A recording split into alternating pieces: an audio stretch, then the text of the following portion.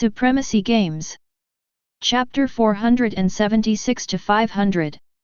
Chapter 476, 2 months later. 2 months had quickly passed by after the bestowal of the AAA citizenship. A lot of things had gone by in it, but at the same time, it went somewhat in a routine manner.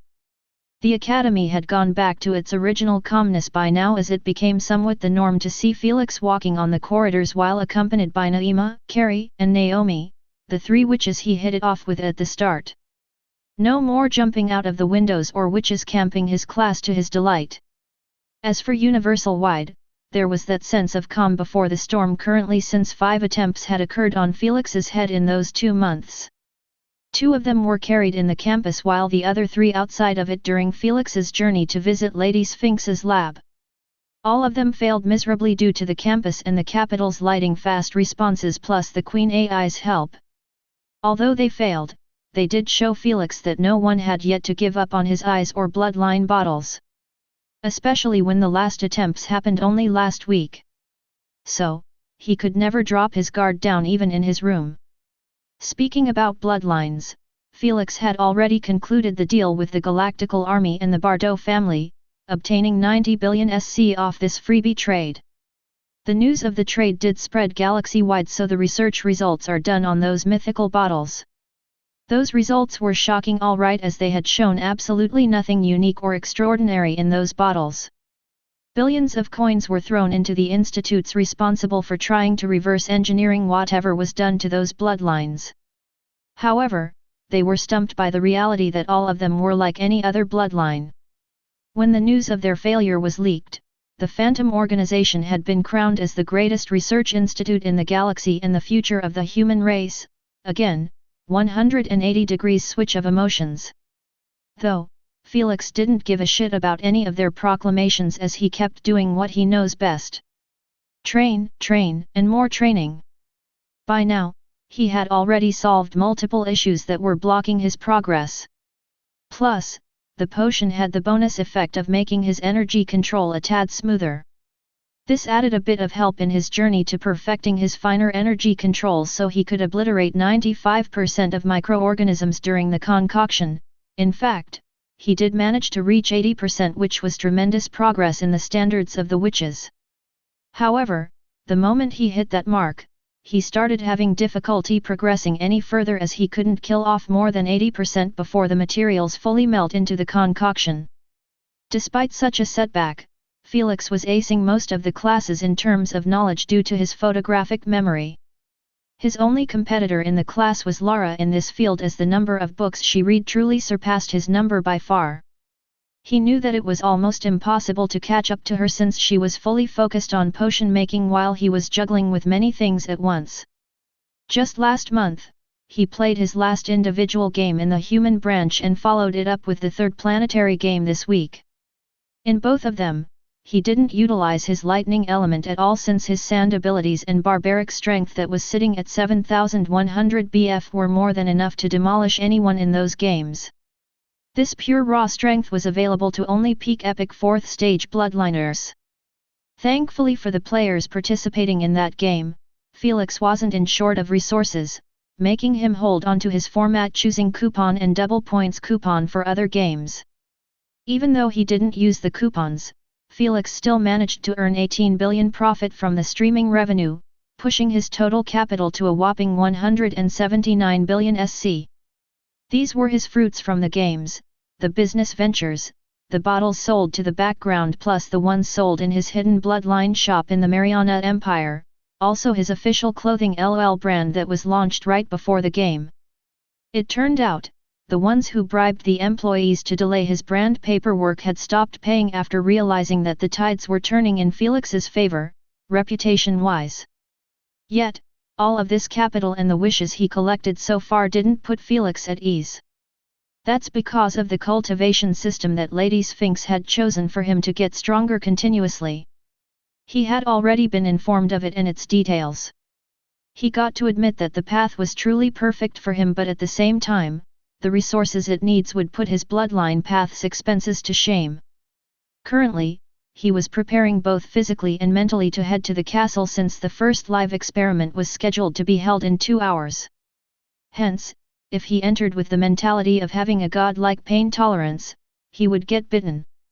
Ah, how I missed hearing your B*tchy cries. Asna said with a sadistic glint, appearing quite eager to spectate the experiment.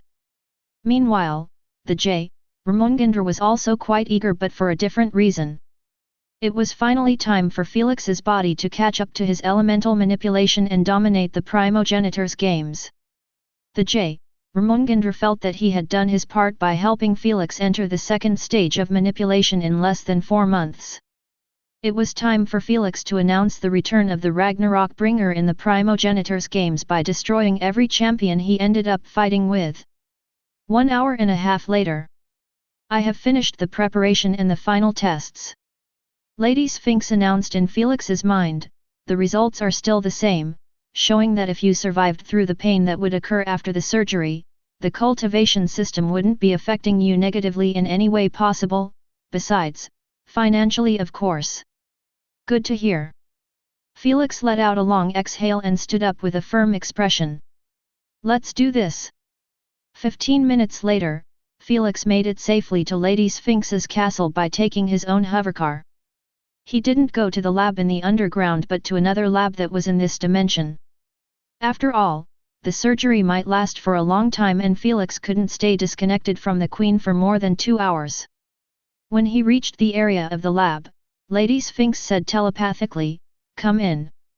Felix pushed the door and was greeted with the sight of Lady Sphinx in her humanoid furry form playing with some long needles. "Get fully nude and lay down on one of the tables," Lady Sphinx said without looking at him. Felix was already past the embarrassment point. Hence, he quickly removed his nano-suit and laid fully nude with his eyes closed shut. As Lady Sphinx had informed him, he was going to be unconscious through the entire surgery that could potentially last over 19 hours. He wouldn't be feeling a thing throughout the whole surgery, which was a bonus. After waking up, that's when things start to get ugly. This was a modified version of anesthesia that could work even on Felix since it wasn't extracted by poisonous materials but from beneficial ones. Felix did as he was told while breathing through the mask. The moment he reached number 5, his eyelids were starting to feel heavy as well as his body. After he reached 3, his voice was barely undeniable. At 1 he stopped moving at once, entering a deep slumber. Silence engulfed Felix's consciousness space as the only sound resounding in the area was Asna's chewing popcorn on a couch next to the J. Ramongandra. They could see that Lady Sphinx was taking this extremely seriously since she had transferred her real senses to the copy that was about to operate on Felix. "Let's begin."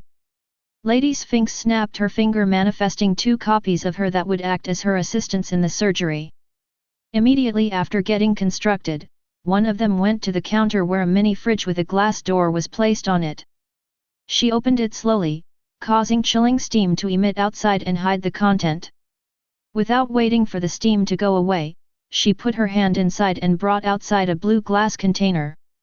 Inside of it, there was a beating medium-sized pitch-black ball, appearing like a heart. The heart of a newborn devourer. J. Ramongandra murmured to himself. Chapter 477, The Surgery. The heart of a newborn devourer. J. Ramongandra thought, a treasure that would be sought after even by the primogenitors. J. Ramongandra knew that Lady Sphinx was investing this much in Felix not just because that the project seemed a worthwhile experience but also so she could bet on him during the games. J. Ramongandra was already filled in by all of the details about the primogenitors' games, ranging from their rules to the way of entry. There wasn't a rule that forbids 2 or 3 primogenitors from choosing the same champion and betting on him. However, to combat abuse, they initiated that both primogenitors would require to bet a treasure each on their champion while their opponents required to bet only once. This made the primogenitors ignore the option. However, in the case of the J. Ramongandra and Lady Sphinx, they were special. The J. Ramongandra was already dead and merely a tiny of his consciousness still lingering around. Hence, he didn't give a crap about the treasures he was placing as bets or the ones he would be winning since his entire goal was simply to put his enemies back in their place.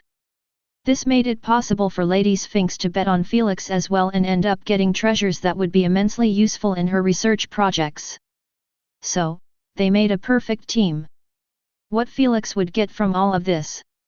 Wasn't he already being paid in advance by opening for him a path to the peak of the universe that no human could even dream of? Yet, Lady Sphinx didn't hesitate to bring it out from the container and start surgically modifying Felix's body to fit it perfectly. Due to all the experiments on Felix's copy, whether they failed or succeeded, Lady Sphinx had gained enough experience to make this surgery flow like art in the eyes of Asna and J. Ramungandr. With the help of her competent clone assistants, everything seemed perfect and in order. Hours went by just like this, making Asna yawn lazily as it wasn't that fun to watch a 19 hours long silent surgery. Thankfully, it was already in its last stretch as Lady Sphinx had successfully integrated the small devourer's heart besides Felix's heart. If anyone saw through the C.H.E.S.T opening, they would be left in absolute disbelief as the devourer's heart was now connected artificially with Felix's heart. Adding to other modifications allowed the blood to not pump back to the body after reaching his heart but actually go through the devourer's heart first before returning to the body.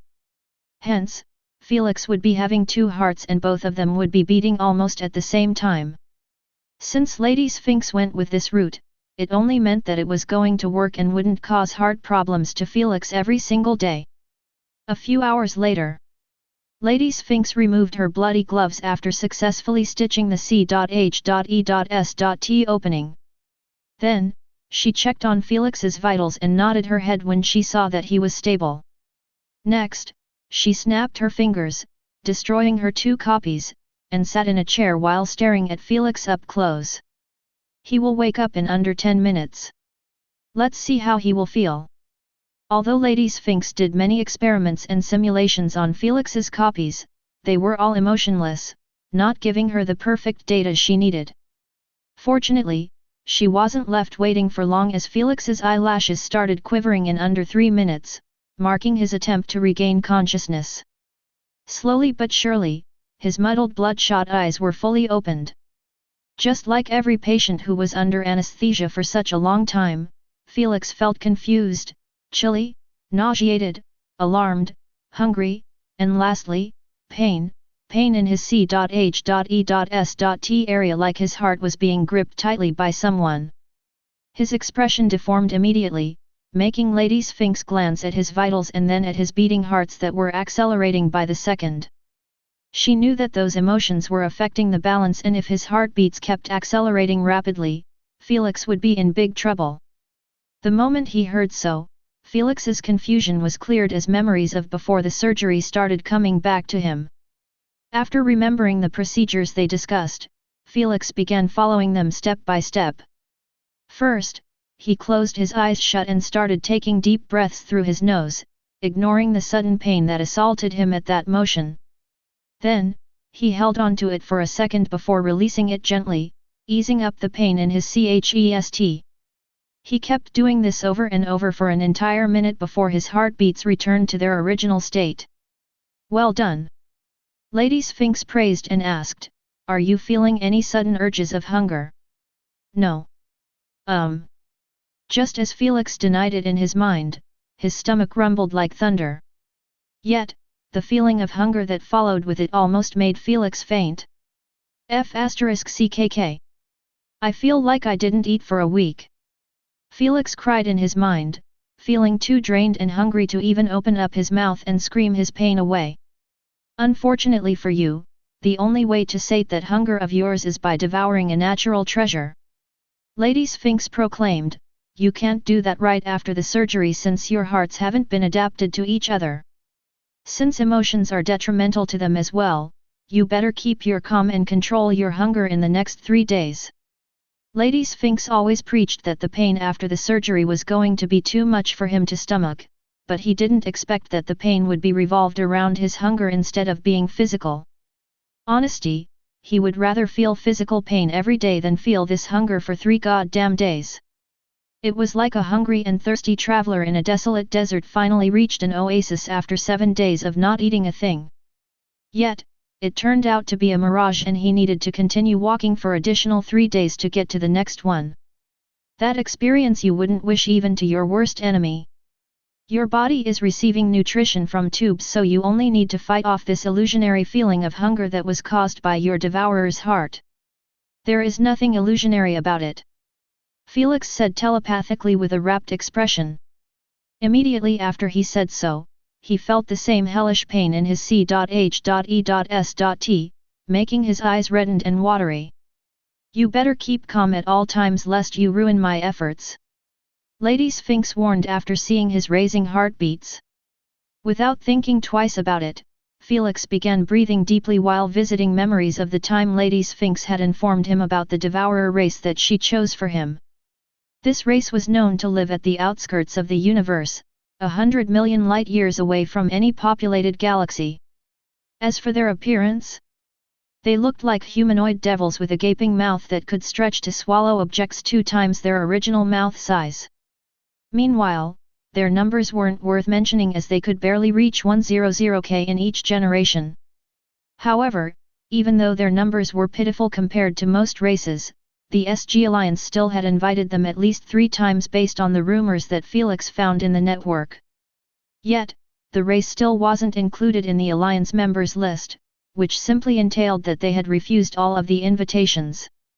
If it was any other race, the SG Alliance wouldn't bother to even send them a single letter since such a behemoth didn't need to beg others to join them. It was always the other way around. But, this one was special due to their behemoth strength that could contend against dragons.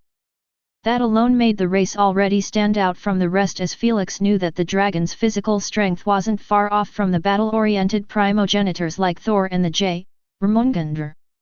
But unlike the proud dragons who operate based on individualism, the Devourver were known for their unison as a single race.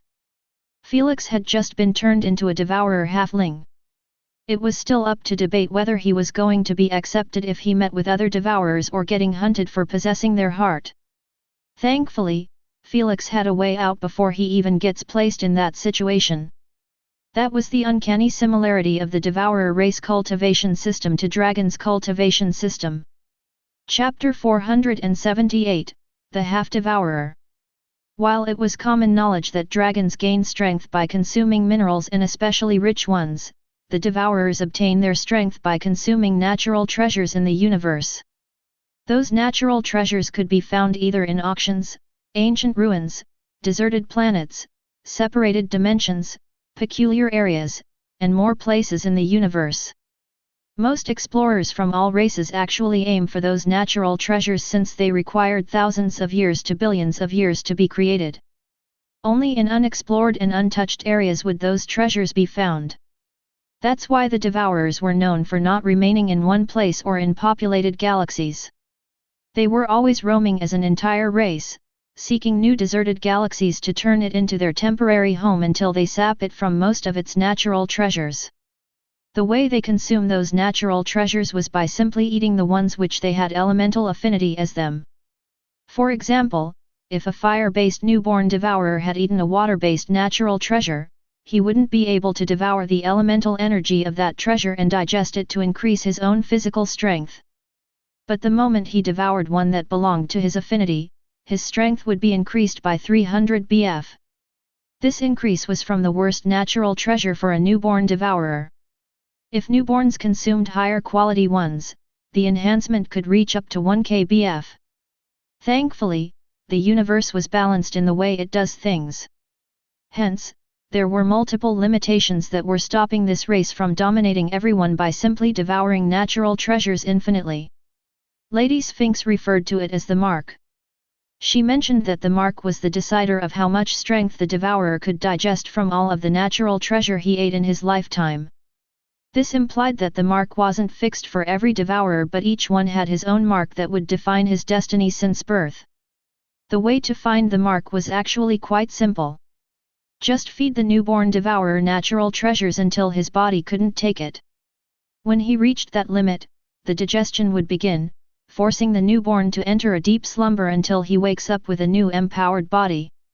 Next, they calculate his strength gained from all of that and mark it as his limited increase per stage. For example, if he had gotten a 1000 BF increase, this implied that his mark was going to be always 1000 BF per stage. The moment he reaches the 30th stage, his cultivation would come to an end and he could never gain elemental energy from natural treasures. On the other hand, if a gifted newborn was born with a mark, reaching up to 8000 BF per stage, this meant that this devourer would emerge as a frightening behemoth being with a strength capped at 240 kbf. Though, the journey to reaching it wouldn't be that easy since the moment the devourer reaches the first stage, the elemental energy required to provide the same amount of strength would double. This implied that if the devourer required only 5 billion SC worth of natural treasures to reach the next stage, he would be forced to fork out double that amount in that stage. Then, in the third stage, the amount would double again and it would be going like this until the last 30th stage. Basic maths would lead that for that devourer to reach his peak cultivation, he would need at a minimum of 5 quintillion SC worth of natural treasures. And this was if he even could find this many of them and buy them. In reality, they were called treasures for a reason. The cheapest natural treasure currently in the market was worth 100 million SC. They weren't like cabbages on the sidewalk. Hence, the difficulty would increase by tenfold. Unfortunately for Felix, this calculation was based on devourers. Since he wasn't purebred, Lady Sphinx explicitly stated that he would be absorbing only 50% of each natural treasure while the other 50% would end up as waste. Thus, the reason why she told him that his capital was peanut if he was going to utilize this system. Upon being reminded of the amounts he would be spending, a sudden C.H.E.S.T tightness assaulted Felix out of nowhere, breaking him out of his memory line. Immediately after, an unbearable hunger wave flooded him like a tide, making him bellow loudly in his mind, "I can't take it anymore. I need to eat." "Yes. Scream louder. Louder."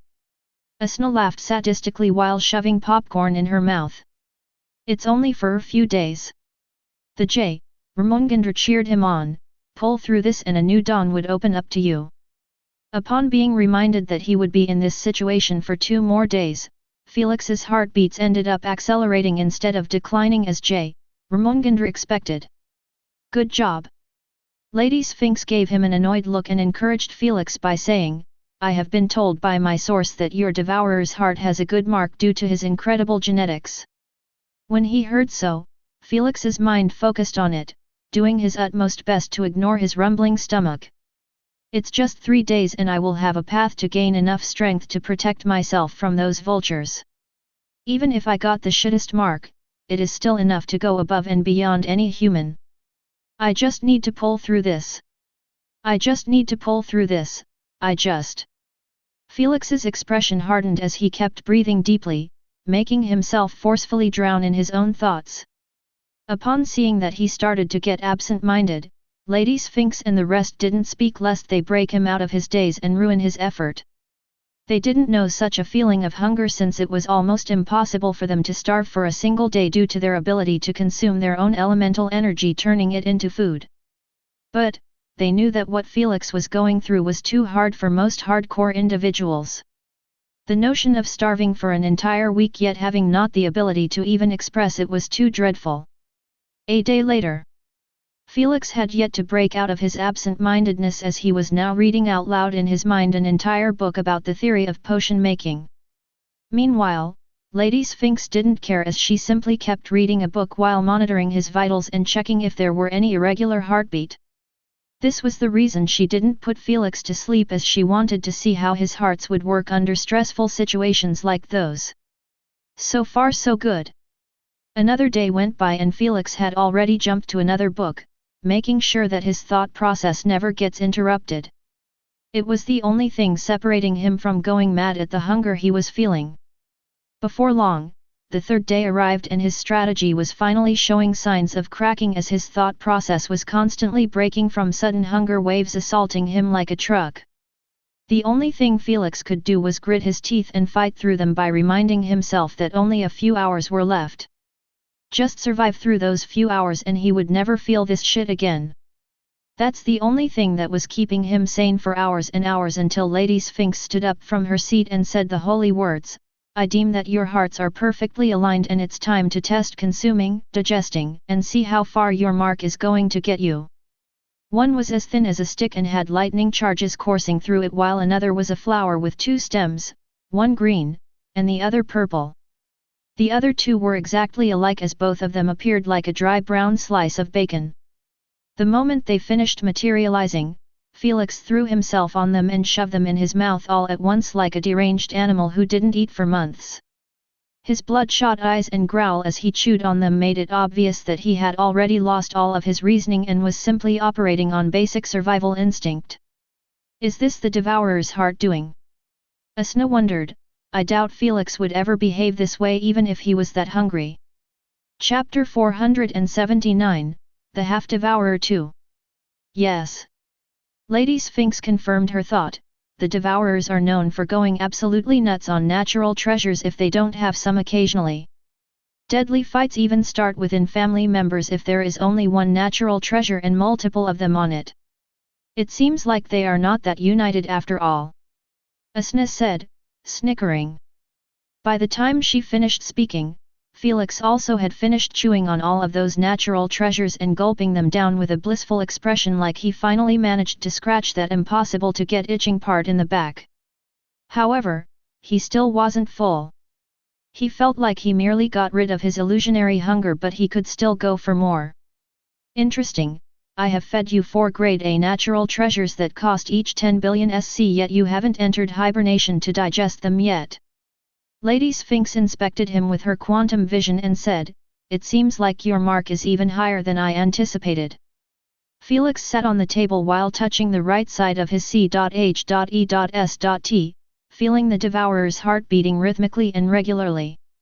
Even the consumed natural treasures appeared like they had disappeared in his stomach without leaving a trace behind. However, at this point, he didn't care about any of that, as he was merely content by passing through this ordeal without losing his mind. I'm never going anywhere without stocking tens of natural treasures and food. Felix made a firm decision to stock up, as he absolutely never want to feel that hunger again. It was inhumane. Little thief, you own me now 40 billion SC. Lady Sphinx beamed additional 3 more natural treasures from different elements and said, if you consume these, you will own me 70 billion SC in total. SSSSSSS. Felix drew a deep cold breath at the sound of such a steep debt that he was about to collect in merely 5 seconds. This was truly the first ever multi-billion price that he would spend without a chance to get it back. He always sells his filter bottles, giving him almost his capital back. But with those natural treasures? There was no such a thing. Don't think too much about it. Felix let out a long breath and said, the only reason I am getting money was to increase my strength, not to save it in my bank account. If it will cost hundreds of quintillions to get strong enough to have absolute freedom, then I am all in for it. Immediately after making such a firm decision, Felix picked another dry brownish bacon-like stick and placed it in his mouth. Damn it, previously my hunger took over my mind and I could have eaten even stones, but now that I am not starving, I can't bring it in me to eat this stick. Felix brought it outside of his mouth and asked Lady Sphinx, what it is, by the way. That's the dried P.E.N.I.S of a Solan desert camel. Lady Sphinx answered casually, it's a 20,000 years old natural treasure which is filled with sand elemental energy. Alas, Felix didn't hear the other part, as his brain had short-circuited the moment he heard the term P.E.N.I.S. Did I just consume 2 of those and put one in my mouth? Felix murmured with a dazed expression, having difficulty believing what had just transpired. Bo-ha-ha-ha-ha-ha. Alas, Asna's explosive sadistic mocking laughter made it impossible to reject the notion of it not happening. Without an ounce of hesitation, Felix placed the dried camel's P.E.N.I.S on the table and started spitting in the other direction with an aggrieved expression, feeling like he was being punished by Lady Sphinx. He didn't know if she still low-key holding a grudge at him stealing her truth eyes, but he did know that she must have thousands and thousands of natural treasures to give him. Yet, she chose to give him 3p.e.n.i.ses. Lady Sphinx merely shrugged her shoulders at his negative thoughts about her and said, "Don't you know that most grade A natural treasures are based on body parts of strong creatures who died years and years ago?" "I do know that, it still doesn't feel right to eat such a thing." Felix brushed his teeth with toothpaste while responding with foams in his mouth. Since his palates were still human-based, this meant that he needed to choose natural treasures that he could consume properly lest he ends up vomiting them out and wasting such precious resources. Only when he was out of choices would he drop his preferences and eat whatever came in his line of sight. "Elder, can I change that camel p.e.n.i.s with plant-based natural treasure? Cough, or anything that isn't a p.e.n.i.s?" Felix asked with a hopeful tone. "I don't care as long as you pay for it." Lady Sphinx shrugged her shoulders and beamed a different material that resembled a dried brown pickle. This time, Felix was smart enough to ask first what it was. "This is Webster's dried finger. A lobster species beast that lives in desert's oasis." Lady Sphinx ordered, "Now eat it fast. I don't have all day long." Upon hearing her stern tone, Felix closed his eyes shut and swallowed the finger in one gulp, avoiding tasting it at all cost. That caused it to slide right through his throat, almost choking him. "Worth it?" Felix said while coughing. "No, only some discomfort in my stomach." Felix said, "That's probably because I didn't chew on it. Continue eating until you start feeling tired." Lady Sphinx ordered while beaming in tens of natural treasures and placing them neatly in one line. "So many, if I ate them all, I wonder if my capital would be in the negative." Felix murmured while picking up the first one. Upon inspecting it thoroughly, he ate it and moved to the next one. Meanwhile, the J. Ramongandra and Asna held their breaths in anticipation as they looked at him devouring one after the other without showing a single sign of tiredness. When he reached the fifth one, even Lady Sphinx started to get agitated as she realized that she had been scammed out of an extraordinary newborn devourer's heart. "Shit! I knew that it was going to have a good mark from the positives test I run on it, but I didn't think it will be this good." Lady Sphinx counted back all the natural treasures that Felix had consumed and realized that he had already reached 10 now. All of them were worth 10 billion SC plus. She decided to be generous with Felix since she knew that his body would be benefiting from only 50% of each natural treasure, but still, 10 consumed still no limit? This was unheard of. This coming from the guardian of the truth and knowledge was a big deal. However, the party couldn't last forever as the moment Felix consumed the 12th natural treasure, he started to get drowsy while his eyelids began to feel as heavy as a mountain. He wanted to do nothing but just lie here and sleep for days. "Phew, you finally reached your mark. Any more and I will start doubting my own researching skills." Lady Sphinx sighed in relief while beaming the rest of the materials. "How long am I going to stay asleep?" Felix murmured his question while yawning. "Based on the amount you ate, I would say a month or two." Lady Sphinx replied while snapping her finger, turning the metal-like table into a comfy bed. "That's a long a period." He wanted to stay awake but his eyes refused to stay open and words kept getting softer and softer. Upon seeing so, Lady Sphinx peered into his body with her quantum vision, wanting to see the changes that were occurring in his body. Soon, she found out that Felix's original heart had its heartbeats lowered while the devourer's heartbeats were accelerating. This should have created some problems in the pathing of the bloodstream, but Lady Sphinx had already predicted this issue and solved it in Felix's perfect copy. But she didn't focus too much on the heart but the mass of elemental energy that was revolving akin to a wormhole inside his stomach. It was mixed with 3 colors, white, green, and yellow. Those were the elemental energies correspondent to the sand, poison, lighting natural treasures that Felix consumed. After their emergence, they spread further inside Felix's body, reaching every corner and cranny. Then, they disappear inside the muscles, appearing like they were being absorbed. Even Felix's brain wasn't spared from getting touched by those energies. So how much strength would he get from all of this? Asna asked. It's too soon to know. Lady Sphinx said calmly, the digestion period would last for over 2 months. Only after it ends could we test out the total he obtained and concluded from it his mark. I see. Asna looked at Felix for a couple of seconds and then said, well, I am bored and I have no plans to stare at his ugly face sleeping for 2 months. Who wanna play poker? Little Asna, for someone who never won a single poker game, you sure are too eager. The J, Ramongandra said, chuckling. Look who's speaking. Lady Sphinx smirked faintly, wasn't defeating you 70 times in chess enough to lower your ego? The J, Ramongandra's expression darkened immediately after being reminded of such a disgrace. But he didn't let his feeling control him and challenge her in chess. He had higher chances of winning poker than in chess with her monstrous intelligence. Chapter 480, Waking Up. Months went by and the season changed in Vamdarome from spring to fall. The final exams were right around the corner with only 1 month left. Yet, there was still no sign of Felix in the academy, raising concerns within his friends' circle. After all, he skipped 3 months' worth of classes and everyone is already beginning to prepare for the exams. Lady Sphinx's prediction that Felix would emerge out of his hibernation in under 2 months was far from the mark. Till now, he was still peacefully asleep without a care in the world. All of his hygiene and food were taken care of by the maids while Lady Sphinx and the rest could only wait until he wakes up from his hibernation. Those 3 months of disappearance didn't affect Robert, Olivia, and the rest of the Earthling team since Felix had informed them that he might be away for a month or more depending on the situation. He already knew that he would enter hibernation, hence he read the entire first semester syllabus before he went through the surgery.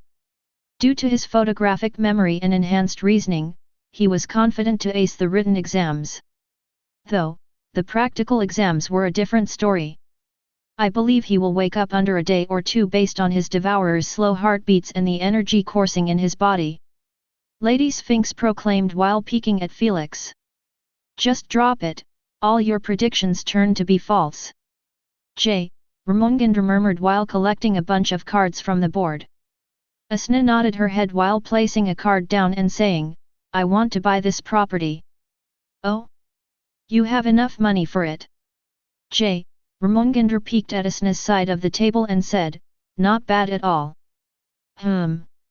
Just as she wanted to respond, an audible voice resounded in their ears, making them all glance above their heads at Felix. Upon seeing that he was yawning while trying to open his muddled eyes, Asna and the J, Ramongandra gave Lady Sphinx a mocking look. Didn't I say that he will wake up under 2 days? Lady Sphinx defended herself with a carefree tone, I am always right. Whatever you say to make yourself feel better. J, Ramongandra chuckled while standing up. Upon noticing that Felix was closing his eyes again, planning to return to the comfort of sleeping, black lines formed in his forehead. That was enough to send chills down Felix's spine and wake him up forcefully. What's going on? Felix rubbed his eyes while looking around him, feeling like his muscles were made of wood. Every slight movement causes them to crack. This was due to his prolonged lack of movement plus his newfound strength as he was using more than he should in such gentle movements. A split second later, all of his memories came back to him, making him realize why he feels like he just came out of an ice tank. Welcome back, Sleeping Beauty. Asna laughed. You were out cold for 3 months straight, even your hair was about to cover your face. 3 months? I hope that such a change didn't cause any problems in my body. Felix asked with a worried tone while touching himself up, causing his joints to continue cracking akin to a symphony. Crack crack. The sound was loud enough it would make anyone think that Felix had actually broken some of his bones. All right. Felix nodded his head while standing up on his feet. He almost fell due to his numbed legs. 3 months of inactiveness was a long period. However, after a minute or so, the numbness started to go away after Felix walked around his bed slowly. Then, he went straight for the bathroom that was on the other side of the lab. When he finished showering, he beamed a lunchbox and started wolfing it down. He finished it in less than a minute. Yet, he was still feeling hungry. Not as hungry as the last time, but it was still annoying. Maybe because I was being fed from a needle. Felix reasoned while beaming 3 more lunchboxes. Unfortunately, the feeling of hunger had yet to withdraw after eating them clean. What's wrong with me? Felix arched his eyebrows while touching his stomach that wasn't showing any signs of bulging a little. He felt like it was as empty as a desert. Where the hell does all the food I eat goes? Felix wondered, maybe I have a better digestion system due to the devourer's heart?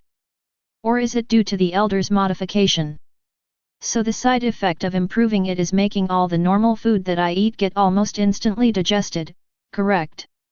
Felix reasoned. Correct, but that's only one factor. Lady Sphinx informed, due to being a half-devourer now, your body wouldn't benefit much from normal food. What you need to eat only daily basis one natural treasure to give yourself the energy needed to carry on the day. In your case, eating normal healthy food is the same as a commoner eating junk food. Meanwhile, the natural treasures were the healthy food that you must take every day. She added. I see. Felix nodded his head in understanding. Although it might seem like it would cost him a lot of money to support his food intake, Felix understood that this didn't really change anything. He was already going to eat natural treasures to boost his strength. The only difference would be eating them separately each day and increasing his strength by small doses instead of going all out until he reaches the next mark. He knew that since he was eating only one natural treasure a day, he wouldn't enter long-term hibernation but simply digest it during the night when he is asleep. Elder, can I buy another natural treasure to pass the day? Felix requested while beaming the containers. He wasn't planning on adding any more as he would simply send them away in the toilet. Felix didn't even flinch at the sound of his debt. He already knew that it was going to break his heart and was prepared mentally to hear it. 130 billion, this will leave me with 50 billion SC. Felix smiled bitterly. If I required 120 billion to hit my first mark, then I will need 240 billion for the second mark. For the third mark, 480 billion SC. In the fourth one. Felix didn't dare to say the amount out loud as it was mentality crippling. Knowing that the Devourer cultivation system had 30 stages, he had absolutely no thought of calculating the amount he would need to reach it. All of this was merely the minimum calculation since Lady Sphinx was the one selling him those natural treasures at a market price. In reality, Grade A natural treasures were sold only in auctions with a 20 billion SC end price. That's double what Lady Sphinx was selling him. Don't have any thoughts about me supplying you any more natural treasures. Lady Sphinx destroyed his request before it manifested by saying, those grades A natural treasures are all useful in my research projects. I have no intentions of emptying my stock. I doubt that my stock would even be enough for your cultivation path. Understandable. Felix sighed in dejection while wiring the amount he owned to her bank account.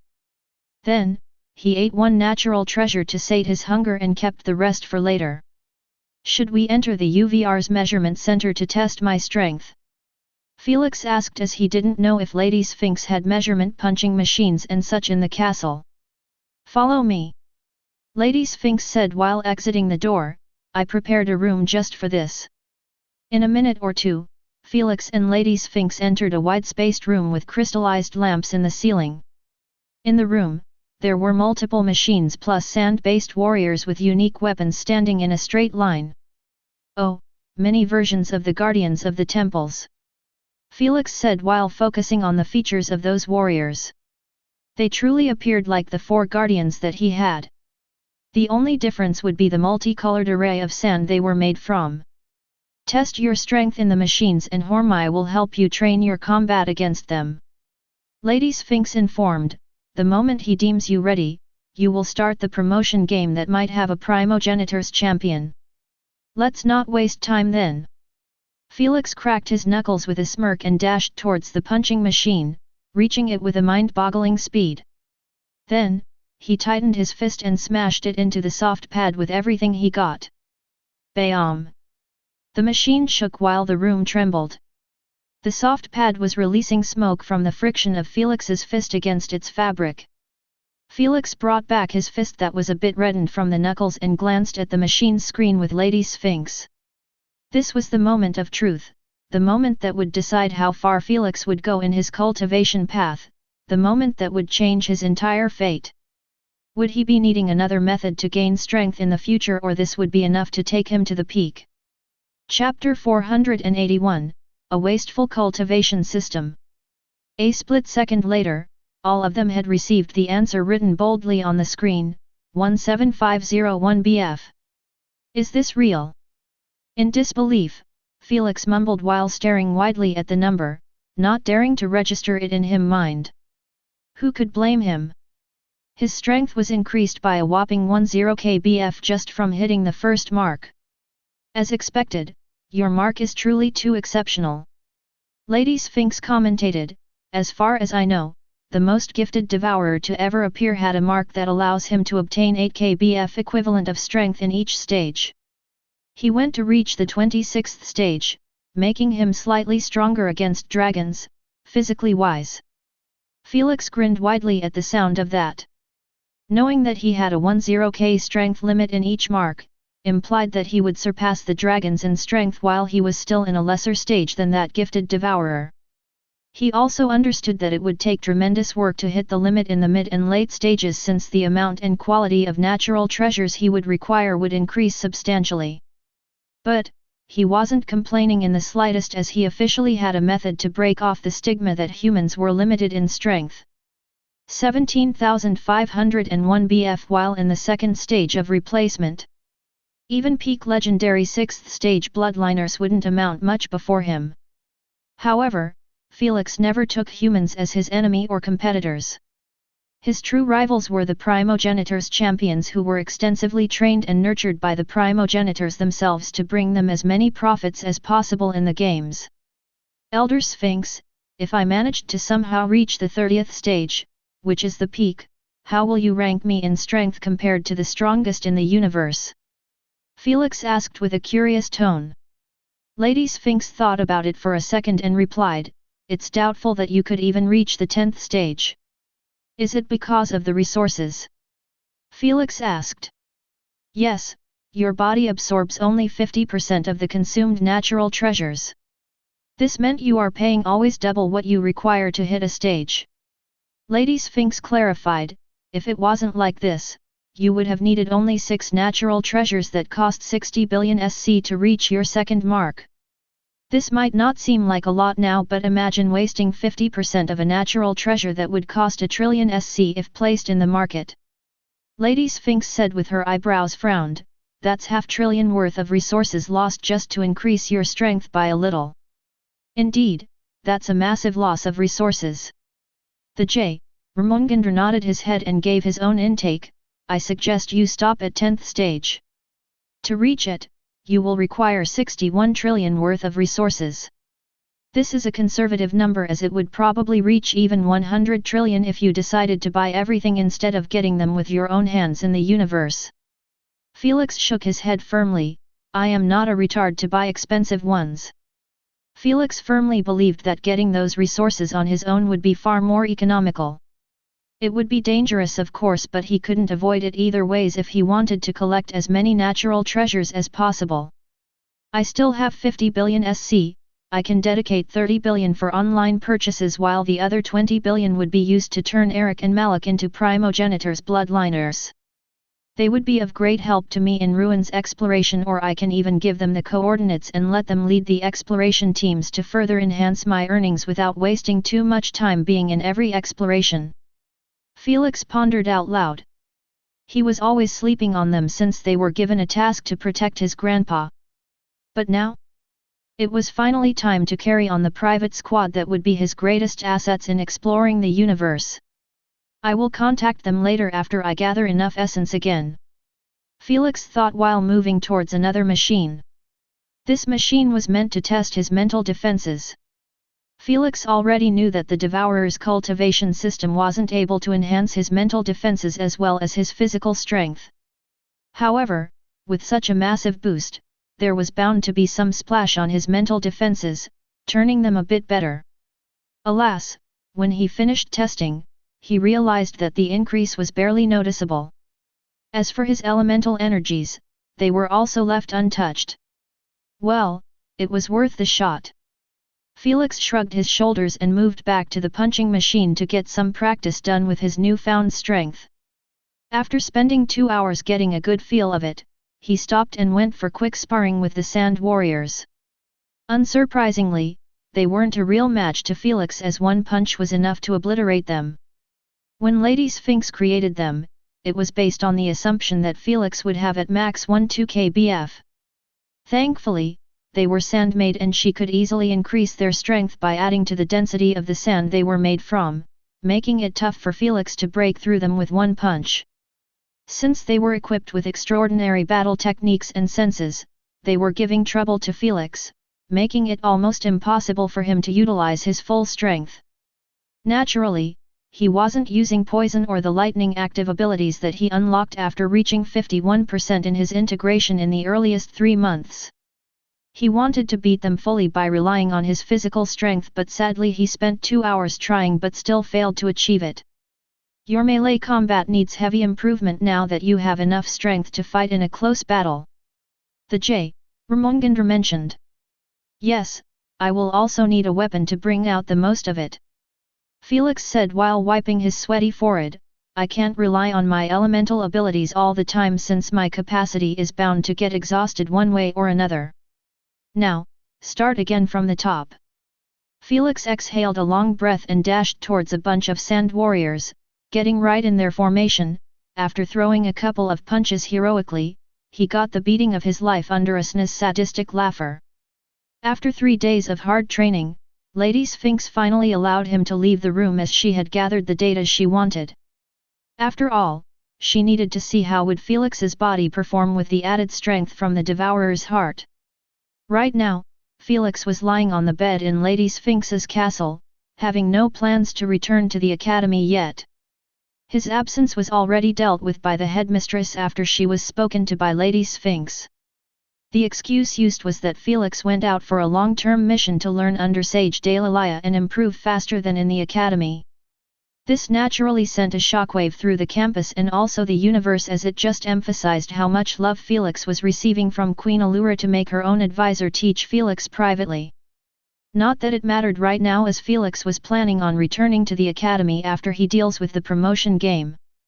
I have now enough strength to fend for myself against those races with their unique cultivation systems, Felix said while bringing out his holographic profile. Without further ado, he clicked on Start a New Game that was at the bottom. Immediately after, the Queen asked him, "You are eligible to enter the promotion game that will promote you to the Universal Individual Supremacy Games platform. Before deciding, please read this white sheet that explains the rules and terms of the entire process." Since Felix had never reached this point in his previous life, he didn't skip this step but carefully read everything, wanting to see if there were any differences from what he read in the network. //UISG Promotion Game Rules. 1. Each game can have up to 30 players. 2. There can be only 2 players from the same race. 3. The use of coupons in promotion games is forbidden, except in-game coupons, such as World Announcement Coupon. 4. After the game is chosen, the players will be given 10 days of preparation. 5. The players receive only 0.5% of streaming revenue if they won the game. 6. Winning the game will instantly promote you to a low-tier gold rank in the UISG platform. 7. Losing a game will disqualify you from joining another promotion game for 4 months. 8. Most of the promotion games are extremely deadly. 9. Players have a chance to drop out if they got cold feet after reading the details of the game mode. Rule number 7 will apply in this situation. 41. The wish value of the promotion game is capped at 3 billion SC//. Chapter 482, The Promotion Game. Felix spent 2 seconds scrolling through the entire list of rules and removed it after realizing that all the rules were the same. He understood each one of them and why they were implemented. First, the reason the players were capped at 30 was to make it slightly easier for the players to win the game and enter the platform. After all, winning a game against 30 players wasn't as difficult as doing so against 100 players. Meanwhile, the second rule was placed to avoid having multiple players from the same race allying and ganging up on the rest. It was to be expected that players from the same race would find it more trustworthy to help each other than ally with other races. As for the third rule, it was implemented to make the game standard random format that was based on each player's luck. The promotion game was an important step that needed to be as fair as possible to every player. On the other hand, the streaming revenue might seem like it was butchered, but one shouldn't forget that the game would be played universal-wide. The exposure was beyond massive, and if the game was popular, the viewership could reach up to hundreds of trillions of unique viewers. 0.5% streaming revenue off that was still beyond worth it to participate in those games and aim for the championship.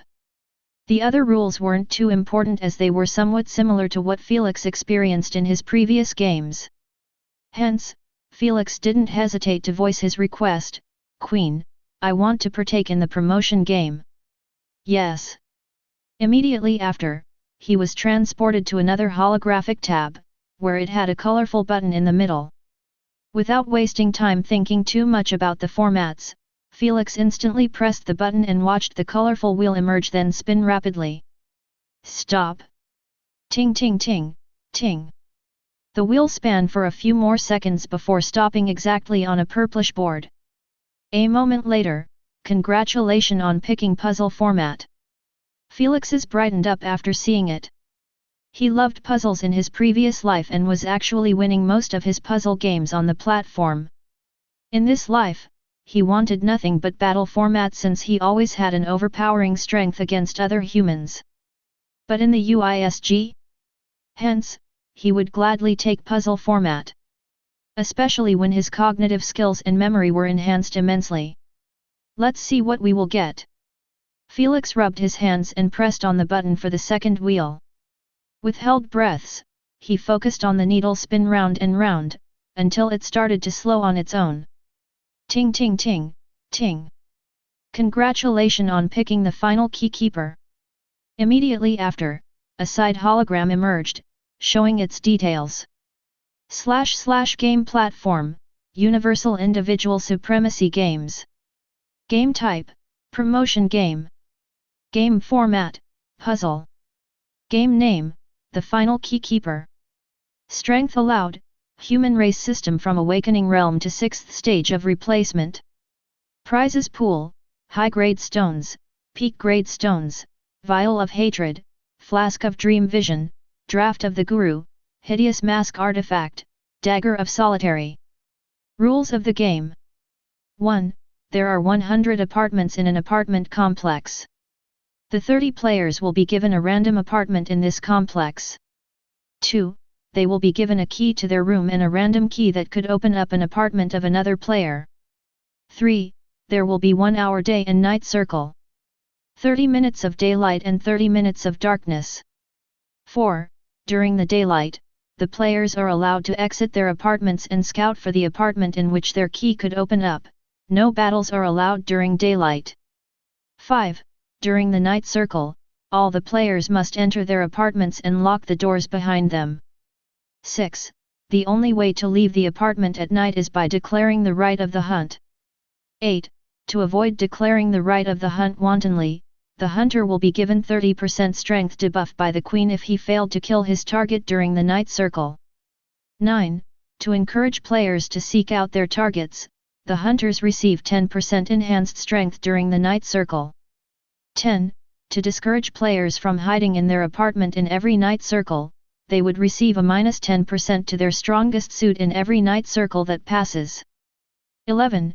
If a player declared for the right of the hunt but didn't find his target in his apartment, he must return to his apartment and wait for the daylight circle. 12. If a player declared for the right of the hunt but his target had ended up getting killed during his hunt, the A player will be assigned a new target after a shuffle. 13. The shuffle occurs after each full circle. The players who died will have their apartments closed for good. 14. the killers will receive the dead player's keys. They could restart the hunt again to kill the newer target and obtain his key. 15. To encourage players into continuing the hunt, each key they collected could be traded at the end of the game with 1 KGP. 16. 2 players during the call of the hunt can't fight each other. They could only fight against their prey. 18. To win the game, simply emerge as the last key keeper. For more information, please open your SG profile interface. Good luck to all participants. / Interesting concept. Felix scratched his chin while rereading the rules. He never played or heard of this game before, and from its rules, he could see that it requires a lot of intelligence and foresight to win it. So, 100 apartments but only 30 are occupied. This means that it would be challenging for the players to find out what apartment their key could open. Felix noted down the first point he concluded from the apartment system. He understood that there were many layers of depth to this rule only. For example, the players were allowed to leave their rooms during the daylight to scout. At the same time, they could also remain hidden in their apartment from the very first cycle. This would give them a slight chance of knowing their hunter after he tries to open their apartment while they were still inside of it. After all, how would he know if anyone was inside when it was common sense to take advantage of the daylight to scout for the targets? Damn, if I still had my perfect copy and senses sharing abilities, I could easily leave a copy inside while I had to scout other apartments. Felix shook his head with a wry smile. In this game, his sand abilities would have made it much easier for him to confuse the players and mess with their minds. Alas, he had already reached 51% in his integration, and he was now the owner of 6 lightning-based abilities. 4 passives and 2 actives abilities. For the passives, he currently possessed lightning immunity, lighting quick reflexes, super discharge, and lastly, electrical telepathy. The newest passives that he unlocked at 45% were quite a niche in their utilization, unlike the first 2 passives. However, in the right conditions, they would become godlike abilities. As for the active abilities, Felix unlocked electrical pull and electrical field. They weren't full destructive abilities, but they had their amazing utilizations as well. Especially electrical field that could be used even as a defensive mechanism, plus provide Felix's the ability to charge his Avian evolutionary trait, the lightning absorbers. My lightning abilities will work just fine in this format, plus Felix snapped his finger creating a dark misty sphere and said while L.I.C.K.I.N.G his lips, I can finally go all out with my poison manipulation. Felix might not have mastered inner manipulation or external manipulation, but his progress was good enough. He was capable of using the most known active poisonous abilities instantaneously. This was going to provide him with such versatility that humans could only wish to obtain. If only his external manipulation wasn't absolute crap, he would have possessed the ability to spew out his poison naturally and shape it up as he pleased on the outside instead of being forced to do it internally. But, a step at a time, and he would get there eventually. For now, he could only drop everything at once and focus purely on analyzing the rules of the game to create a plan that would set him straight to victory. Chapter 483, The Primogenitor's Assembly. After Felix was done analyzing the rules, he went straight to the participation list, wanting to make thorough scouting on his opponents. He knew that some players might actually possess almost the same physical strength as him in this game. After all, the minimum was the 3rd stage of replacement, but the limit was the peak 6th stage of replacement. The system's calculation was always based on humans integrating from awakening to the 6th stage of replacement using nothing but legendary bloodlines. Since legendary bloodlines all give an enhancement of strength equivalent to 1 kbf, it meant that peak 6th stage bloodliners possess 1-2 kbf at a minimum without considering mutations and passives that boost their physical strength even further. Any human wanting to partake in the UISG needs to have at a minimum this amount of strength. Otherwise, he wouldn't even make it past the promotion game, as the competition to enter the universal platform was beyond fierce, though there were some humans who had done with skills and a lot of luck. After Felix brought out the hologram, it appeared as such. //participants list. Doomsday _1344, Orc Silver Rank, Peak Tier wins 12/losses 4. For more details click on the name.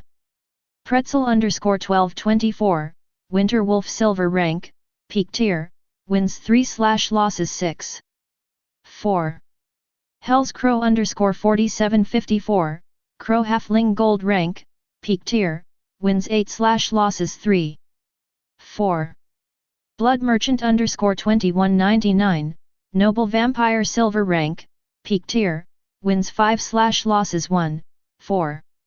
Unpaid Landlord _6996, Human Gold Rank, Mid Tier, wins 6/losses 0. 4.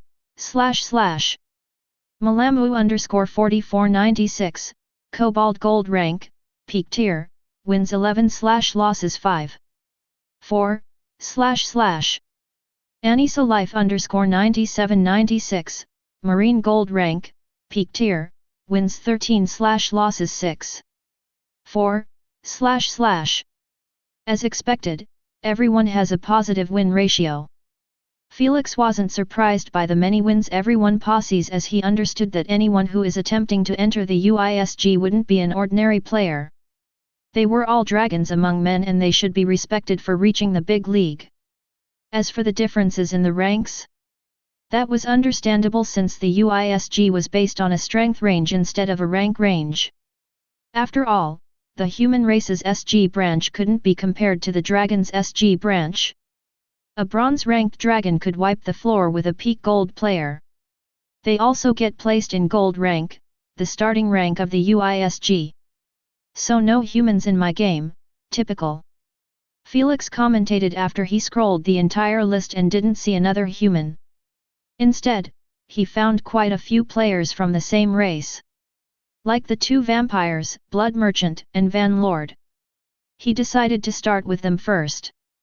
He clicked on Blood Merchant and was transported to his profile interface.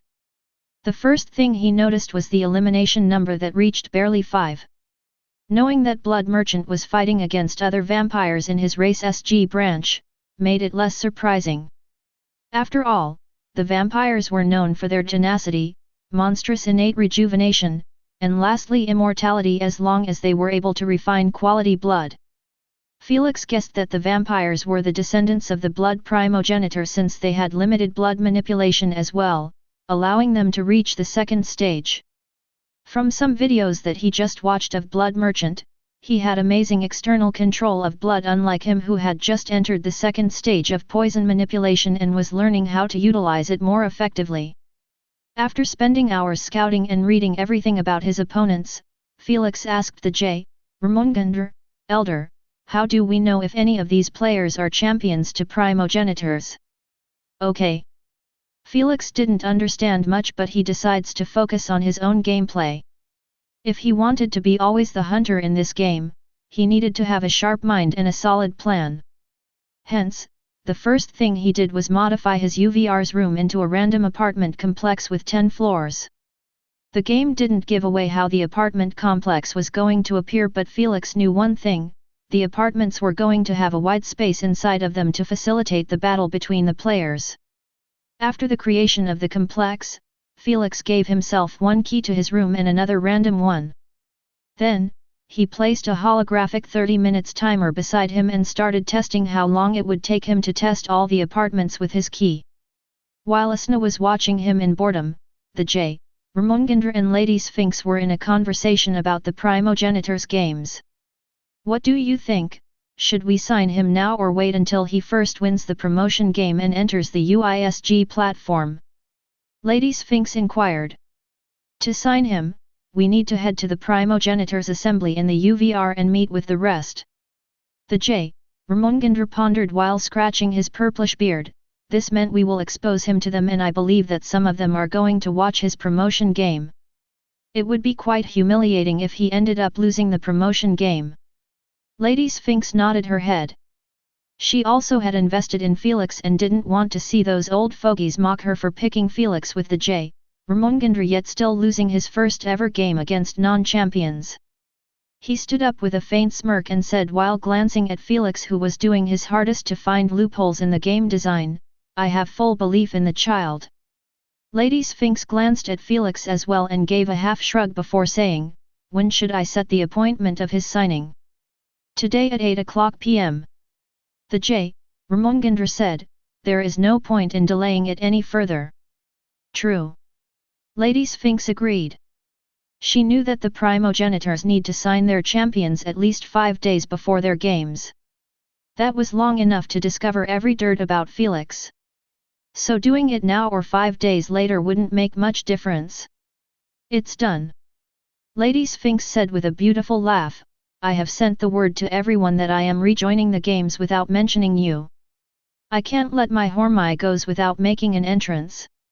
Haha, I am too old for such childish moves." The J. Ramongandra shook his head with a chuckle. "There is no such a thing for being too old for us primogenitors." Lady Sphinx quoted from a book she read, "When we have all the time in the universe, we can be children, adu.l.ts, or elderly at heart, who's there to judge us?"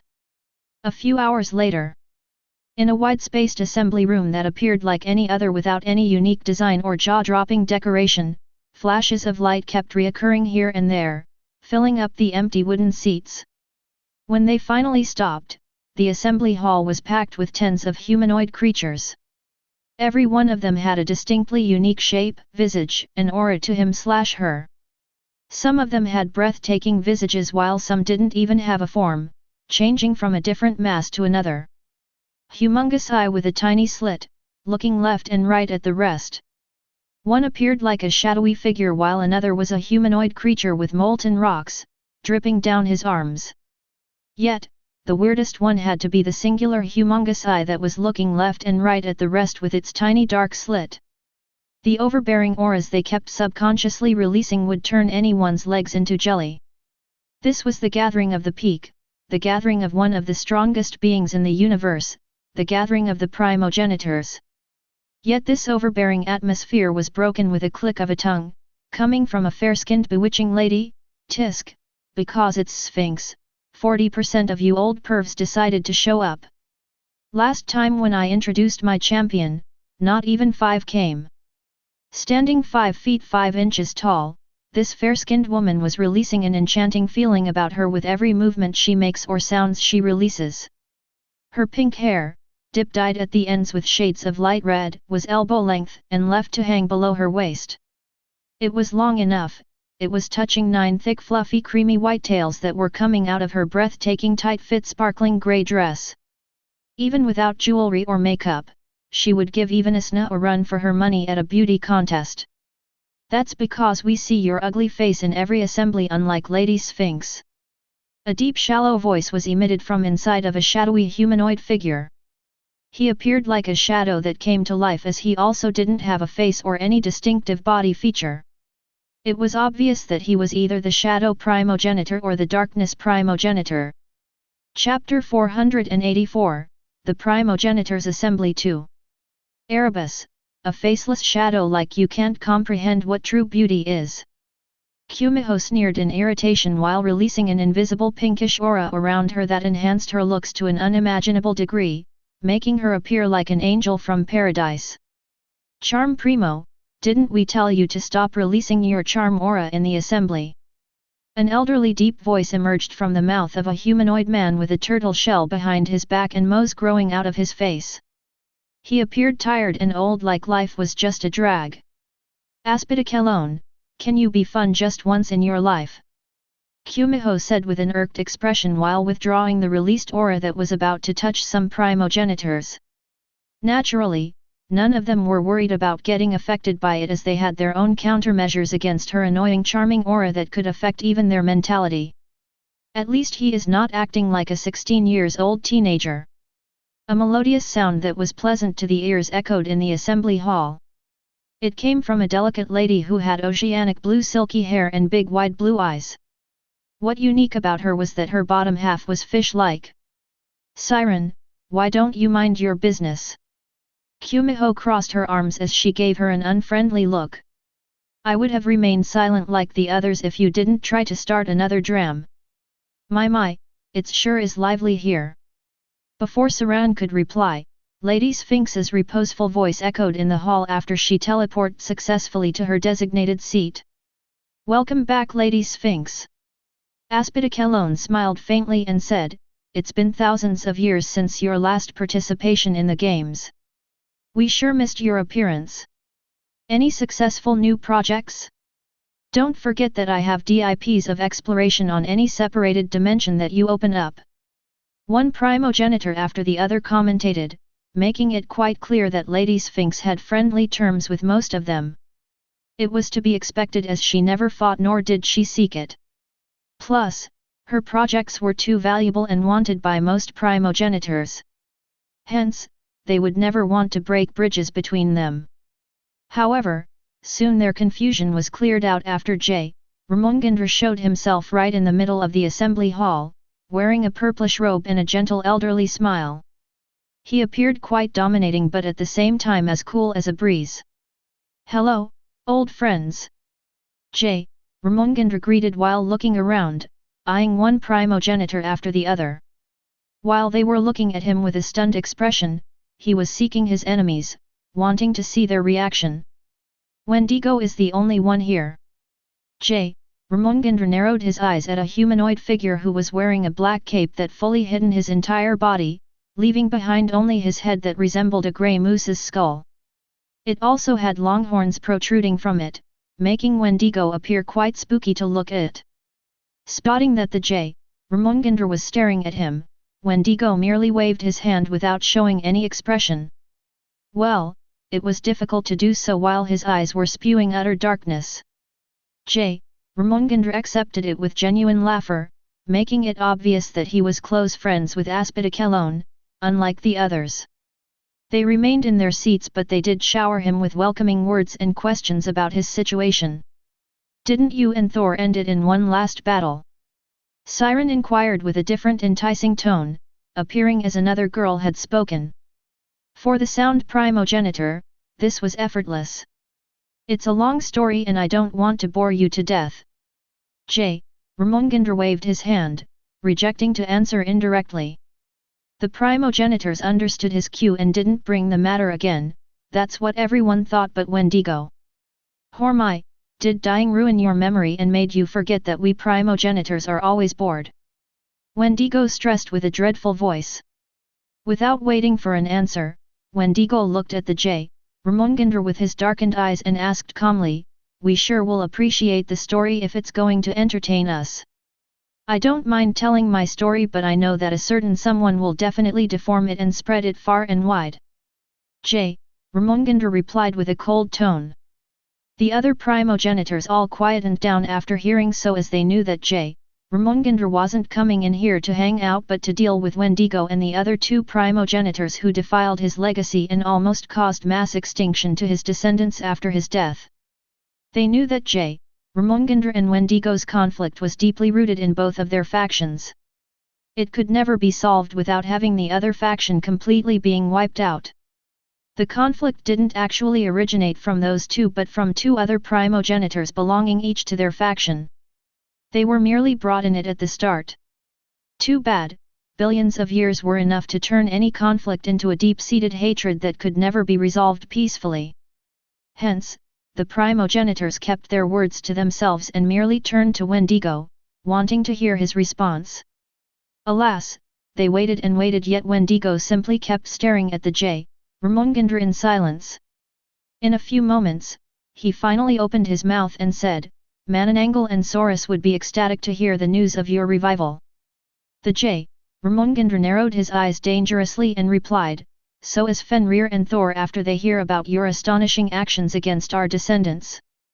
A dark fog was released from Wendigo's skull, shaping up as a wide creepy grin. "I'm sure they will be. For a tiny consciousness, J.R.M. sure is ballsy." Lady Sphinx smiled faintly, liking the fact that the J. Ramongandra hadn't changed one bit. Although they didn't meet a lot in the earlier days, she had heard of him plenty and the way he carried things. Thus, she knew that he might look like a gentle elder in peaceful times but against his enemies, he was a ruthless vengeful soul. Nevertheless, she knew that whatever he said didn't hold a single thing since he was merely a tiny consciousness that could be killed by a single breath from other primogenitors. However, as long as he kept this tough act, the other primogenitors would never guess that he was living in Felix's consciousness. This sense of unknown would be a key factor to Felix against the primogenitors. Ramongandr, please take a seat so we can start looking into Lady Sphinx's newest champion. Aspidakelone requested while teleporting back to his seat. He didn't want the assembly to end up being wasted due to Ramongandr and Wendigo's conflict. I don't know if Lady Sphinx mentioned the games or not, but you can also recommend a champion to join and earn some goodies. Aspidakelone informed. What? Why would you do that? Interesting. Oh who? Each primogenitor reacted differently to the news, but most of them expressed bafflement at their decision to share one champion. There was absolutely no merit since the moment their champion loses, they would need to cough up twice the bet proposed. If they won, they would have to share the rewards. Maybe their shared champion is good enough to win all of his games? The primogenitors thought. This was the only reason why would two primogenitors ever go for this plan. Knowing so made them curious about who was the champion they picked. They didn't need to ask, as Ramongandr had brought up the matter on his own. I am here to sign up Felix Maxwell in the primogenitors games. Please prepare the contract. Felix Maxwell. The primogenitors looked at each other and saw the confusion in their eyes. They weren't confused because they knew who Felix was in his viral news, but because they could see that the name didn't belong to a serpent halfling. He didn't choose one of his surviving descendants. Maybe, the champion is a descendant of Lady Sphinx? But all of them are trash. While some primogenitors were thinking about the matter, the others quickly manifested a search engine and wrote Felix's full name. Immediately after, they were hit with trillions of results, making them realize that he was quite a bit famous. But, when they entered one article and saw his picture, they couldn't help but exclaim out loud, "The hell! You chose a lowly human as your shared champion." Lady Sphinx and Ramongandr glanced at each other and said at the same time with a faint smirk, "Got a problem with that." Chapter 485, Getting Signed Up. The primogenitors looked at each other in absolute disbelief, feeling like they were being pranked by Lady Sphinx and Hormungandr since they hadn't met for a long time. But looking at their confident expressions made them realize that those two were in it for real. You guys lost your minds. Siren shook her head and advised them with good intentions, I don't mind taking your treasures after wiping the floor with your champion, but still, I beseech you to reconsider your decision and pick another champion from an actual decent race. Aspidakelone nodded his head and supported her claim, humans can barely contest against other participants. In front of our worst champions, they would still get obliterated. You better pick another or at least pick few more champions from your descendants to increase your odds. This Felix Maxwell barely has what it takes to participate in the promotion games. Erebus commentated while reading Felix's details from a hologram. Thank you all, but we know what we are doing. Lady Sphinx said calmly, now, can you please bring the contracts so we can get this over with? I still have matters to attend. Aspidakelone and the rest of the primogenitors looked at each other one last time before shrugging their shoulders carelessly. In their eyes, they said more than enough. If Lady Sphinx and Hormungandr were hell-bent on going ahead with their plan, then they would gladly watch it crumble and hope for their champion to be the one who ends up against Felix. Lady Sphinx, the contract had received a couple of modifications since the last time you signed it. Aspidakelone said while projecting two holographic contracts. Lady Sphinx and Hormungandr both lifted their heads and started reading its terms silently. The rest of the primogenitors continued discussing Felix's situation while at the same time searching for news about him. If it was any other champion, they wouldn't bother giving him much attention since each primogenitor had hundreds of champions registered under him. However, a human champion that was shared by Lady Sphinx and Hormungandr? They knew that they were missing something, since there was no way for Lady Sphinx to be stupid enough to pick a human to represent her when she actually participated in the Primogenitors games and saw how brutal they were.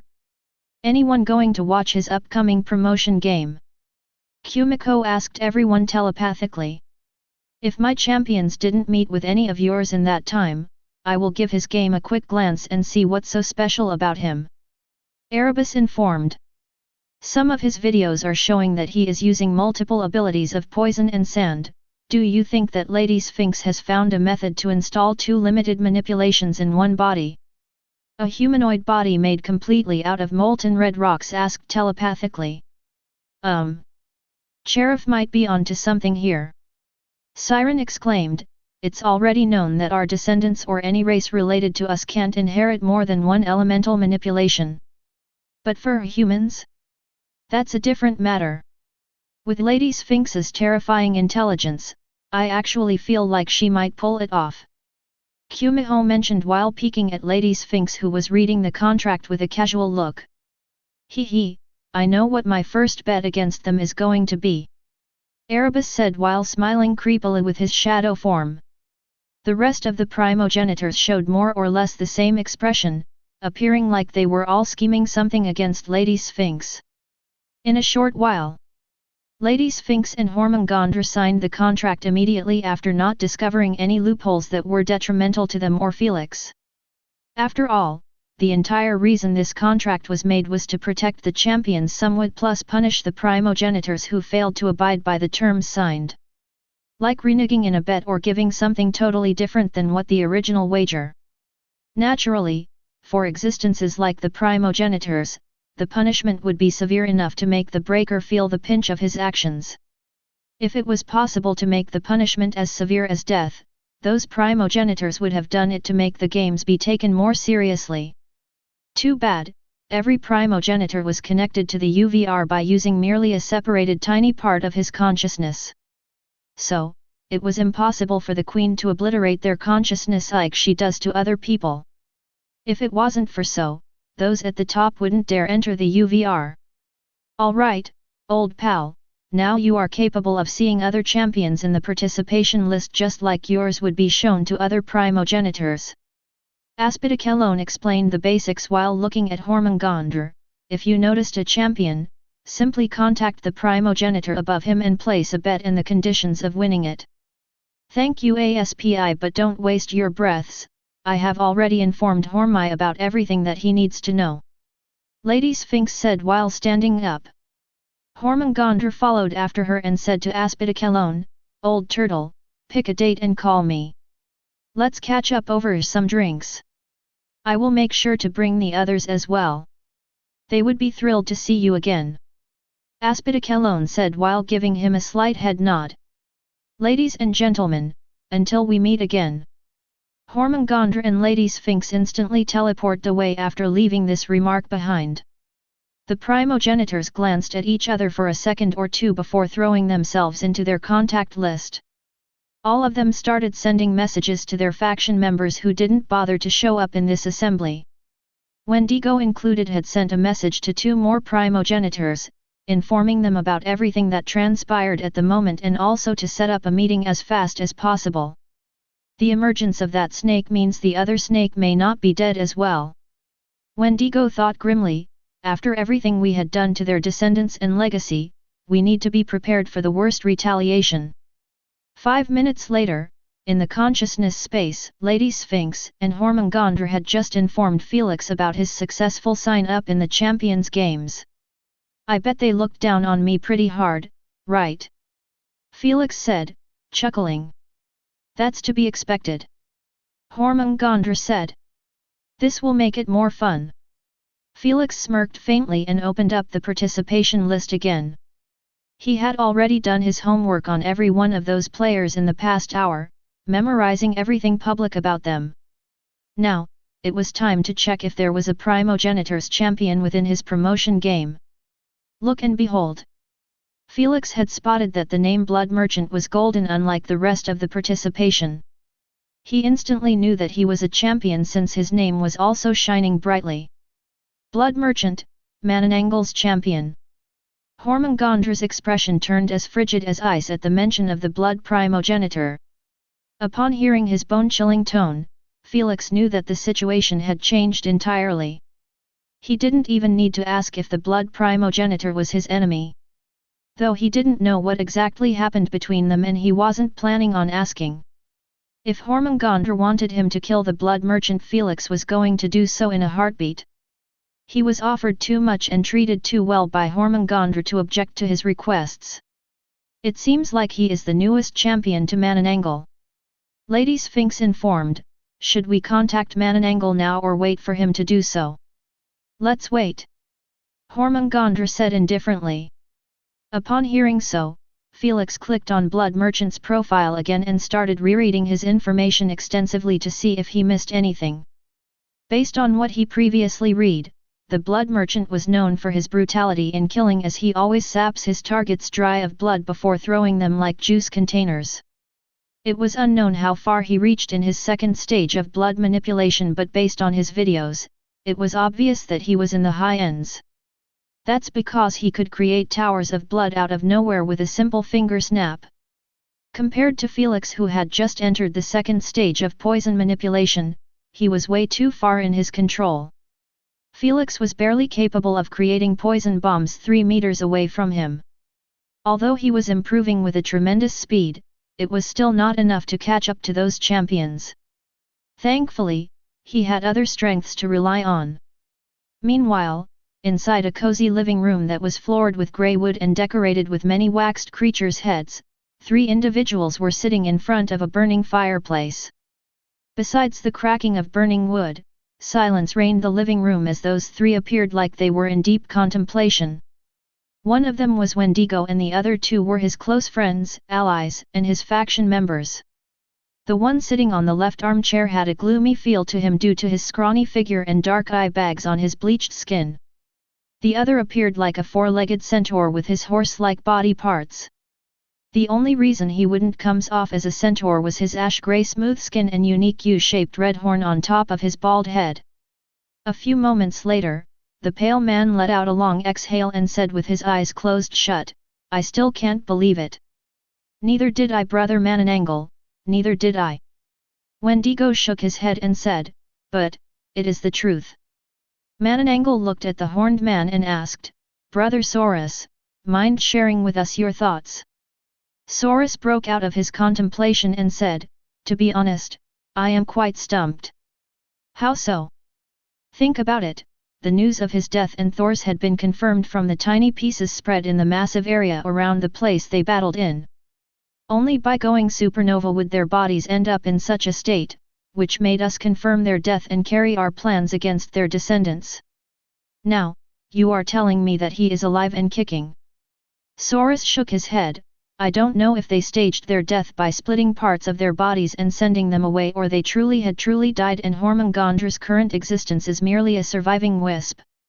Wendigo scratched his skull with a bony finger for a short moment before addressing Saurus. "Guesses, there is a small chance that he is a surviving wisp, since he would need someone to awaken him. I doubt that Lady Sphinx would bother doing so, since she understood that would offend our faction immensely." The rest nodded their heads in approval. They understood that Lady Sphinx was the last primogenitor who would do such action that would cause her a shitstorm of trouble. That's because she was known for avoiding any kind of drama or conflict that would do nothing but waste her precious time. In addition, I doubt that there is any merit in awakening that snake besides getting some of his buried treasures.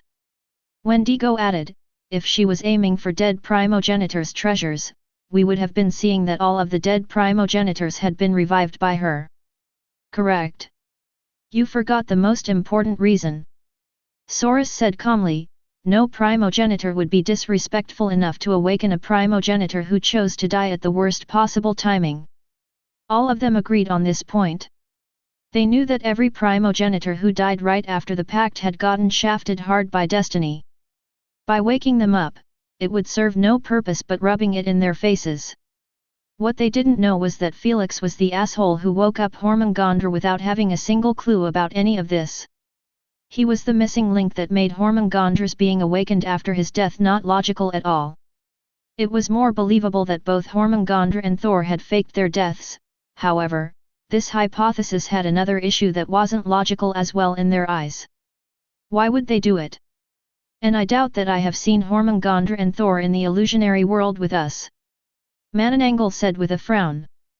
Maybe they have entered it after we had been put to sleep by the illusion primogenitor. Wendigo suggested. Possible, but that still doesn't answer the biggest question, why did they do it? Manananggal looked at them and said, if it was a way to ambush us when we least expected, then they have failed miserably after the Jormungandr exposed himself. Plus, they left their faction member Fenrir fending against all three of us.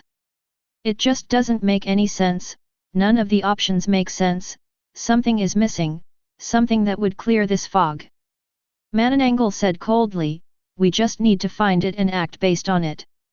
Chapter 486, A Far-Fetched Coincidence. Just as Wendigo wanted to speak, Manananggal's bracelet started vibrating. That kid has landed against another champion in his first game. Manananggal raised an eyebrow in surprise and said, give me a second, it seems like my newest champion got his chance to shine before I even implemented a tiny piece of my consciousness in his mind. The other primogenitors got closer to him and glanced casually at a hologram that was showing the participation list that his champion had sent it. However, the moment they scrolled down and spotted Felix's name shining brightly, all of them were left at loss for words. Am I losing my vision, or is destiny playing a game on us? Saurus said with a doubtful tone. The other two also had the same reaction, as they knew that it was difficult for champions to end up in the same game when the platform was packed with millions of games happening every damn day. Yet, Manananggal's champion had actually landed against Jormungandra's champion right when he had just appeared. Such a far-fetched coincidence could be only explained by fate messing with them. Aren't we lucky? Saurus showed them a slight grin and said, we just received a perfect chance to absolutely humiliate Jormungandr before everyone. Manananggal smiled cunningly and said, indeed, most interested primogenitors would be paying attention to this game due to their intrigue in that human and Jormungandra's choice to share it with Lady Sphinx. So, if my lad didn't just kill his first champion but absolutely thrashed him before all, Jormungandr would be a laughingstock in the assembly. Those pricks wouldn't stop ripping him for the fun of it, just like they always do to other primogenitors who picked shitty champions. Saurus said, grinning. Upon imagining that scene, they all showed an anticipated expression. Let me take care of this. Manananggal dialed the call on his phone and said calmly after the call was connected, kid, use the link and join me for a quick chat. Then, he hung up the phone and eyed those two with a faint smirk. Let's call that snake and show him his place in this new era. Haha, we can't meet him with you, but make sure to rip them off good. You don't have to worry about that. Manananggal said with his hand supporting his chin, I will make sure to place the highest possible stake until he would never dare approach the Champions Games again.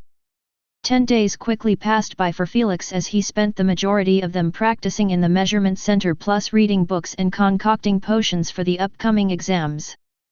The news of him participating in the promotion game had already gone viral 10 days ago, and most of the people interested in the SG games in the galaxy were anticipating it. Especially the Earthlings, whose lives were getting better and better due to Felix demolishing the planetary games and obtaining billions of coins as capital to help the planet advance forward. Currently, at least 10% of the Earthlings had obtained their own AP bracelet and were exploring their chances in the UVR. Meanwhile, the anti-surveillance system and the defensive grid were still in the middle of construction. Thankfully, most non-natives were behaving properly due to the anti-alliances' deterrence and the Phantom organization. Right now, at the Earthling headquarters, Olivia and the rest of the team members were chilling in front of a humongous hologram that was displaying a countdown, the details of the game, and lastly the participants. It's going to be brutal for Felix. George commentated while showing the horrifying states of some players. They can all rank up as diamond players easily in the human SG branch. True. Kenny nodded his head and said calmly, Felix shouldn't be even at peak third stage of replacement currently. I honestly don't know if it was his own decision to participate or he got forced by the organization. Sylvia shook her head, whatever it was, this game isn't going to end pretty for him. Hey! How about you guys have a little bit of faith in Brother Felix? Olivia gave them an annoyed look and said, I am certain that Brother Felix has a plan in mind, certain. Alas, George and the rest couldn't muster having Olivia's optimism. They had seen other universal games and knew that their local games were merely a shallow pond compared to them. 99.9999% of human bloodliners are happy to swim in this pond and earn from it. The rest who went outside? They either never return or retire right after they survive their first game. It was impossible to go back to playing in-branch games after getting promoted. Hence, only those purely confident to climb up the ladder dare to attempt it. Alas, most of them end up failing and those who succeed were stuck in platinum rank. Only 4 humans had made it to diamond rank in the UISG and were currently idolized as legendary figures. Yet, Felix had entered this race while he was merely in second stage of replacement. In their eyes, he was nuts. Alas, nothing they could say could change the fact that the stream was going to start in 10 minutes. Let's just pray that he survives it and make him rethink his decision to get promoted so soon. George said, making Felix's teammates nod their heads with worried expressions. Humph, doubters. Disgruntled, Olivia crossed her arms and focused on the screen that was now showing a short display of each player's career highlight in his previous branch games. While she was waiting to see Felix's highlights, he was playing cards with the tenants in his mind, continuing the tradition.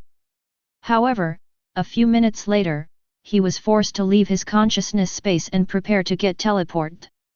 This time, Felix was wearing his branded clothes. They were a set of ripped dark jeans, green army boots, and a long simple white t-shirt with his brand logo in its chest area. The logo appeared like this, which stands for landlord.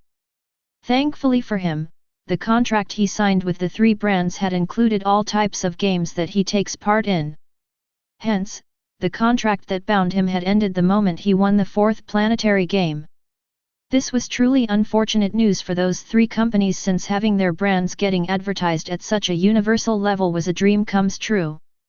After all, they paid a measly fee for such massive advertisement that could potentially bring them trillions of interested customers visiting their shops. Now, Felix's clothing company was the one that was going to soak in all of this attention and turn it into a mountain of coins for Felix to utilize in his wasteful new cultivation system. 5 minutes is left, might as well check the known bounties sites and see what I am going to deal with in the game. Felix murmured while taking a seat on the couch. After a couple of clicks here and there, he managed to gain access to the biggest bounties websites in the universe that accept only SG-related bounties. He typed in his SG ID in all of them and a split second later, hundreds of bounties emerged with his name on them.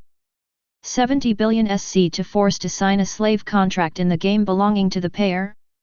I will be damned. Felix didn't expect that someone was actually willing to pay that much for his eyes. After all, there was measly a tiny chance that Felix's eyes might work on others if extracted properly. Those bounties wouldn't cause much trouble for me in this game, but in the upcoming ones, I might actually suffer if most players put their focus on me instead of the championship. Felix said while closing the sites. There was no point in reading about the rest when the biggest bounty outshone all of them. He understood that 70 billion was a big sum that would move most players. If the primogenitor's contract signed didn't forbid placing bounties on opponent champions, Felix would have thought that it was the blood primogenitor's doing. Just because we have a strict contract, it didn't mean that we don't have the capability to go over it. Hormungandr shook his head and clarified, the contract is there to only make it impossible to hold out a bet. As for other matters, our pride is the one stopping us from pulling dirty tricks like sending subordinates to assassinate champions or placing bounties and making it difficult. Felix thought about it for a second and realized that the primogenitor's contract indeed didn't have too much power over them. That's because they were signing into the UVR by using only a tiny piece of their consciousness. Hence, their separated main consciousness could easily do as it pleases without having the Queen's supervision on them.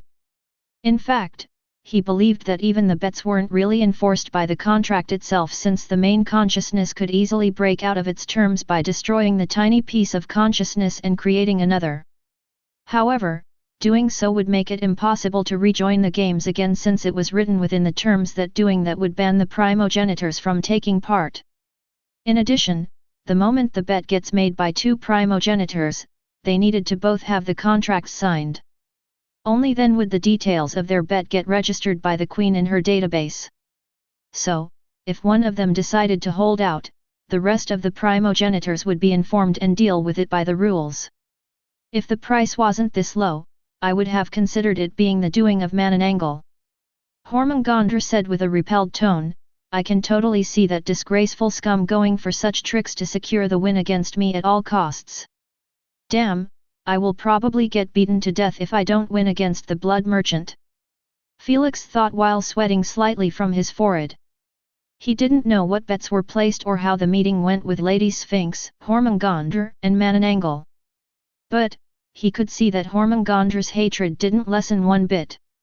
Chapter 487, The Game Rules. In short while, Felix was teleported to the game hall just like the rest of the players. Unlike the previous game halls he was in, this one was held in a forest with trees penetrating the sky. All of the teleport players had opened up their eyes to the birds' chirps and chilly atmosphere. They were standing in an empty area of grass field while in front of them there was a small tree with purplish leaves. It seems like the MC is going to be species who prefer living in nature. Felix thought while looking around him. He believed so because the MCS in the UISG platform ranges from all races in the SG Alliance. If a human was going to be their MC, there was a high chance of him picking a closed-off assembly hall. Soon, Felix stopped bothering with the environment after he realized that all the players were focusing on him either openly or discreetly. Hehe, it seems like everyone had taken a peek at your bounty. Asna said with a snicker. Unbothered, Felix gave a half shrug and started surveying the 29 unique players, wanting to find Blood Merchant. It didn't take him even a split second before he spotted a slender tall man in a red tuxedo, leaning against a tree while gazing at him with a friendly smile. His gentlemanly demeanor made his smile appear quite genuine. Alas, Felix knew that he was a monster in disguise, as the videos of him sapping his victims dry out of blood were already installed in his memory. Felix, I am heading with Sphinx to a small assembly of friends to watch your game together. Do remember that we won't be able to talk with you at all during your game due to the rules imposed in the contract. Felix nodded his head in understanding. He was already informed that the moment he was signed as a champion, he lost the privilege of having the primogenitors in his mind speak up to him, since it was possible for the primogenitors to abuse it. After all, they could easily watch the game with their main consciousness and give tips to their champion to facilitate winning the game. The way to combat this was simply making the queen rat on those primogenitors the moment she hears their voice in their champion's minds. Hence, it was much better to watch the game in the assembly than in his mind, where they could only remain silent lest they break the rules. Naturally, Asna was free from this rule since her soul was connected to Felix, unlike the primogenitors. Hence, anything she said was the same as Felix having a thought. It wasn't against the rules to think. Although I won't be talking to you, do know that I am watching everything. So, crash him in front of everyone and show them why I put my faith in you. Hormungandr said while staring coldly at Blood Merchant.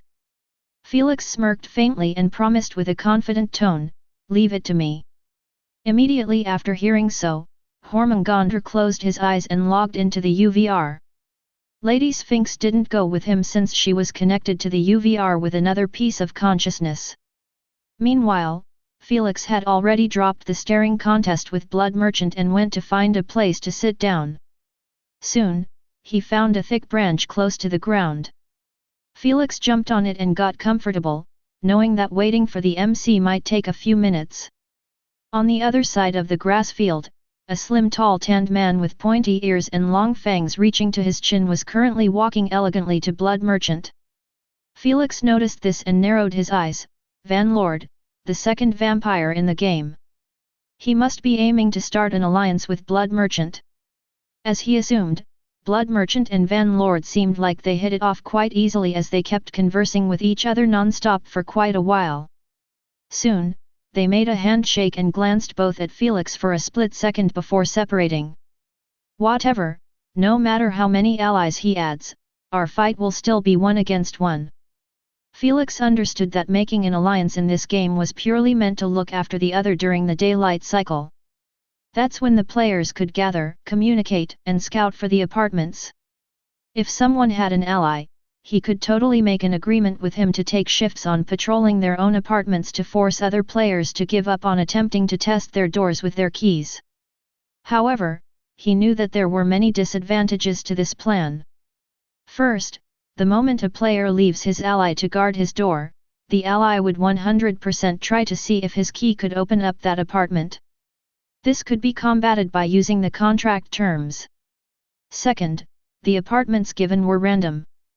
Hence, if 2 allies ended up getting apartments that were on different floors or something, it was impossible for them to guard both at once.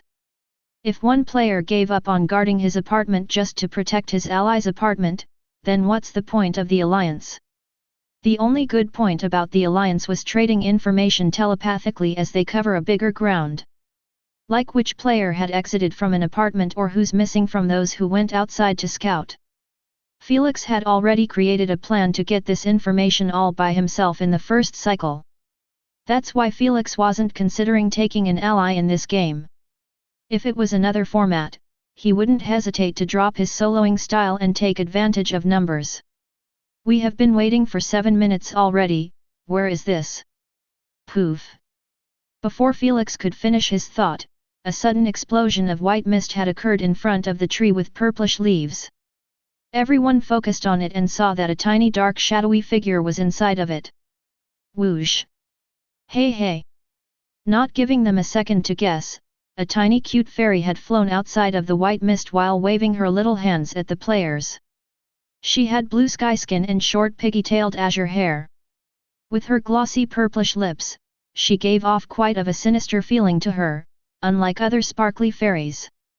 What an unlucky-ass game to end up with a fallen fairy. Felix cringed just like the rest of the players who were giving the fairy an unfriendly gaze. Boo-hoo! Why are you glaring at Luna? The fairy pouted with teary eyes and said, "You make Luna sad, very very sad." Alas, the players' expressions were still as hard as stone, unmoved by her fake act. They merely kept staring at her expressionlessly, waiting for her to stop wasting their time and begin the rules explanation. Humph! Luna is too good to hang with you anyways. Luna puffed out her cheeks in annoyance and fluttered right above their heads.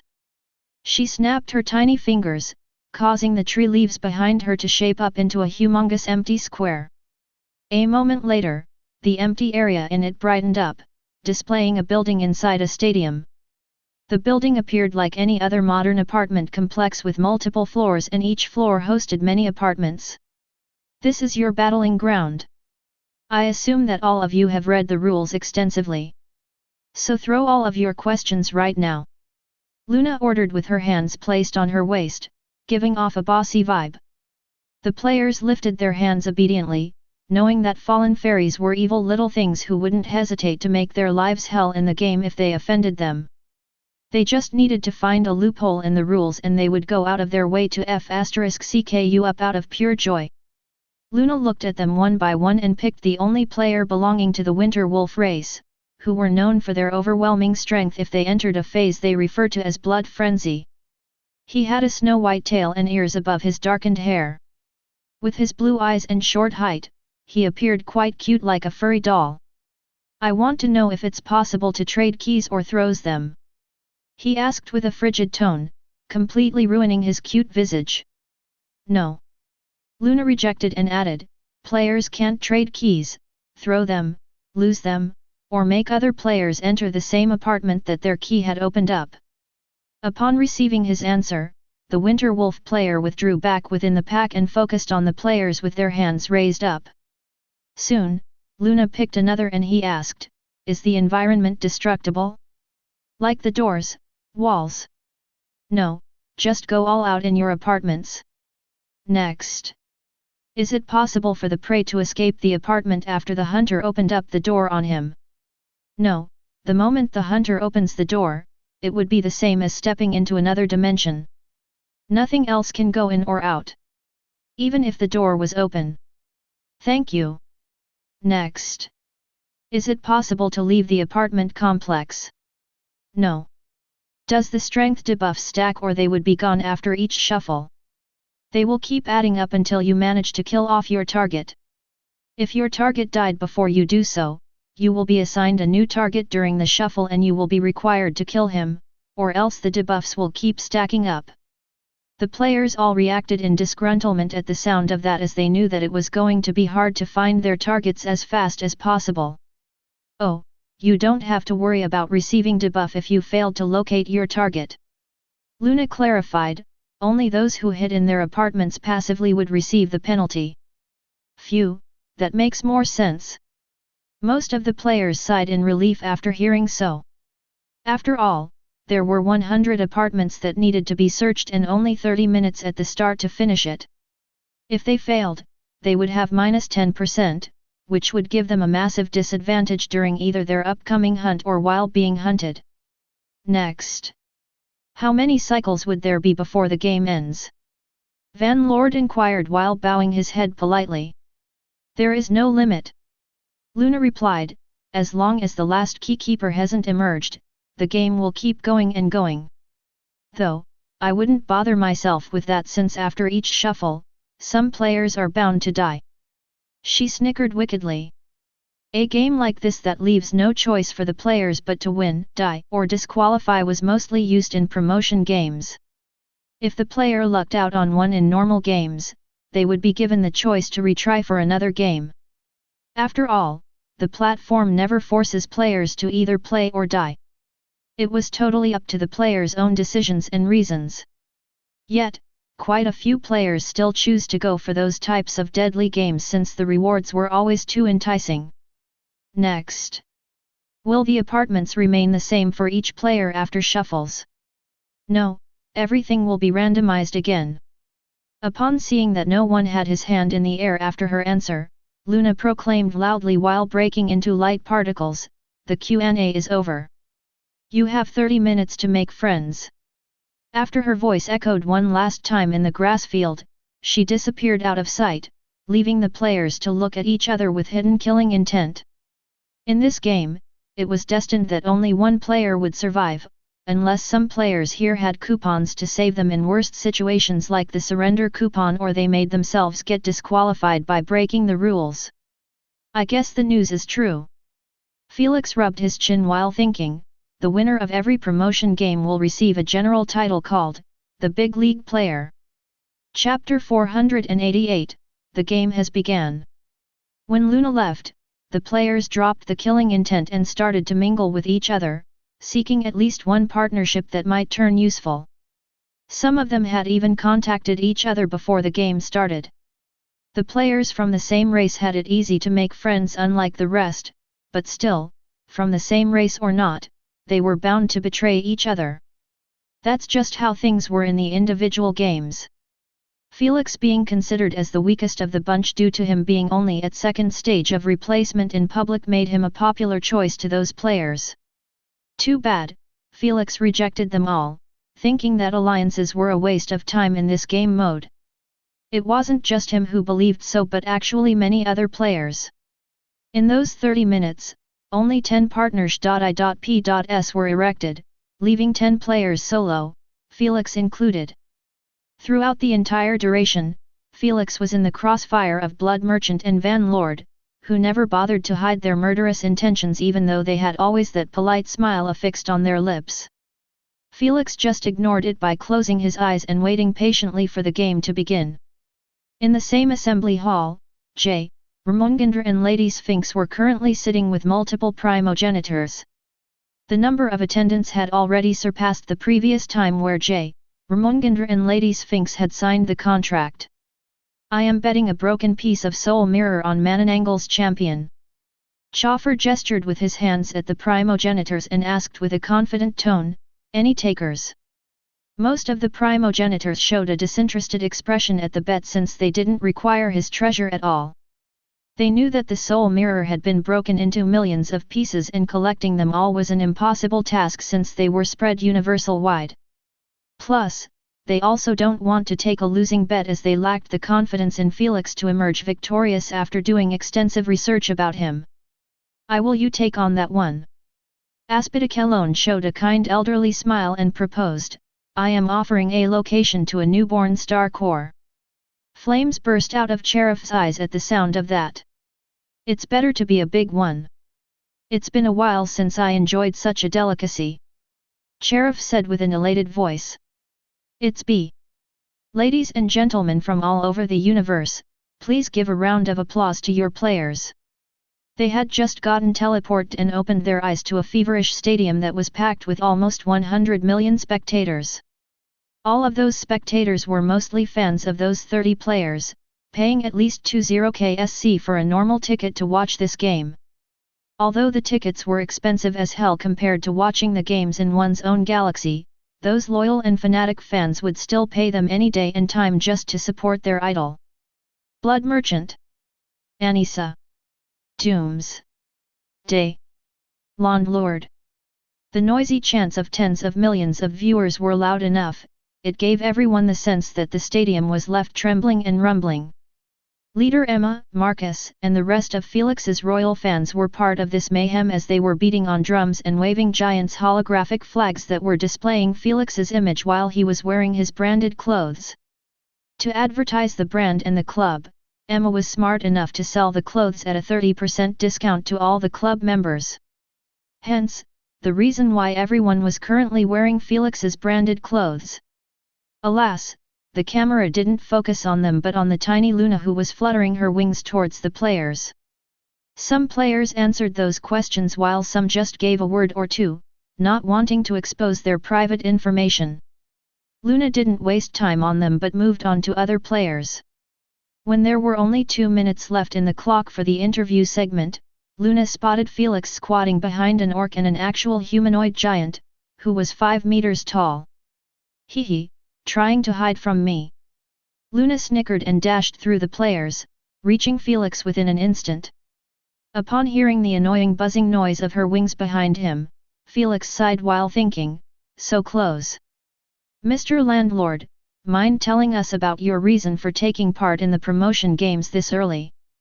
Luna got closer to his face and said with an intrigued tone, "From the information I collected, it seems like you are still in the second stage of replacement.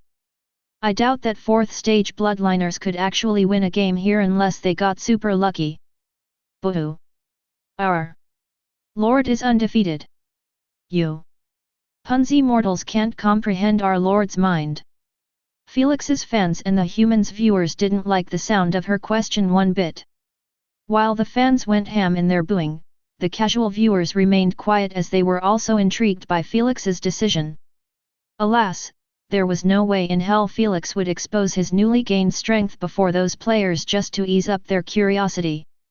"I believe that I can win it if I worked hard for it," Felix said, smiling. He gave them the most generic and tasteless answer, making the viewers doubt if he truly thought like that or he had a hidden agenda. Whatever it was, Luna did her job by pressing him for an answer, but Felix's answers were as boring and anticlimactic as ever. If it wasn't forbidden for the players to advertise in the interview segment, Felix would have already turned it into an ad for his brand. Unsupportive prick.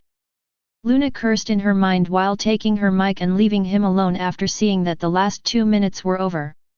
She teleported back to her small commentary table that appeared like a toy table and proclaimed, "After the countdown reaches 0, all of you will be teleported straight to random apartments and be given 2 minutes to explore it before the first daylight cycle begin." Upon seeing that the players were nodding their heads with focused expressions, she clapped her hand twice and the countdown manifested on the screen. The moment it reached 10, the viewers started counting backward with it until it hit 0. Whoosh! On a comfy leather armchair, light particles started to gather forming Felix's body. A split second later, he opened up his eyes and was met with the sight of a stretched out white room, resembling a white arena if it wasn't for the walls and the glass ceiling above that was showing a blue clear sky. In the entire apartment, there was only a black door and an armchair. Apartment my ass. Felix murmured while standing up. He kept turning his head left and right, checking out his apartment that was emptier than a robbed house. As he expected, the apartments were modified to accommodate battles while the apartment complex was there to make the game mode unique. Hopefully, this works. Soon, Felix had turned on his visions one by one and focused on the walls, wanting to see if he could spot players on the other sides. Too bad, not a single vision managed to penetrate the walls and see what was lying beyond. Honestly, Felix had a tiny hope that the game would have such a loophole since those with vision would easily know which apartments were taken and which ones were empty. Not to mention, watching players battle and also spotting those scouting near the door. This must be caused by the dimension separation. Felix reasoned while walking towards the door. Luna had already informed them that the rooms were considered as separated dimensions. It was only natural to not be able to see beyond dimensions. Maybe when I reach the 4th class .e.m.e.nt and unlock void vision, I can see through dimensions. Felix contemplated to himself. He remembered that Lady Sphinx mentioned that the void vision allows him to see even the 4th dimension. Though, that was still in the far future since he had yet to master the use of quantum vision. When Felix reached the black door, he dropped those thoughts and concentrated on the game. The first thing he did was pull out 2 golden keys that were placed in his jeans pockets. Both of them appeared almost identical as they had the same tip, head, shoulder, and blade. The only difference was in their ridges and notches as they had some tiny deviations in their placements. Let's see which one belongs to me. Felix thought while putting one key into the keyhole. Upon feeling that it had gone through without hindrance, he turned it right but faced resistance. Next, he turned it left and still felt resistance. I guess this is not it. Felix pulled out the key, knowing that adding more pressure or trying again wouldn't change the outcome. If it was in real life maybe that would work but not in the games. The tools were designed to work for the first time perfectly.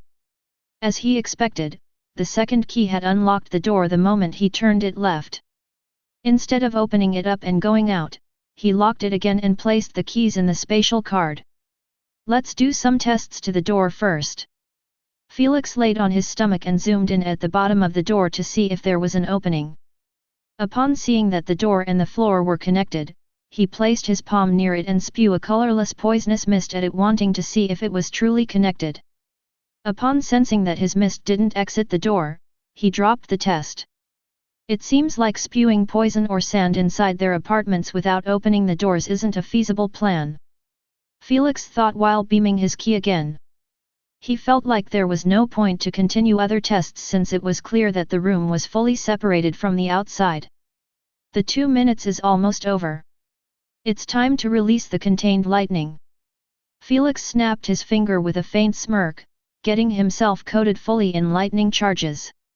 His hair stiffened again, but the bright light his skin was emitting made it almost impossible to see the left dark side. The viewers who were zoomed in on his body almost got blinded by the emergence of the sudden light. Meanwhile, the others could only watch him open the door with their mouth agape, not knowing how to react.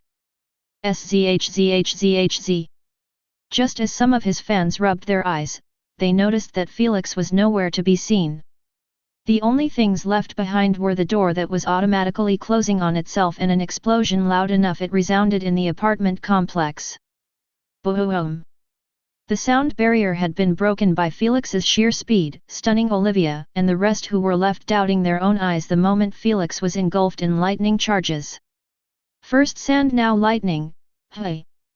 Grandpa Robert murmured next to Malik and Eric, are my genes just that good? Chapter 489, The Daylight Cycle. Am I tripping, or did our Lord just utilize a lighting ability? Leader Emma said with a dazed expression.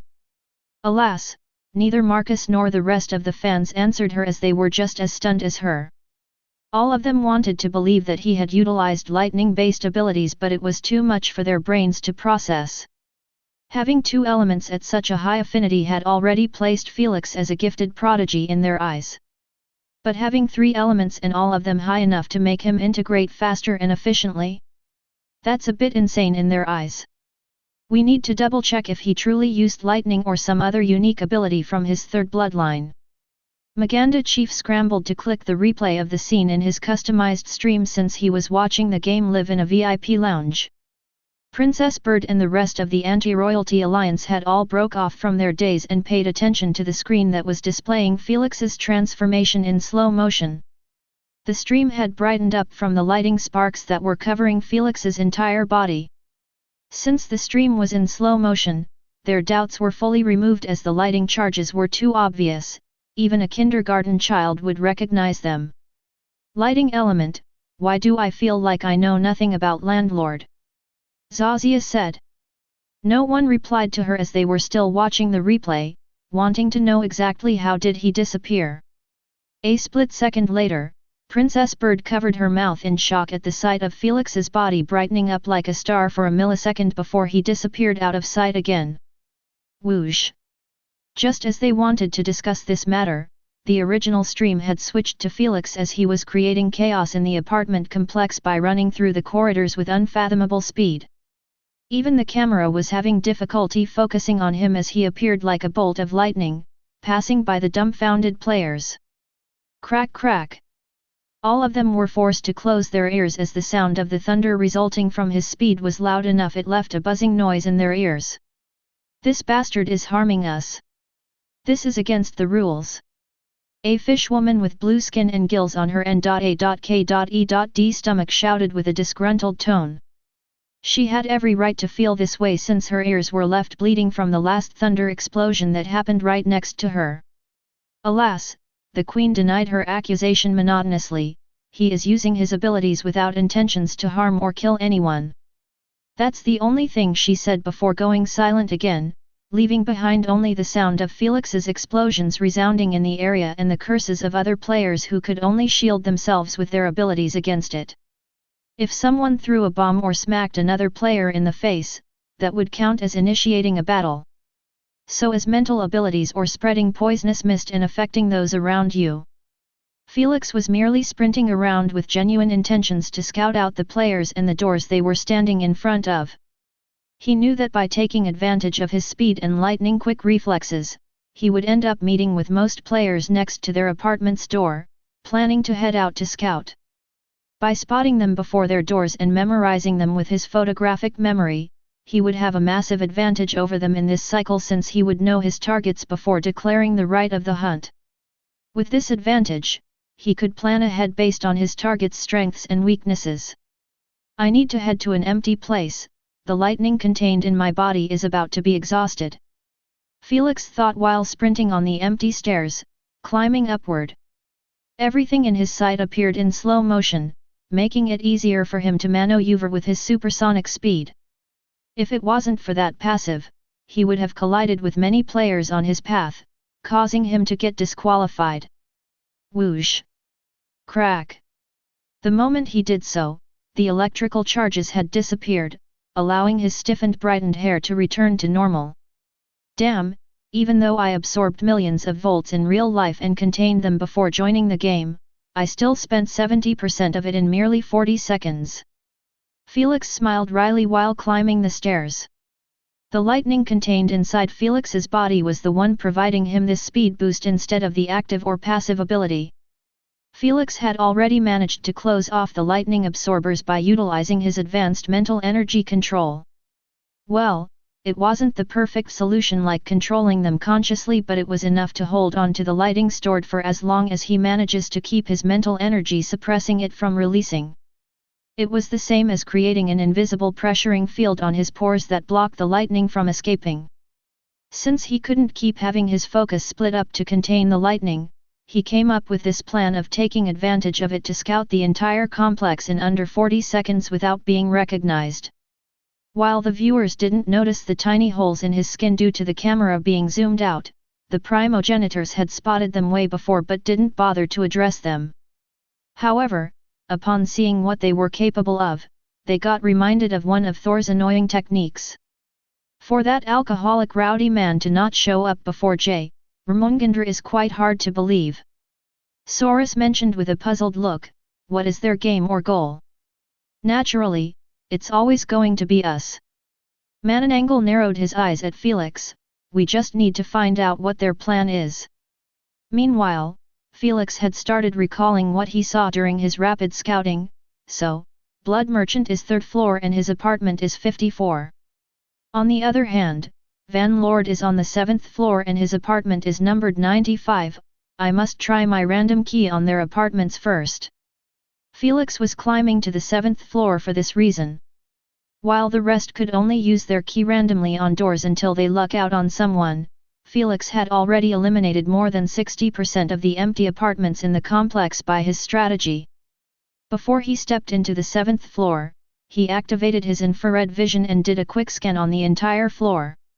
Upon noticing that there were 7 players in the corridors, he thought, it seems like 2 players either returned to their room or they went to another floor. Felix didn't think any further and joined those 7 players. The moment his foot landed on the silent corridor, everyone did a sharp turn, staring right at him. It's the human! A halfling tiger exclaimed in his mind with a brightened eyes, hopefully, his key manages to open my apartment. Please let it be me. I should probably leave my door unguarded for him. Meanwhile, the rest of the players wished for the opposite, wanting to be prey on Felix. In their eyes, Felix was the weakest of the bunch and they had higher chances of ending up killing him if he declared the right of the hunt for them. Sir Blood Merchant, the human is currently on my floor. Van Lord sent a telepathic message while eyeing Felix behind a veil made of blood. The veil was covering his entire body, making it impossible to know if he was Van Lord or Blood Merchant. This was a common strategy used by most players to avoid getting recognized when trying to open the apartments. After all, there was a huge difference between knowing who would be targeting you and having absolutely no clue. How did you know it's him? Blood Merchant arched his eyebrows as he asked while within a similar blood veil, didn't he hide? No, he is striding casually from a door to a door without caring about others seeing his movements. Van Lord informed while eyeing Felix's hand closely, wanting to spot if his key might open the door or not. If he wasn't too far, he might be able to listen to the slight cli.c.k.i.n.g noise of the lock when it gets opened. That's a bit odd. Blood Merchant thought to himself, either he doesn't have a method to conceal himself or he is a moron. Although Blood Merchant knew that Felix was representing 2 primogenitors at once, he still believed that he was an idiot if he had a method to hide but refused to use it. From the info I gathered, he should be quite clever. Blood Merchant rubbed his chin while trying to unlock a door, so, he truly doesn't have a method to hide. Sigh, I hope he doesn't die before we meet up. Although the ancestor will win the bet by default, it still wouldn't be as rewarding as ripping that human apart with my own hands. Blood Merchant smiled bitterly and requested telepathically, Mr. Van Lord, please keep an eye on him. We can't lose that bounty. Chapter 490, Finding his target. Naturally, Van Lord had no clue about the primogenitor's bet on Felix and Blood Merchant. But thankfully, there was the 70 billion bounty on Felix, making it appear quite normal that he was focusing on him. I will see what I can do. Van Lord said while moving away from his door, allowing the approaching Felix to try and open it. He didn't move far away but just a couple of meters. He wanted to remain nearby so he could hear the cli.c.k.i.n.g noise of the key if Felix managed to open it. When Felix reached Van Lord's door, the first thing he did was activate his X-ray vision and inspect the bone structure of Van Lord. He is slightly taller than Blood Merchant. Felix concluded, since they are the only blood manipulators in the game, he must be Van Lord. During the game hall, Felix made sure to memorize each player's bone structure and unique characteristics in the game by relying on his vision abilities. Because of his perfect memory, he was able to take advantage of such tiny details that would be ignored most of the time. To not get caught, Felix deactivated his X-ray vision the moment he got what he wanted. Then, he placed the key in the keyhole of Van Lord's door and turned it. Felix didn't know that Van Lord had his eyes closed shut to enhance his hearing senses so he could hear the click. Alas, the only thing that resounded in his ears were Felix's footsteps as he bypassed him and went to the next door. When Van Lord saw this, he wasn't sure if Felix's key managed to open it or they were simply not destined to fight together. Whatever it was, he made a swift decision of following him while at the same time trying his key on the doors he passes by. It seemed like they got allied together. It was to be expected since both of them were a fellowship of the same species. Leave them be, Pretzel. Bloodslayer sneered, those piss-drinking bats will have difficulty getting the bounty in this format even if they got lucky and managed to hunt down that human. Pretzel thought about for a second and nodded his head in understanding. You are right, the rules enforce us to kill our targets after we declare the right of the hunt. If one of them only had beaten him to force him to sign a contract, his strength would get reduced by 30%. I hope that one of them is greedy enough to go for it just to end up getting hunted in the next cycle. Let's carry on our scouting. Pretzel informed, there are only 25 minutes left and we have just covered half a floor. While those two had returned to their apartments hunting, Felix had ignored all of the other apartments and went downstairs to the 6th floor. He already went through the 8 populated apartments on the floor and his key didn't work on any of them. Is he done with this floor or is he going back to his apartment? Van Lord wondered in confusion while continuing following Felix up close. He didn't care if Felix knew about his stalking since he could do nothing about it. That's also the reason he gave up on defending his apartment like some players were doing. It wasn't really that good of a plan since if he was too close to the door, he would expose that the apartment belongs to him. If he supervised it from afar, the players wouldn't hold back at all from testing their keys on his doorknob. In Felix's eyes, the best play in this situation was focus on finding one's own target so they would always have the upper hand on other players. After all, if someone declared the right of the hunt on him while he was declaring it on his target, he would survive the night cycle while having an advantage in his upcoming fight. Even if he didn't find his target, he would simply get returned to his apartment without losing anything. So being on the offense is the best strategy, and since Felix had already memorized most of the players' apartments, he kept going straight for them, shocking the viewers and weirding out the players at his uncanny accuracy. Some players welcomed him to try on their own door, wishing that they would strike rich by taking care of his bounties. Meanwhile, some were taking even Felix seriously. This slowed down his speed as he needed to wait sometimes for those players to give up on their idiotic plan and fully aggressive just like everyone else. Immediately after his face got displayed in the stream, his fans went wild, breaking into hysterical cheers and drumming. Alas, Luna didn't leave him on the screen for even 10 seconds before she placed the camera on Blood Merchant, who was currently standing before a closed-shut door. For the players on the floor with him, the sight was nothing abnormal. But for the omnipotent viewers? They could easily see that the door had been unlocked since it was written on it just like the name of the owner. Blood Merchant is the 6th player to luckily find his target after opening only 8 apartments that belonged to players. Luna commentated in excitement, "It belongs to the Winter Wolf Pretzel.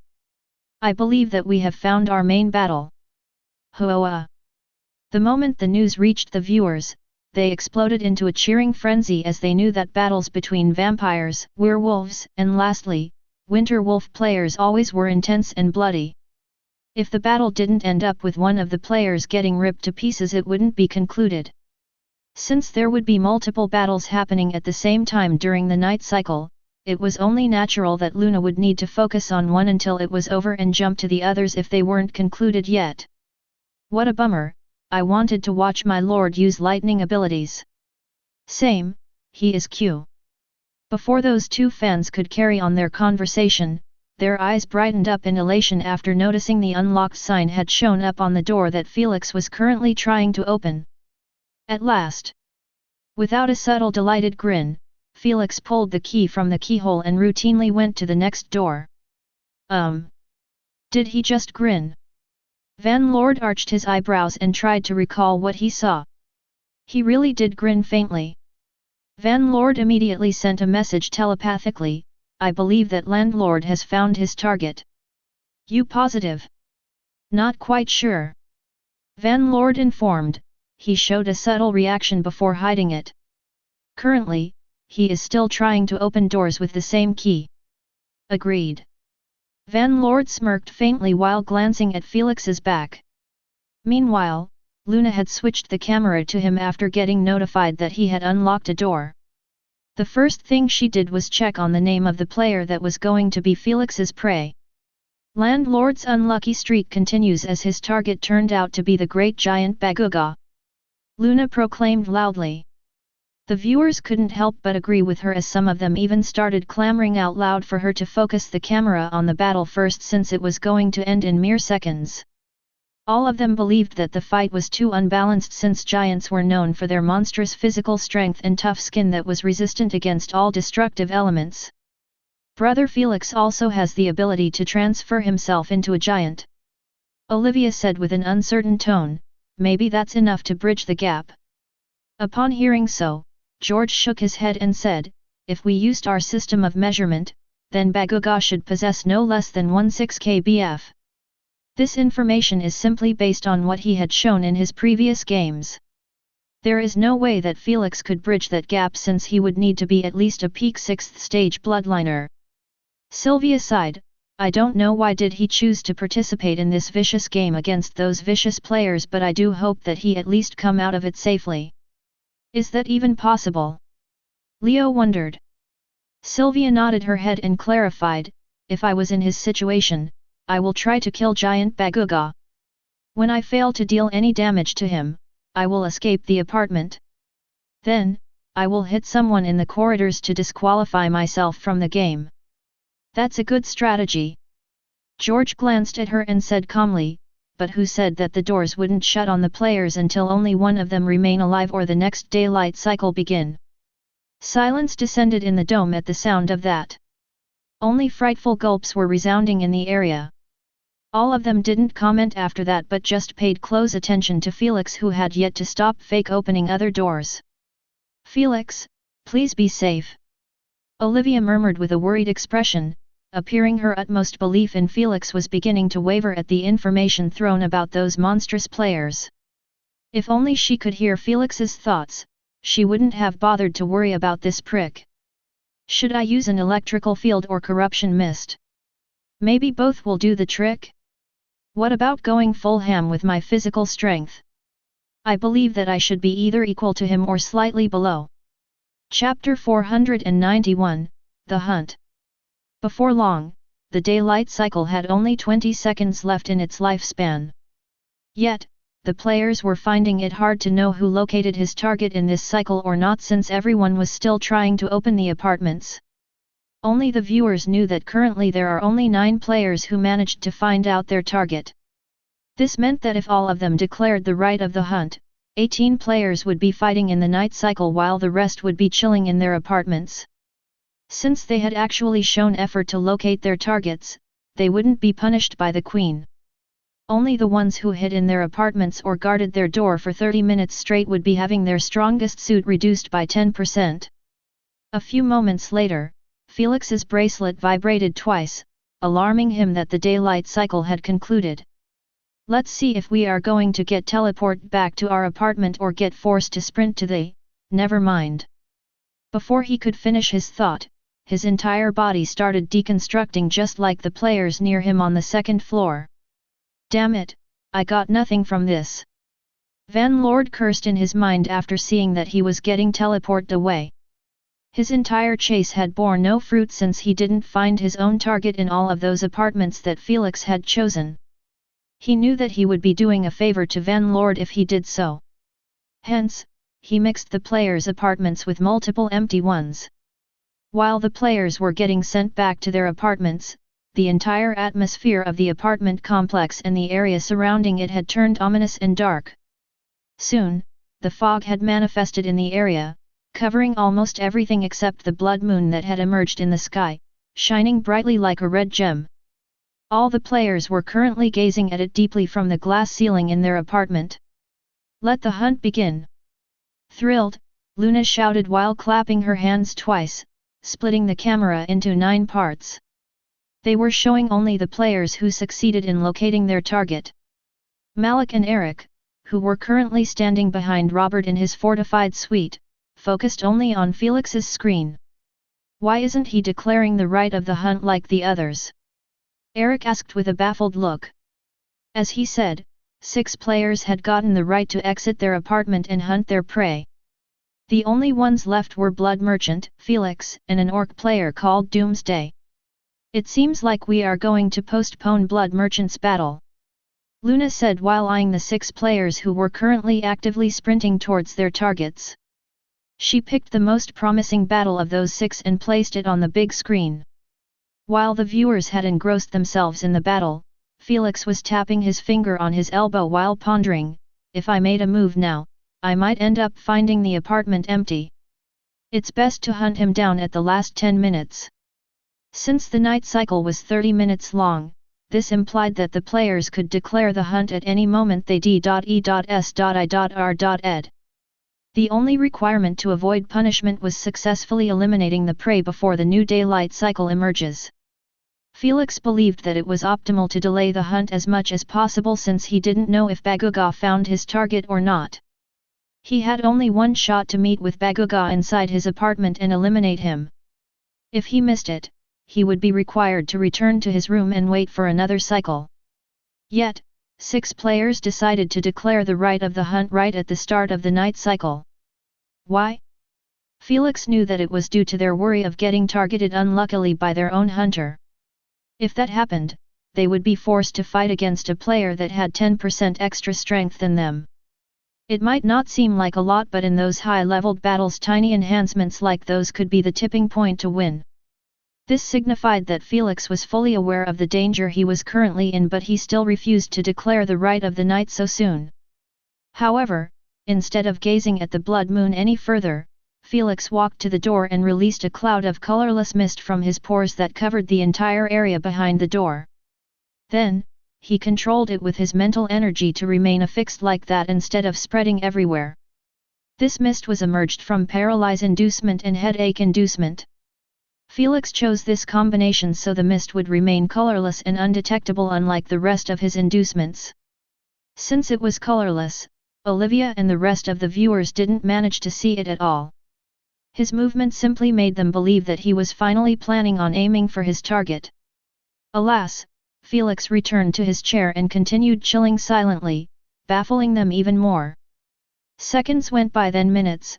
Felix kept glancing from time to time at the door, waiting for someone to come in rashly and get paralyzed. Too bad, 20 minutes went by yet no one even knocked. It seems like I am in the safe for now. Felix cracked his neck while standing up, hopefully, that giant would be waiting for me as well. Queen, I am ready to hunt, Felix said indifferently while walking to the door. The moment he reached it, he unlocked it with his key and emerged into the desolate semi-dark corridors. Then, he walked casually towards the staircase, planning to head to the 2nd floor. Pitter-patter. The other players must be either fighting or have already finished. Felix guessed after he surveyed the entire building with his infrared vision and saw not a single soul outside of his apartment. But he didn't bother with this matter for now but purely focused on his upcoming battle. Shortly after, Felix had reached apartment number 24 under the views of his eager fans and worried family members. He brought out the 2nd key and slowly pushed it in the keyhole. Then, he unlocked it and opened the door wide open. He didn't bother hiding behind the wall or such, as he knew that it was impossible to be harmed unless he stepped foot in the apartment. Hence, he merely narrowed his eyes at Baguga, who could be seen sitting on his armchair while yawning in boredom. He was bald, beardless, and had a sophisticated feeling about him since he was wearing a formal blue marine suit and a white tie above his black shirt. Plus, the way he carries himself made it clear that he wasn't an idiotic giant with a trash IQ. If it wasn't for his giant status and big head, he would have been thought of as a human due to their resemblance. I guess it's my lucky day. Baguga smiled faintly at the sight of Felix frozen still in front of his door. He might not be able to hear what Felix was mumbling, but he could see that he was sweating slightly from his forehead, a subtle hint of fear. Hopefully, he balls up and enters. Baguga sighed in his mind, believing that there was a high chance of Felix bailing out. Phew! Crack! Just as that thought coursed in his mind, Baguga was shocked to find out that Felix had disappeared from his sight after a sudden burst of electrifying light. When Felix reappeared, he was standing exactly on top of Baguga's giant bald head with his hands in his pockets. With hair stiffened like spikes and skin as bright as a light bulb, Felix glanced down at the dumbfounded Baguga, whose nerves weren't fast enough to react to such a situation that happened in less than half a second. Alas, Felix wasn't planning on giving him time to recover his wits, as he simply snapped his finger while calling in his mind, "Electrical field, activate! SSH SH SH SH." The instant the order was given, the lightning energy within Felix's body had transformed automatically into lightning white tongues and emerged from every single inch of his body, turning the entire area into a blinding lighting show. It was so bright, the viewers who were watching him live with their omnipotent vision were forced to close their eyes tightly. ZZZZZZ. SHSHSHS. The only sounds resounding in their ears were of flesh getting scorched and lightning zapping anything that it touches. This lightning show lasted for exactly 10 seconds before Felix snapped both of his fingers and jumped away from the paralyzed Baguga. Even for a giant like him, it was impossible to avoid having his nerves paralyzed while sitting inside the heart of an electrical storm. Thud! By the time Felix landed on the ground, the lightning had broken into white particles, leaving behind a perfectly well-maintained floor and armchair but a wholly scorched black giant. Smoke kept releasing from his entire N.A.K.E.D body and especially his lowered head. When Felix's fans opened up their eyes and saw this sight, their jaws almost dropped to the floor in disbelief. The great giant Baguga, one of the hardest players to kill due to his skin's toughness, was scorched black with one ability. The scene was too unreal. Chapter 492, The Hunt 2. Can someone tell me what had just happened? A fan's doubtful voice didn't travel far as the stadium was heated with noise from the ongoing main battle of Blood Merchant and Pretzel. Even Luna was fully engrossed in her commentary to bother with other players and their situation. Hence, this mind-boggling sight was seen by only those interested in Felix's battle. Like the primogenitors who were wondering how would Lady Sphinx and J. Ramongandra's champion perform. Currently, they were all glancing at each other, then at J. Ramongandra, who was smiling faintly while rubbing his purplish goatee. Beside him was Lady Sphinx, who was nodding her head in approval at the end results of Felix's battle. This level of strength is to be expected.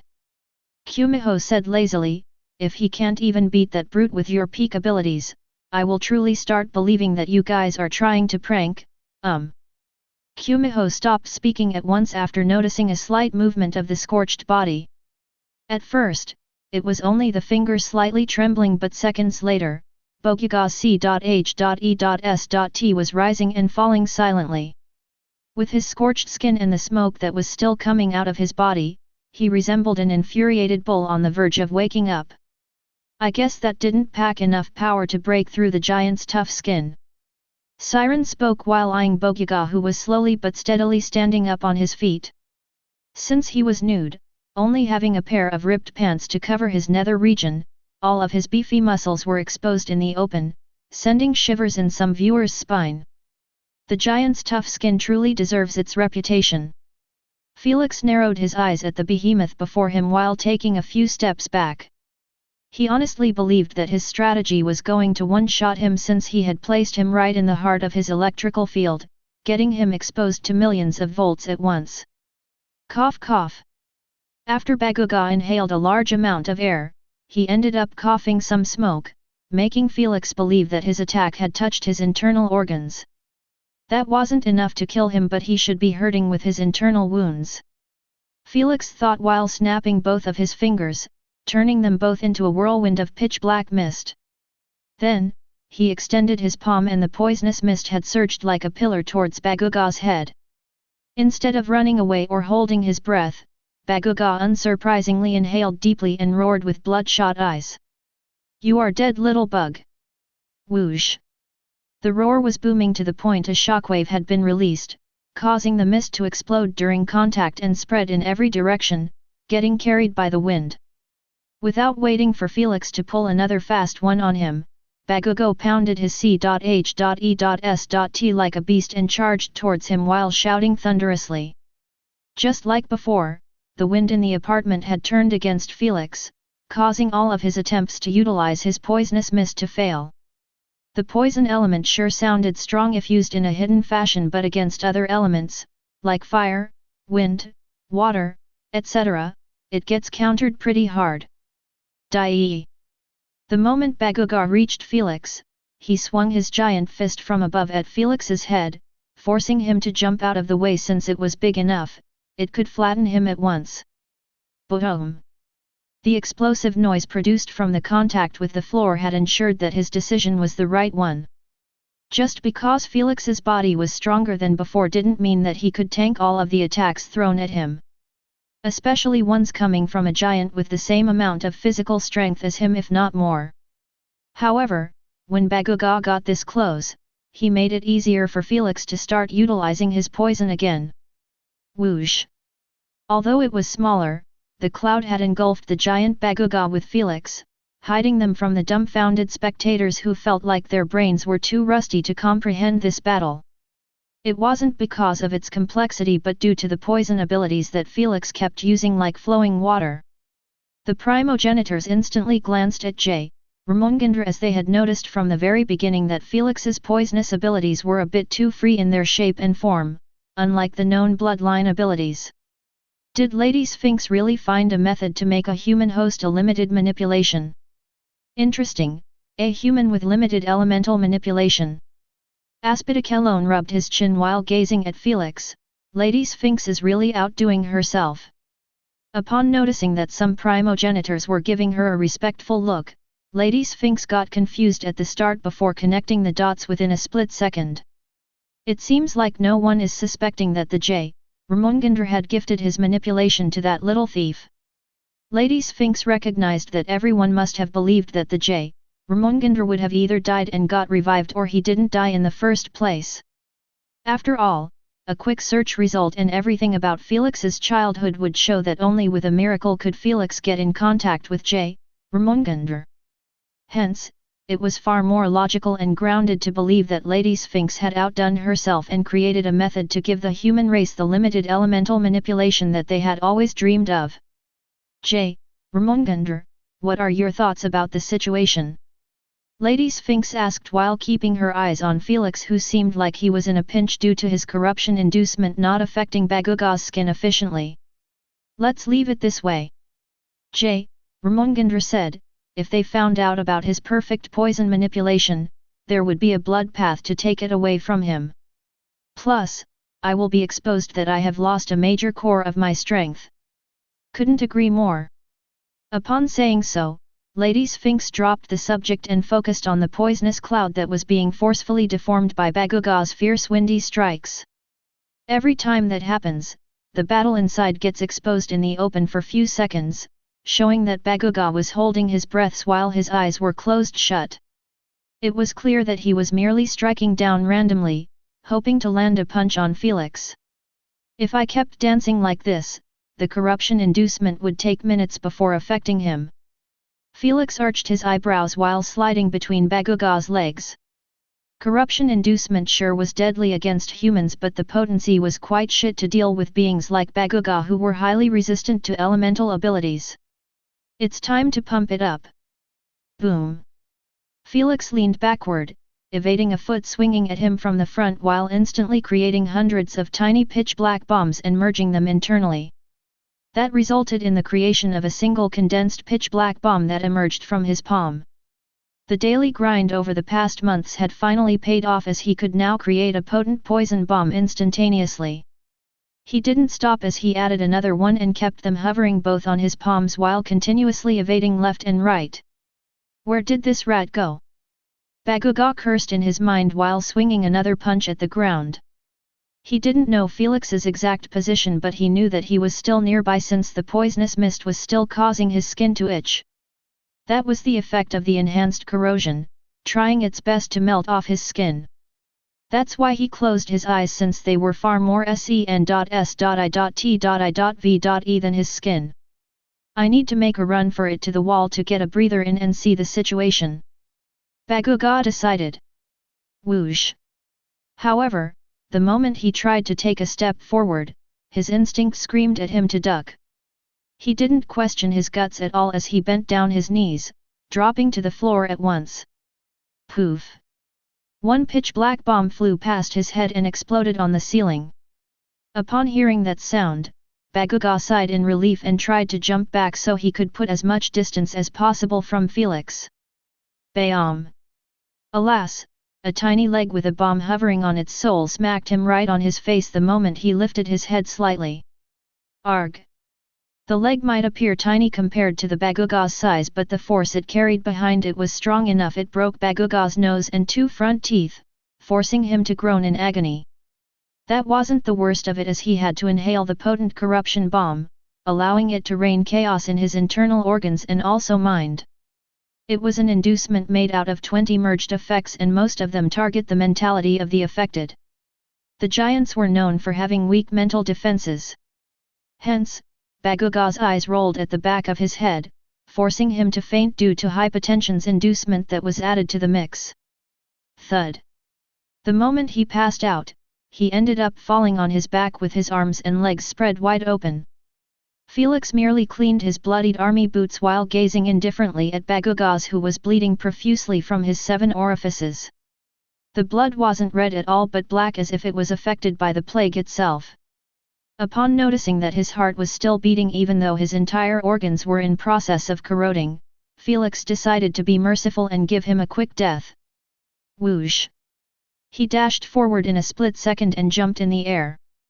Then, he somersaulted and smashed Baguga's skull with his army boot. Splash! Baguga's head exploded akin to a balloon, hurling brain matter and blood all over the place. This was the result of a full-powered kick from Felix against the defenseless Baguga. An utter obliteration. Chapter 493, Abnormal Freak. Phew, if it wasn't for my lightning abilities not working well with my poison, this would have been much easier. Felix thought while looking at Baguga's hideous and ruined body. His head was no more, his skin was scorched and his black blood refused to stop spewing from his neck. So much for a merciful death. Asna snickered. If any kid saw his body, he wouldn't sleep for 7 days straight. I did my best. Felix shrugged his shoulders and requested, "Queen, please change my outfit to set 2. The queen obliged and Felix's dirty clothes were swapped to another different clean set. Seeing that his branded new clothes were on him, Felix showed a thumb up in the air and shamelessly made a plug-in, "Landlord's clothes. Only winners have the right to put them on." His fans, his family members, his teammates, and even the primogenitors were left at loss for words at his antics, as they had never seen someone say his brand's slogan nearby a cold corpse. Yet, his honest expression as he said it made them realize that he didn't see anything wrong with it. "How did you find this unhinged boy?" Kumiho asked speechlessly. Ramongandra's eyelids twitched as he replied, "I would rather not say." Lady Sphinx also shrugged her shoulders and remained quiet. It's not like she could tell them that it was Felix who found them. There are more pressing questions to deal with. Aspidic alone gave Kumiho a side glance and asked, "Lady Sphinx, may I know how did that human possess such high physical strength? I am quite intrigued, since he clearly wasn't using any ability that belonged to either of you." Indeed, for his kick to smash a giant's head by a single hit, it only implies that his strength should be somewhat equal to his target. Even if we took the 10% strength buff into consideration, I doubt that it was possible to obtain that kind of physical boost by inheriting one of your abilities. The other primogenitors also chimed in their own questions, as they were truly quite curious about this mystery. They already figured out that Felix was utilizing Ramongandr, Lady Sphinx, and even Thor's bloodlines after they made extensive research on him. It wasn't really that hard to find out about it since Felix's looks had been similar to those three primogenitors in the past years. His green hair with purple tips, his triangle-shaped golden pupil, and lastly those tiny holes on his skin. By knowing this, everything cleared out to them about the source of his unique abilities that weren't meant to be possessed by any human. At the start, all of them were weirded out by the fact that Lady Sphinx and J. Ramongandra had decided to let him inherit their strongest suit, which was size manipulation and truth eyes. But then, it clicked in their minds that they were probably preparing the strongest champion to win the games against their own. However, knowing that his strength was still trashy, making it possible for him to get killed by a single slap from their champions, they still didn't feel like he would be a threat in the games. But after this demonstration, their underestimation had been completely uprooted. After all, if he could smash Baguga's head, it only implied that his physical strength was way higher than some of their elementalist or mentalist champions. You really think I will tell you? Lady Sphinx showed them a pretty smile and turned her head to the stream, focusing on Felix who was returning to his apartment while spinning a key on his finger. We will find out eventually, Sheriff said while crossing his molten red arms. The other primogenitors dove into their own thoughts or started a telepathic conversation to figure out the method used to pump Felix's strength to such an abnormal degree. Meanwhile, Wendigo, Mananangal, and Saurus had all gotten strangely quiet in their own little cozy living room. There were two streams in front of them, one was showing Blood Merchant, transformed into a hideous bat in S.U.C.K.I.N.G pencils blood from his neck.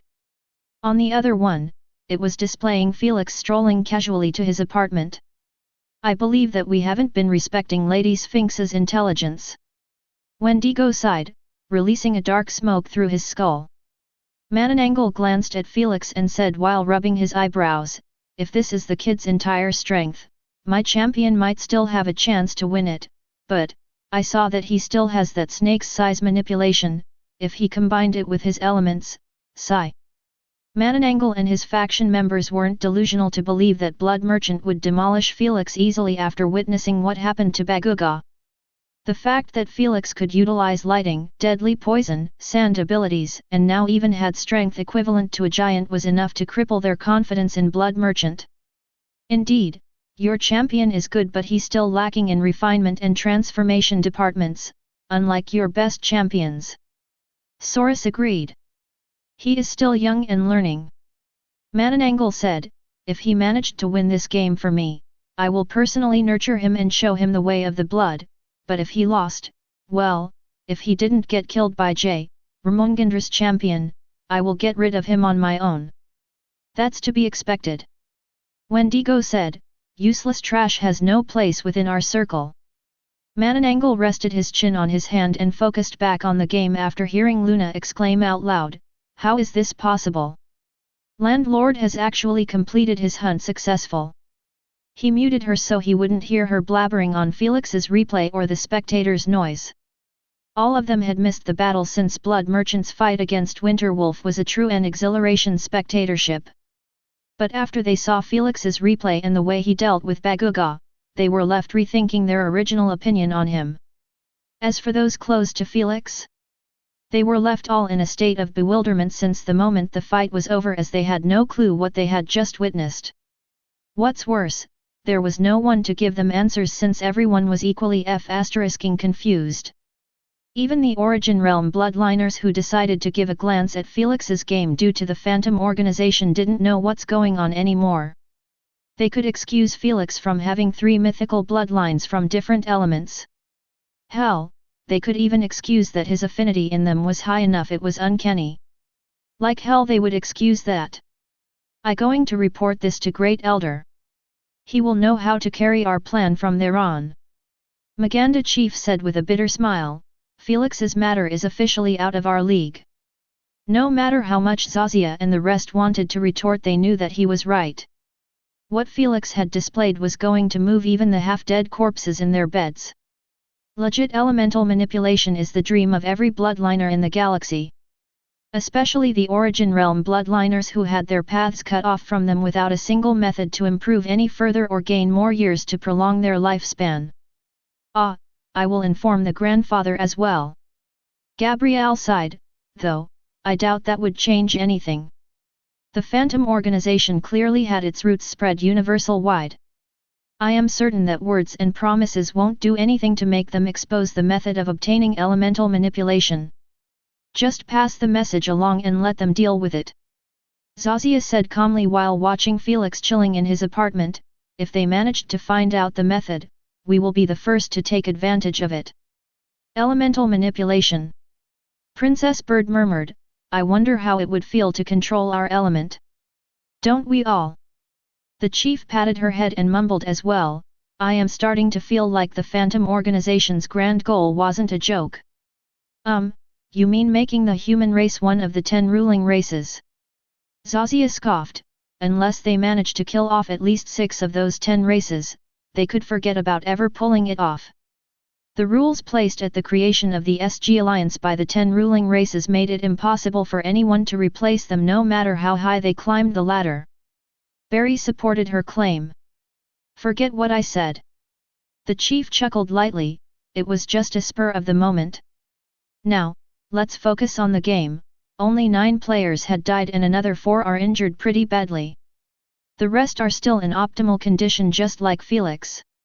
He said while rubbing his chin, I am quite anticipated to see how good his poison manipulation and how different than the rest. I am more interested in his abnormal super strength. Zazia said with her eyelids twitching, it's too abnormal, it should be illegal. I doubt that my physical strength is close to his. Let's not exaggerate now. Barry waved his hand and said, don't forget that he merely cracked that giant's skull after he made him defenseless. Barry, it's you who is forgetting something. The chief glanced at Barry and reminded him casually, did you forget that he is able to amplify his size to 40 meters plus? Barry felt like his brain was hit by a hammer after memories of Felix's 5th game resurfaced in his mind. Memories showing that Felix could get as big as a F***ing whale if he wanted. Holy, if he is this strong without using that ability, I don't dare to believe what would happen if he got that big. Barry said with a quivering tone, feeling horrified at the image of Felix for the first time. As I said, he is out of our league and we can only inform the elders to deal with those matters. The chief said calmly, they are the ones who will put him in his place if we ever had a meeting with him again. Peeb. Phew, ladies and gentlemen, that first cycle was surely full of surprises. Luna said while wiping her sweaty forehead after finally done commentating on Felix's replay. Then, she pointed her mic at Felix's stream and announced, we have found our true wolf in sheep clothing. Let's see how many preys will he hunt. Immediately after her voice resounded in the stadium, the remaining players had all received a notice in their minds, the first shuffle will start in 5 seconds. Prepare for teleportation. Chapter 494, Aiming for a Higher Goal. When Felix opened his eyes again, he found himself sitting in exactly the same room as he was in before. Wide enough to hold battles and also impossible to engulf it entirely with poison or sand. Now that everyone has been teleported to a new room, my previous scouting information isn't that useful. Felix thought while bringing out the 2 keys in his possession. The moment he eliminated Baguga, the keys to his apartment and for his target had been given to Felix. Since Felix didn't know the target's identity, he requested in his mind, Queen, I want to replace both keys with 4,000 game points. Are you certain? Yes. TI ring. Greater than 4,000 GP had been successfully deposited in your account. After the emergence of the notification, the keys in Felix's hand had disappeared. A second later, another key had shaped up in his palm. It seems like all the winners from the last hunt didn't want to miss out on free game points. Luna chuckled while showing Blood Merchant and the rest transforming their keys to points. Based on the rules, after each shuffle, the hunters without a second key would be given another. But, since they had found one in possession of their prey, they weren't going to get the third key. That's to stop the hunters from actually going for 2 targets in one cycle. So, if they didn't trade their second game, it would be the same as wasting an extra 2 kgp. Sir Felix, there is 1 minute remaining before the daylight cycle start. The Queen informed diligently. The previous data was useless and he knew that it was impossible to repeat the same strategy. After all, he had lost all of the stored lightning and he couldn't store more because it requires him to keep focusing on his mental energy. Having his focus split up in the middle of battles wasn't an option against those experienced fighters. He knew that he could totally spend this minute of free time releasing the electrical field again to absorb it. But it truly wasn't worth the elemental energy loss. After all, it wasn't like he had 100% lightning energy stored in his body.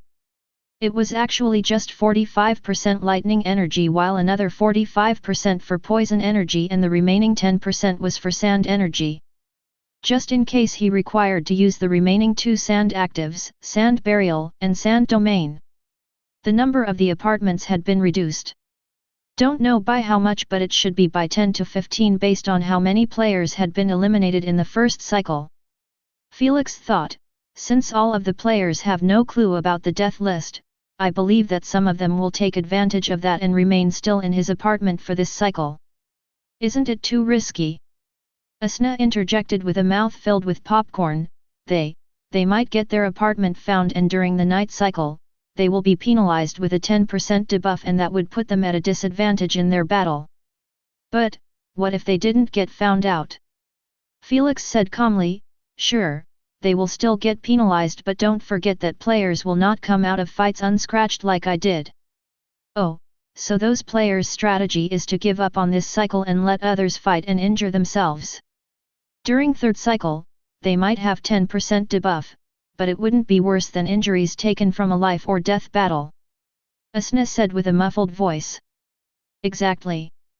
Felix added, I believe the injured hunters from the previous cycle might do it as well to give themselves time to recover, of course, that's if they didn't have a way to heal themselves. So you are still going with your original plan of fooling Blood Merchant? Asna inquired. Tisk, if you read my mind and saw my plans, why annoy me with questions? Felix clicked his tongue in annoyance. The usual. Asna smiled beautifully, just to irritate you. I am ignoring you. Felix's eyelids twitched as he went to sit on the armchair. It looks like landlord had no intentions of scouting in the cycle. Luna commentated. She said so because the players had already been given the right to leave their apartments. Currently, the floors were somewhat half-filled with more than 16 players. Luna gave Felix a minute to see if he was going to move or not. After she saw that he was hell-bent on staying, she replaced him with the others. Found him yet? Blood Merchant inquired while looking around under that veil of blood. No, Van Lord replied, I will search from top to bottom, try to mirror me. All right. Both of them kept trying to find out their newest target while at the same time look for Felix. Alas, minutes went by and they had almost inspected 9 floors out of 10, yet Felix had still not shown himself. Do you think that he went hunting and failed? Van Lord inquired with a bitter expression. He wanted to deal with Felix personally for that fat bounty. But, the odds of that happening were looking grim. There is a high possibility of that being the case. Blood Merchant didn't make it any better by his agreement. If that's the case, will the ancestor punish me for not doing his bids? Blood Merchant's composed expression broke slightly at such horrifying thought. But soon, he got his shit together and thought positively, it's not my fault that Trash ended up failing to kill his first prey while having his strength buffed by 10%, really, why is he even a champion? Blood Merchant wasn't a stranger to the Champions Games as he had knowledge of them from the moment he was born due to his extensive training to become one. His vampire prestige family had a long hidden heritage of fostering and tutoring vampire children to serve their duties as their ancestors' champions. Thus, he understood that he was merely the weakest of the bunch when compared to the real champions who bring the most profit for the primogenitor. Yet, he never thought before that not one primogenitor but two of them would take a lowly human as their champion. In his mind, that was the same as spitting at such prestigious games that were only meant for the strong and nobility. He is lucky he didn't end up meeting with me. After thinking so, Blood Merchant let out a long exhale to regain his composure and continued to wander from a floor to another, seeking his next prey. Meanwhile, Felix kept tapping on his elbow while zooming at the doorknob, concentrating on it for more than 25 minutes now. Throughout the entire duration, he saw many keys entering the keyhole but not one managed to unlock it. Felix actually wanted his hunter to find him since that was included in his master plan to deal with Blood Merchant. You see, he didn't want to just fight and win against him but demonstrate that he was a league apart from him in everything. That's his own method of humiliating him and getting a win to J. Ramongandra in these times. Alas, he waited and waited yet still no one had unlocked his room. Only 1 minute remaining, I guess my target is hiding just like, Felix narrowed his eye closely at the doorknob after spotting a new key entering. He believed that it would be a failed attempt just like the previous ones. However, to his own surprise, the key actually turned left. Landlord's apartment had been discovered. Luna proclaimed out loud immediately after getting notified. Before the viewers could react, she switched the camera to his apartment's door. It's actually Hell's Crow! Luna exclaimed in delight, the maestro of fire against that abnormal freak. This is going to be a fun ride, don't you think? Whoa-ah! The viewers all clamored at once, following those two idols club in their cheers. They didn't care if they weren't their idols as long as they entertain them with an epic battle. Hell's Crow didn't bother leaving since he was going to be teleported to his apartment in a few seconds. He might be a halfling from the crow species but he didn't have wings at all. Instead, his upper body was almost too human-like with his smooth long orange hair and crow tattoos all over his tanned skin, appearing like a tribe aboriginal. On other hand, his lower half was an exact copy of Dark Crow's legs with talons, dark feathers, and everything else. A few moments later, the half-hour of daylight cycle had been concluded. In this cycle, 8 players had located their targets from a total of 21 players. This entailed that it was highly likely that the next cycle would include only 14 or 13 players. Whoosh! Whoosh! The moment the night cycle began and the blood moon emerged, every player in the corridor had been taken to their apartments. Hopefully, this is not Anissa's apartment. Hell's Gate wished in his mind while breaking off into light particles. Anissa was a female from the fisherman's race who was obviously capable of manipulating water to her wishes. Hence, Hell's Crows feared meeting with her greatly in this game. He hoped dearly that she would get eliminated. In his eyes, she was actually the only potential threat to his promotion. Alas, he was soon going to learn about the existence of another threat that was far more deadly than Anissa. Currently, that threat was cracking his knuckles while walking slowly to the corner of the room with a trail of a poisonous greenish mist behind him. Chapter 495, Hell's Crow. The reason Felix created that greenish poison cloud was to check how much weaker his control and potency had turned out after he received a 10% debuff to his strongest suit. In his case, it was obviously his poison manipulation. If I had only poison manipulation in my arsenal, I would probably be worrying right now. Felix smirked devilishly while his hands had fully been encased in purplish lightning charges. Too bad, my lightning abilities aren't too shabby on their own. Meanwhile, at the topmost floor, Hell's Crow could be seen sprinting on the corridors while having all of his tattoos brightened up like they were set in flame. Behind him were a few more hunters, seeking their targets as well.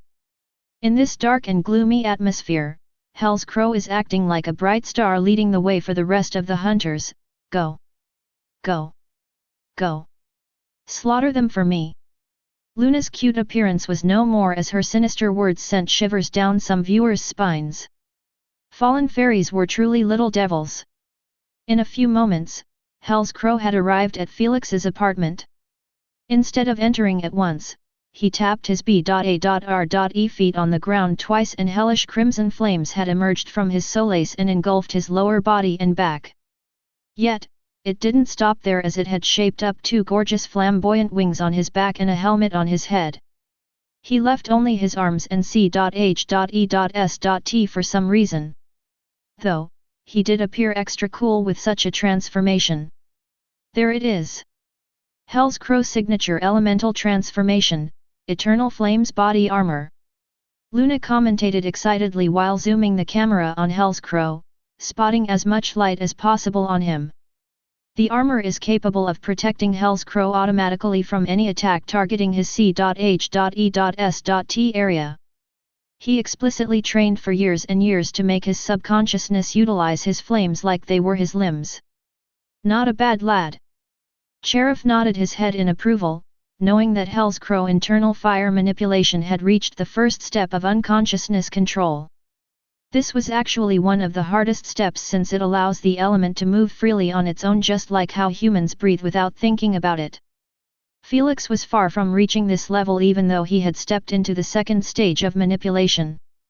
Well, stepping into that stage simply meant that he could now practice external manipulation.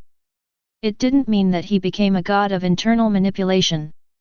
Not even close. He was still missing too many holes to patch up. It's starting. When Luna saw that Hell's Crow had brought out his key, she split the camera into two halves. While one was showing that Hell's Crow was trying to enter, the other side was showing Felix leaning against the wall with his eye affixed on the door. His arms were still engulfed in that weird-looking purplish lightning charges. Cluck! Abruptly, Hell's Crow jerked the door wide open after unlocking it with his key. When he saw that no one was in sight, he heightened his vigilance to the max. Which player is my target and where is he hiding? He pondered while peering within the apartment without placing his foot inside. Is he invisible or leaning against one of those two walls? He frowned his eyebrows. I need to find out, but my fire can't enter the apartment without my foot being inside. Based on the information I gathered on those players, none of them seemed to possess invisibility. Hell's Crow reasoned, this means my prey is behind one of those walls, waiting to pounce on me. Upon finding the problem, it was easy to find its solution. Whoosh! Hell's Crow didn't think twice as he flew forward. The instant his head entered the apartment, he spread his arms to the sides and shouted, Inferno! Putoof putoof! Giant columns of crimson fire had emerged from his palms and engulfed the walls like they were hit by two flamethrowers. Felix, whose vigilance was never lowered, didn't hesitate to point his arm at the upper part of the wall above him. SZLSZLLZLZ. Before the viewers could even wonder where he was aiming at, a tether-like purplish electric arc had manifested suddenly and hoisted Felix to that chosen destination. Ah, isn't that Thor's electrical pole technique? Aspidicelone commentated while scratching his chin in intrigue. Haha, ASPI remembered it instantly due to being bullied by it tens of times in the old days. Kumiho laughed while covering her mouth. While the other primogenitors chuckled at his expense, Aspidicelone was wise enough to ignore them and continue watching the ongoing battle. Slows lezel. Felix didn't bother to open his mouth and chat with Hell's Crow as he took advantage of his opponent's inability to get in a defensive posture by firing off the same tether-like electric arc. Naturally, Hell's Crow didn't see it only after it reached his body. Even though his flaming wings had covered his body reflexively, trying to protect him from harm, it merely lessened the damage done since fire and lightning were both energies that couldn't block each other's path. Unless one was powerful enough to overpower the other. That's why Felix dodged the fierce flames from before instead of placing down an electrical field to block it. SZLSLSLSSLSL. A clean strike by landlord. Luna shouted loudly while watching Hell's Crow twitching in his place as purplish lighting charges continued to course on his skin. Need to break away. Hell's Crow was having difficulty thinking properly when hundreds of thousands of volts were numbing his nerves.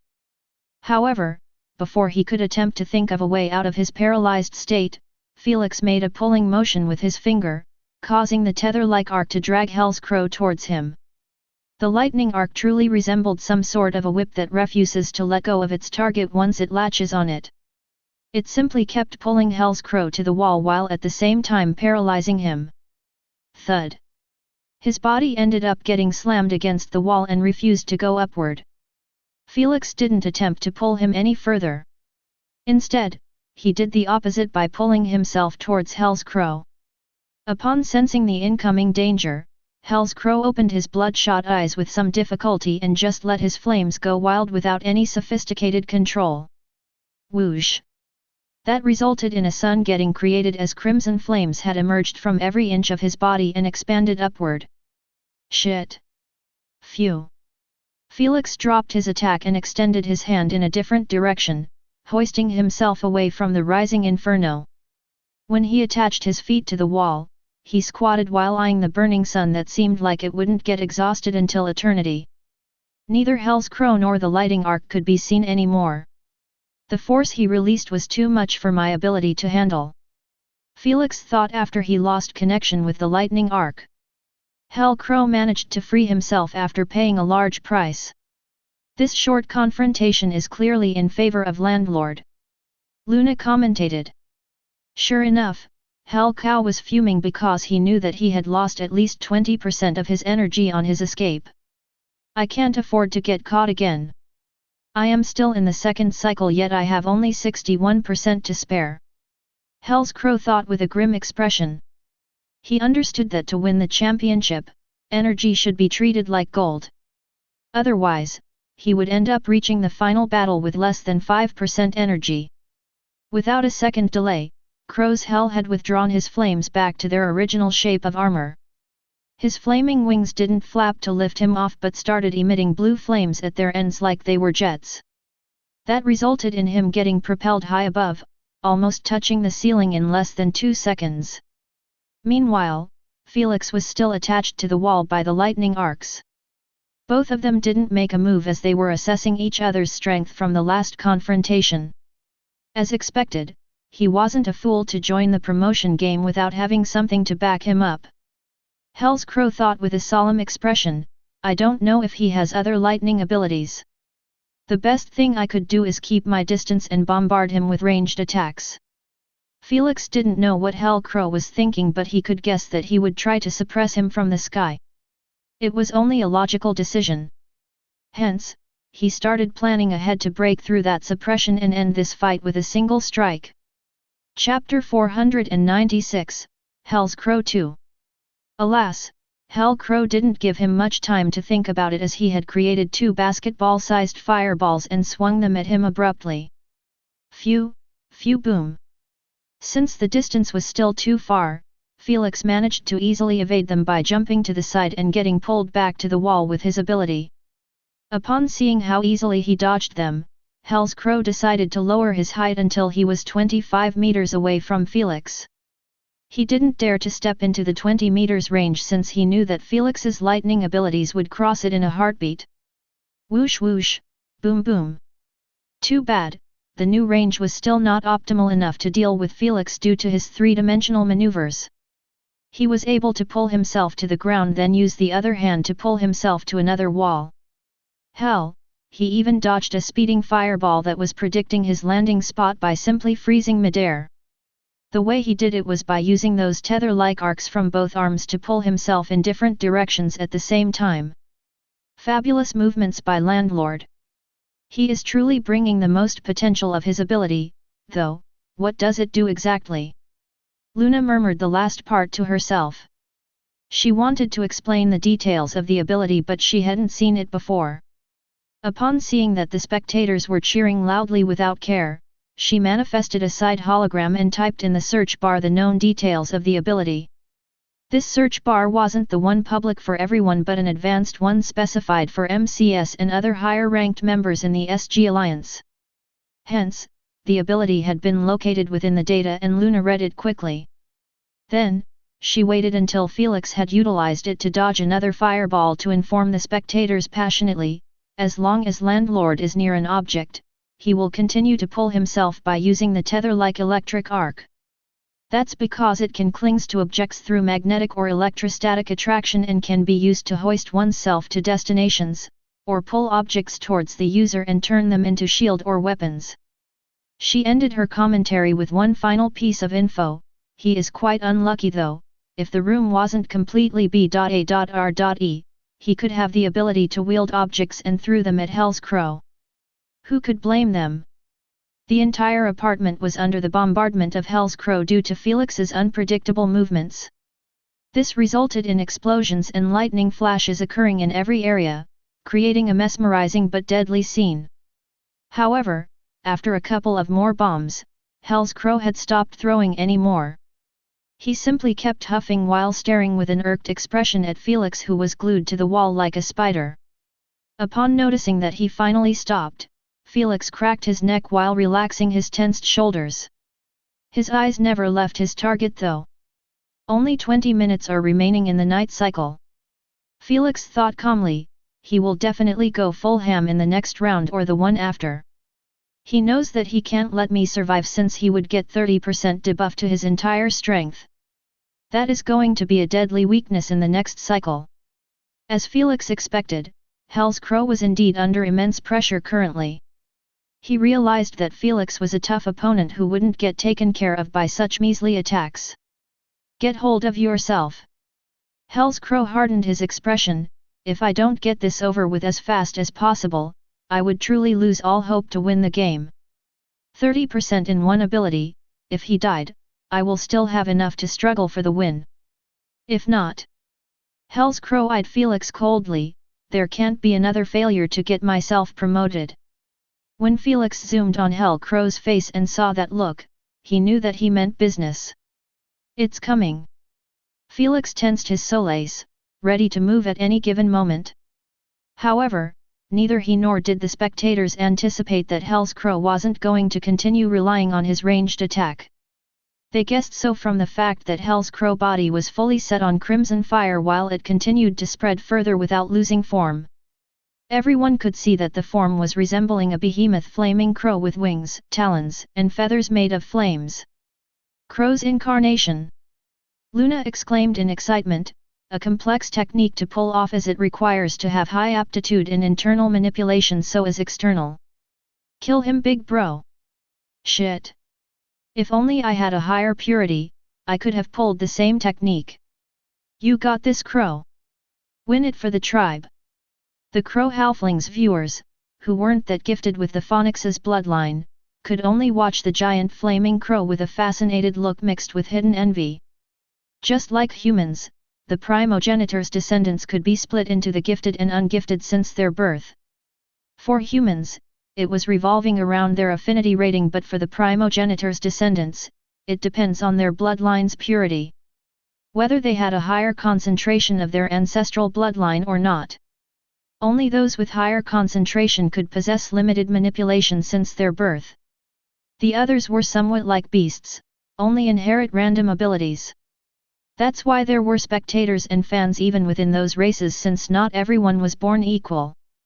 Right now, they could only feast their eyes on their idol's astonishing ability to create such a breathtaking and horrifying attack.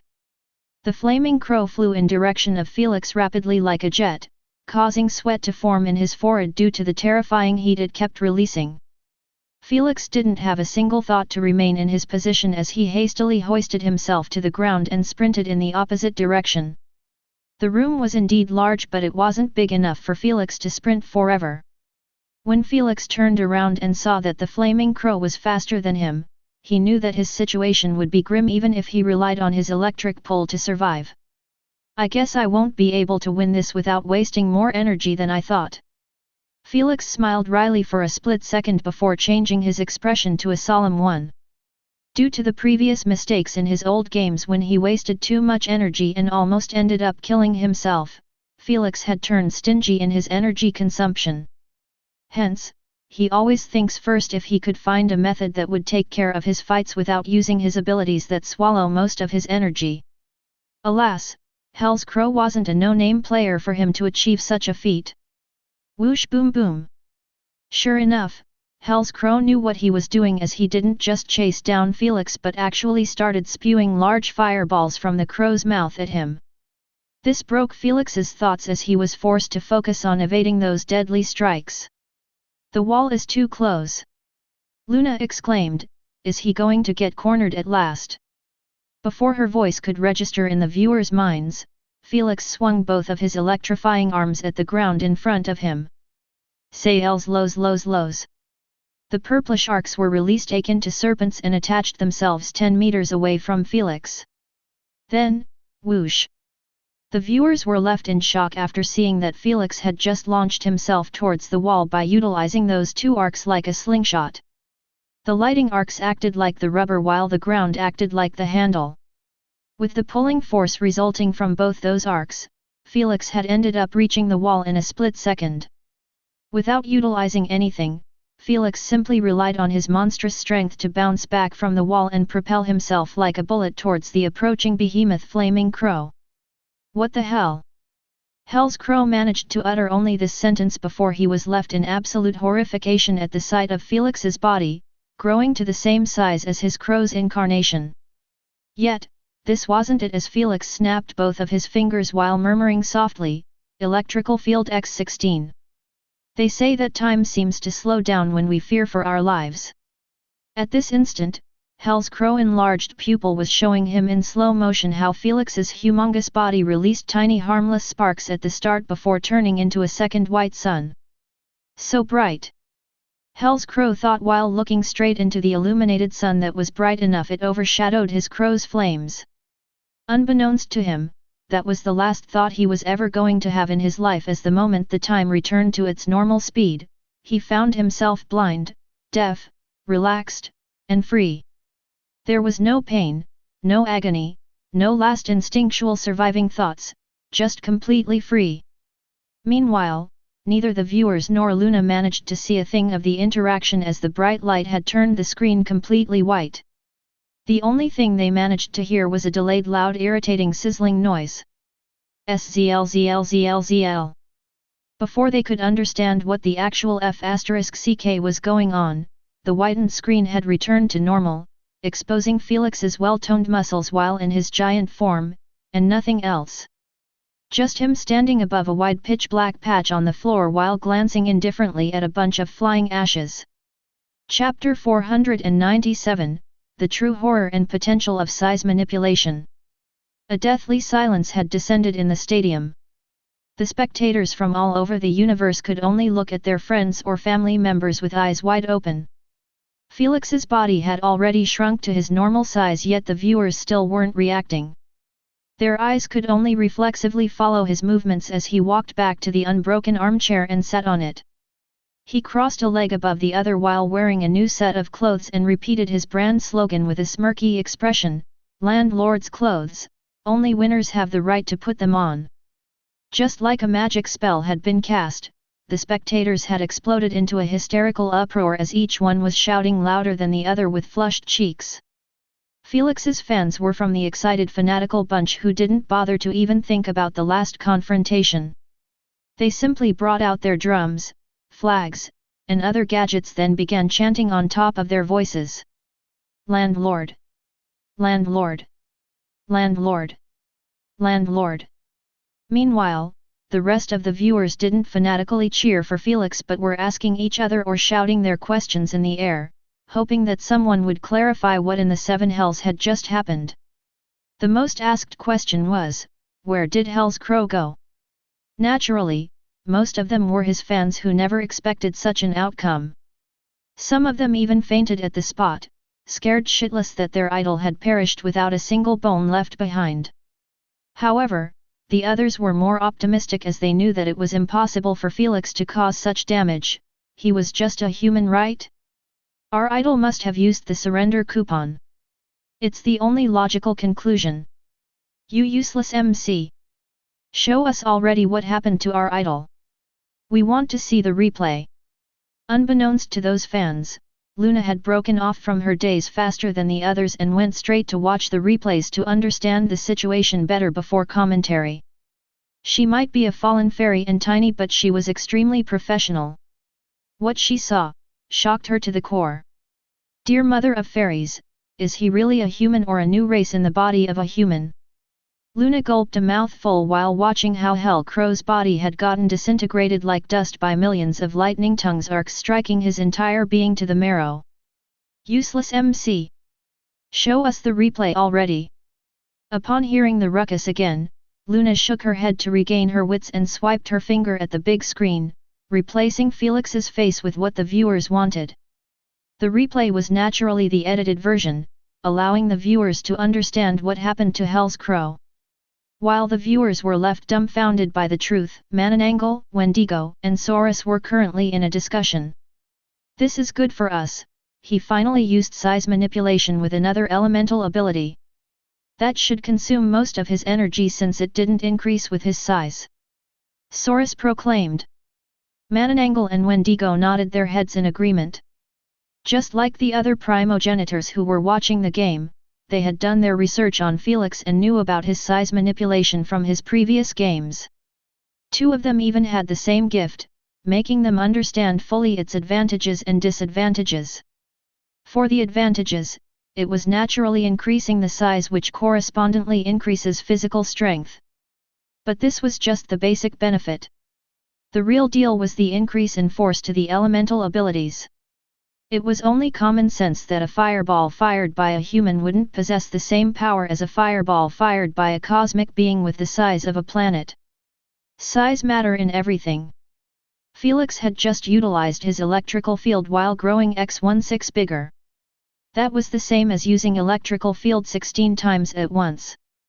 The power emitted from the ability was enough to turn Hell's Crow into dust since he was merely hiding inside a flaming crow. It wasn't able to block much for him. Nevertheless, there were other disadvantages coming along with increasing one's size. That was the energy held doesn't magically increase as well. The capacity naturally increases but the energy itself remains the same. That's why the primogenitors keep hunting for energy during their space travel when utilizing size manipulation and why Felix had ended up spending 70% of his energy on that attack only. He only managed to afford using it after the last etching enhancement that increased his capacity.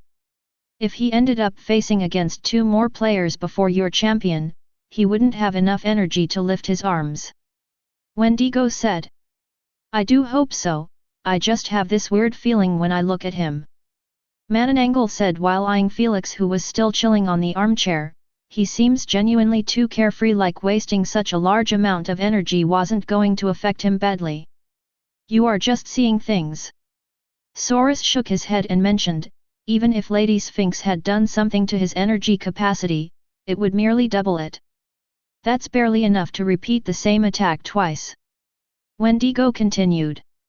I don't know, something just doesn't sit well with me about this situation. Mananangal rubbed his chin with a thoughtful expression, hopefully, I am overthinking things. Meanwhile, at the assembly, the primogenitors had started to rethink the whole matter about the human bloodline system being trash. They realized that it was indeed shit if they used other beasts' bloodlines, but when primogenitors' bloodlines were utilized, an abnormal freak like Felix emerges.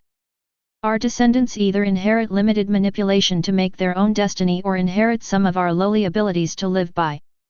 Aspidicelone said with a deep voice, not one of them had inherited our strongest abilities that we take pride in. The primogenitors knew that it was impossible for them to even help their descendants obtain it, so they could nurture a powerful champion for them. Unlike humans who didn't have connections to primogenitors, making their body a good vessel for possibly anything, the descendant's fate gets locked from birth. Maybe I should pick a gifted human and turn her into my champion by giving her my essence. Nakumiho waved her hand in disinterest. Even if she managed to inherit my strongest ability, she still will lack in base strength. If Lady Sphinx's champion didn't have that, they wouldn't have bet on him at all. Although they seemed disinterested in the idea now due to the limitations imposed on humans, who would say that they wouldn't find their own method to go around it later on. Peeb. The second night cycle had been concluded. Luna extended her hand at a list she created and claimed, another 7 players had been eliminated. 2 had been disqualified willingly by breaking the rules and 1 had used the surrender coupon. This leaves us with 14 players in total. Luna split the screen into 14 parts and displayed the remaining players.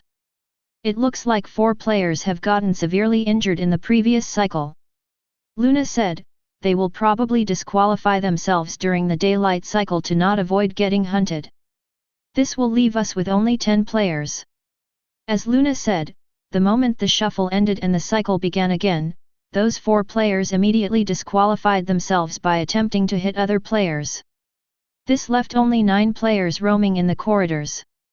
There were still some familiar faces like Anissa, Bloodslayer, Doomsday, Vanlord, and naturally, Blood Merchant.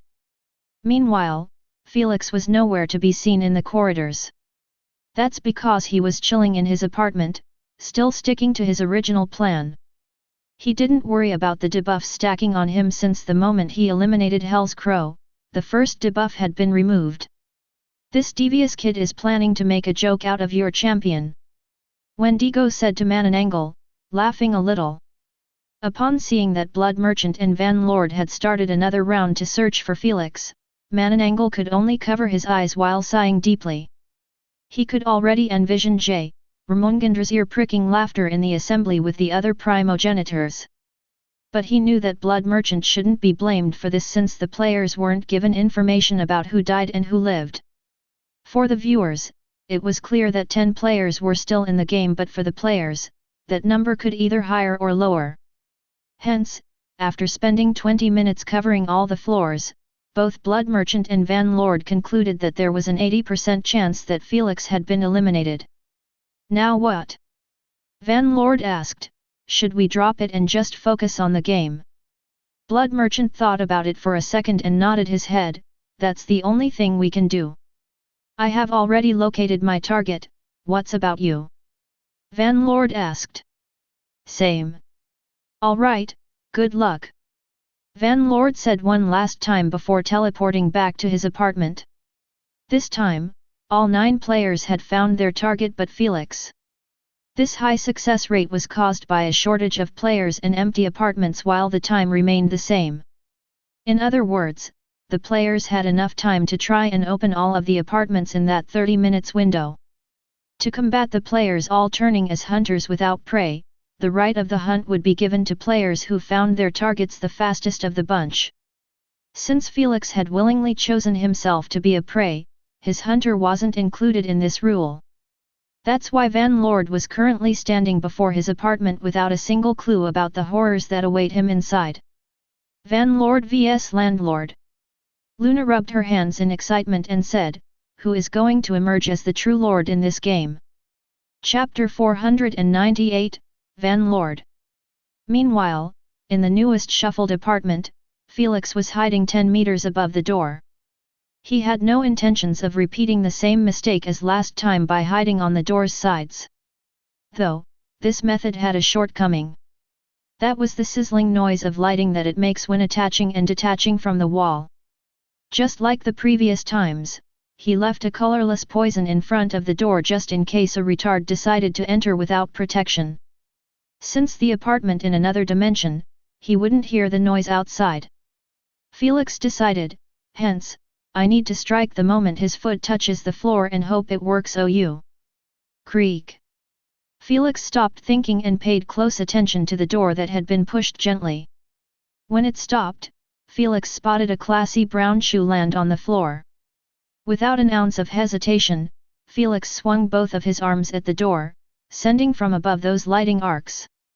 They had seen in Vanlord's highlights how he used this strategy to bait off potential ambushes. Just as they expected, blood had seeped from his shoe and transformed instantly into a small dome. SZSLSLSLSLS. The lightning ended up striking the dome, making it vibrate slightly after coursing through all of it. The blood dome wasn't stationary but growing bigger and actually moving forward, making it obvious that Vanlord had stepped inside. But Felix didn't care about that for now, as he was able to notice tiny sharp heads emerging on the surface of the dome. Most of them were pointing upward. Damn it! Felix immediately bent his legs and propelled himself forward.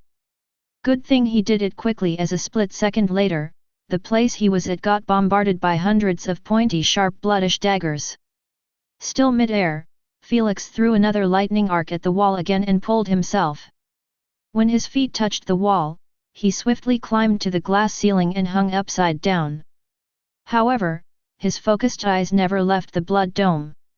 Is he Van Lord or blood merchant? The reason he went to the ceiling was to give himself some safety space while using his X-ray vision and check on his target's bone structure.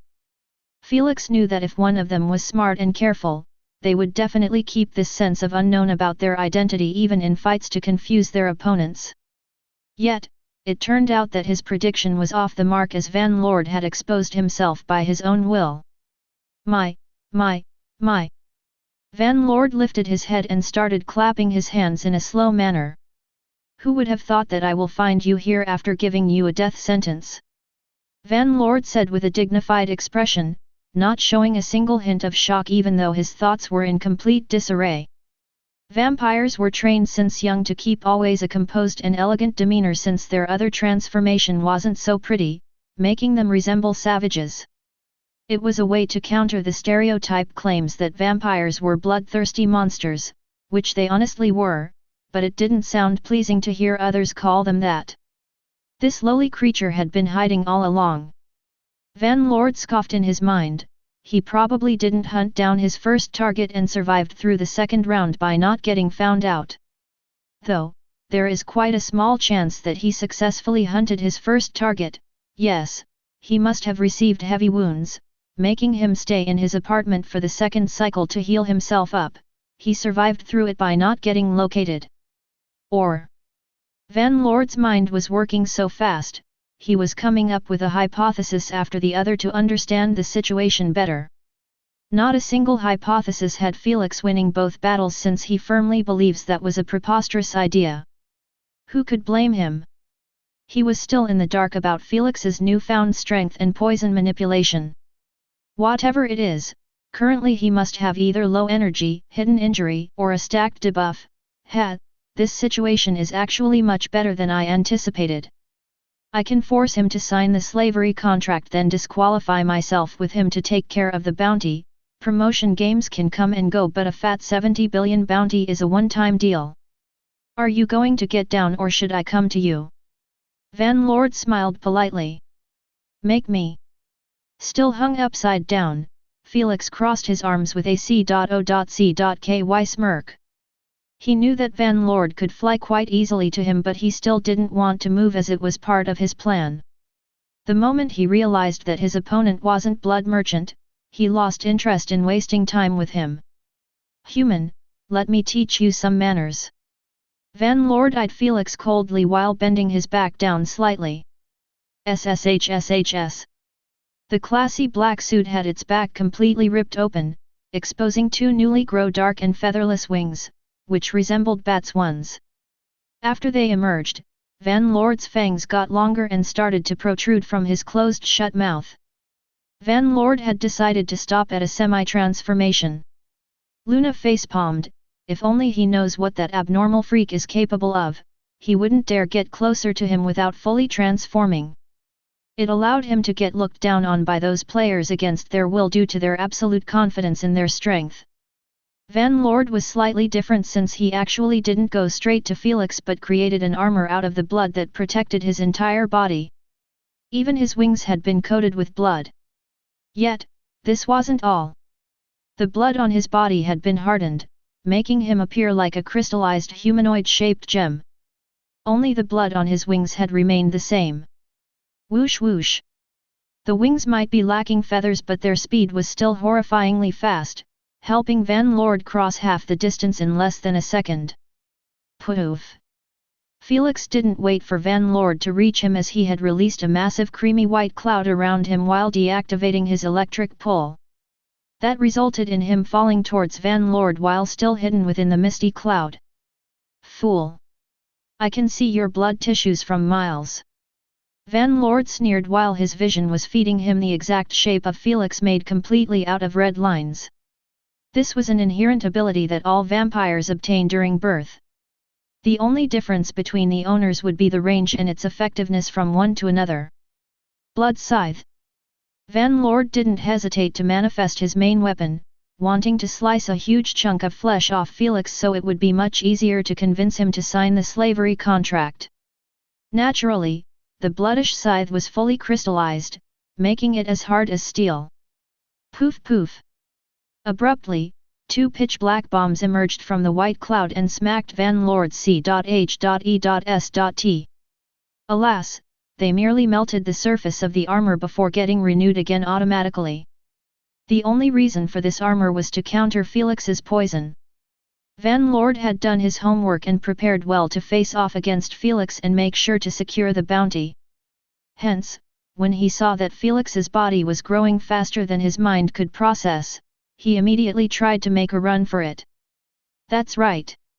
He wanted to retreat since based on the information he gathered, he knew that Felix couldn't stay as a giant forever due to energy consumption. The smartest and most logical decision in his eyes was simply to avoid him until he gets forced to deactivate it. You ain't going anywhere. Felix's booming voice echoed in Van Lord's ears akin to thunder right as he was about to change directions. It wasn't so easy to make a sudden sharp turn when he was going at his fastest acceleration.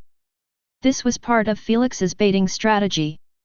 If Felix couldn't reach him, then he needs to give Van Lord a juicy opportunity to approach his own. Zlzlozlay. A thick purplish lightning arc was the only thing that reflected in Van Lord's red pupil after he glanced behind him. The arc was even bigger than an actual lightning strike.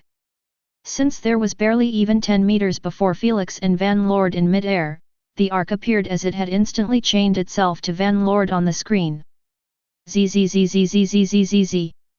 Crystallized blood armor or not, Van Lord couldn't escape getting zapped by millions of volts from the arc, making his eyes roll at the back of his head while twitching ceaselessly. Thud! Felix's giant body finally ended up colliding with Van Lord. With his lightning immunity, he barely felt a tickle from hugging the twitching Van Lord. Did he pass out already? There is foam coming out of his lips. Asna asked speechlessly. Sure enough, Felix noticed from within the crystallized blood that Van Lord was spewing foam while his eyes were showing only white. Without playing around, Felix caught Van Lord by his head and brought him below his body, forcing him to take the brunt of the collision. Then, he shrunk his body to lower his weight and avoid a fatal wound. Dropping from 50 meters in the air was not a joke even for him. 15 meters, 10 meters, 5 meters. Just as the viewers opened their eyes widely, wanting to see the blood splashing everywhere, Van Lord's pupil had regained some color. He had regained his consciousness while still being zapped. Chapter 499, Lesser Version. Whoosh! Upon sensing the wind smacking him in the face, Van Lord's gut told him that things weren't going to end well for him in the next second. Van Lord didn't hesitate twice to shout in his mind, "Surrender coupon." Knowing that the coupon gets used only in critical situations, the Queen instantly activated it without asking for confirmation. Thud! Crack! Crack! In the end, Felix's body was the only thing that smashed the floor after Van Lord had turned into light particles. FCKK! Felix cried in agony while clutching both of his knees after he forced himself to fall on his legs when he realized that Van Lord was gone. He wasn't groaning for no reason as his legs had been bent in a weird shape while his knee bones were fully exposed in the open. The sight couldn't be more gruesome. Oh no! Landlord must have miscalculated Van Lord's use of the surrender coupon. Luna exclaimed with a sadistic smile even though her tone appeared like she was worried. She felt great P.L.E.A.S.U.R.E seeing others get hurt and the fact that Felix's legs were broken sparked great joy in her heart, just like Asna who was laughing her A.S.S off at Felix's pain. The same couldn't be said about Olivia, Robert, his fans, and the rest of the people who cared for Felix. However, just as those thoughts took hold of their minds, they were shocked to see a greenish mist being released from his body just to get absorbed back by the pores on his legs. At the start, they had no idea what he was up to, but a few seconds later, cracking noises began resounding in the area. When those noises were gone, Felix's legs could be seen perfectly fine. If it wasn't for his torn-apart pants and bloody patch, no one would believe that they were broken. Isn't that the same ability that he used to heal himself in his first games? I do believe so. Does he still have it, or is this the doing of his poison manipulation? I am honestly too confused by everything going on in this game. Rowdy chatter broke out between Felix's teammates. All of them without exception were showing bewildered expression. Who could blame them? Their questions kept building up from the start of the game to this point in time without anyone managing to answer one.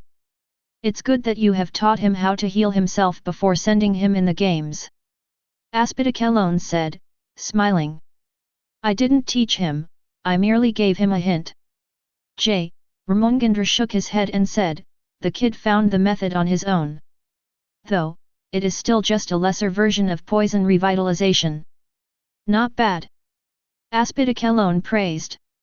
Aspidicellone didn't know when exactly did Felix receive limited manipulation, but he understood that overcoming the hurdle of elemental immunity to affect one's body needs intelligence, wits, creativity, and repetitiveness. Each element had its own way to heal the user. Some difficult while some were quite easy to pull off. Felix had managed to find a way months ago during the Ramungandra's 7 days challenge. The method was actually simple, but finding out about it posed a real challenge to Felix. That's because the method required him to merge inducements and create a poison that wasn't harmful to the body at all. Ramungandra's hint was merely telling him that the key is in merging inducements. The difficult part was done by Felix. He called that inducement the agitator. That's because it was created to agitate the healing properties of the body. If his tissues were injured, this inducement agitates the cells to regenerate thousands of times faster than the average recovery speed. As for the bones, it hastens the process by making the blood clot form faster around the fractured area. Then, the agitated cells would take it from there by doing the same thing just much faster.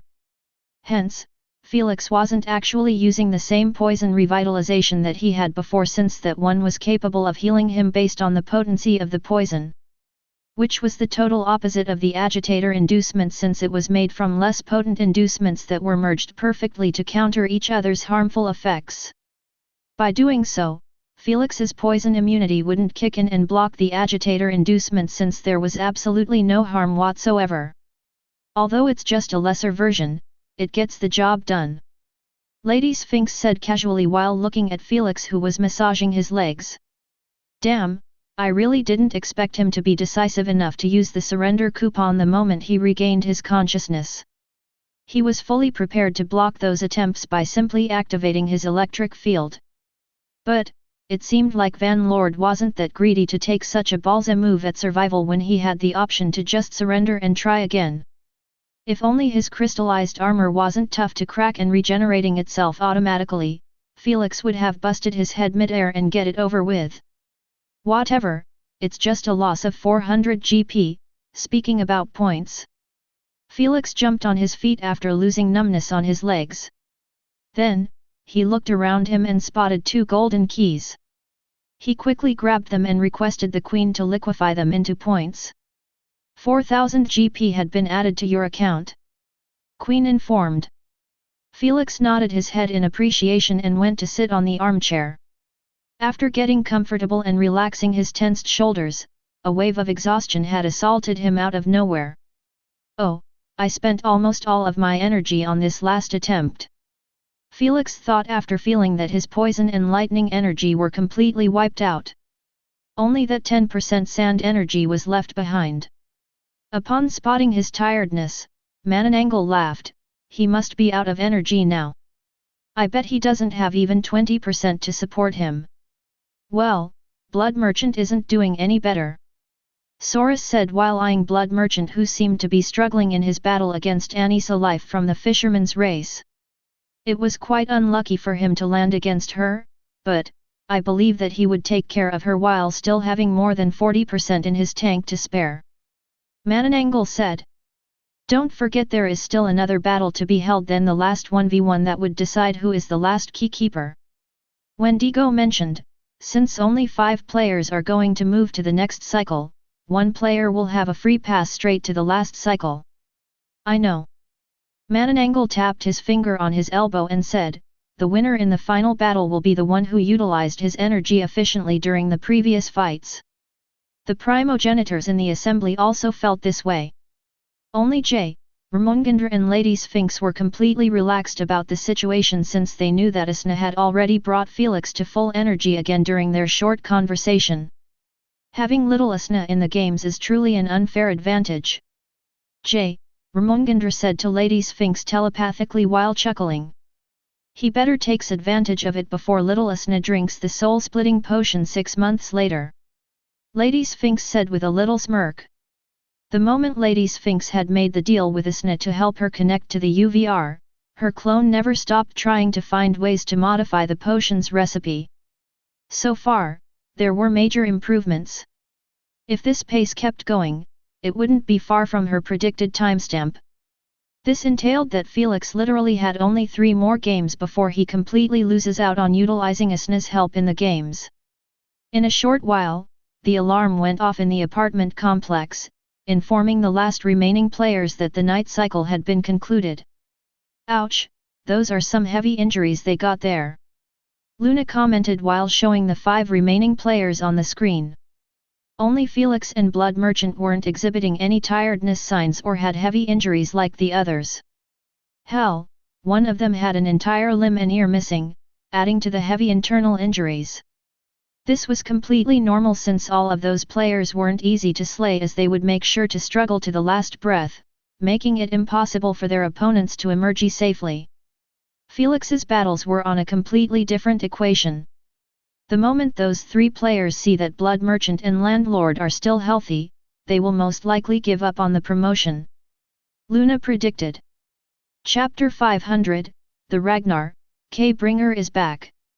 Everyone agreed with her take as it was only common sense to retreat when the situation wasn't favorable. Hence, when the daylight cycle began again, those 3 players went out of their rooms with high hopes that everyone was just as injured and low on energy as they were. Alas, when they spotted Blood Merchant walking without a single scratch on his face, their hopes were dashed. F***ing bats and their abnormal rejuvenation speed. The werewolf Blood Slayer cursed in his mind while walking towards Blood Merchant with a limb. He had a bit of chilly air around him. Oh, what do we have here? Blood Merchant smiled faintly after spotting the werewolf and his condition. Out of energy to heal yourself properly? Blood Merchant asked, sounding polite but the mockery hidden in his tone wasn't foreign at all to the werewolf. Blood Slayer merely growled at him with acidic saliva dripping on the floor, appearing like he was trying his best to suppress his fury.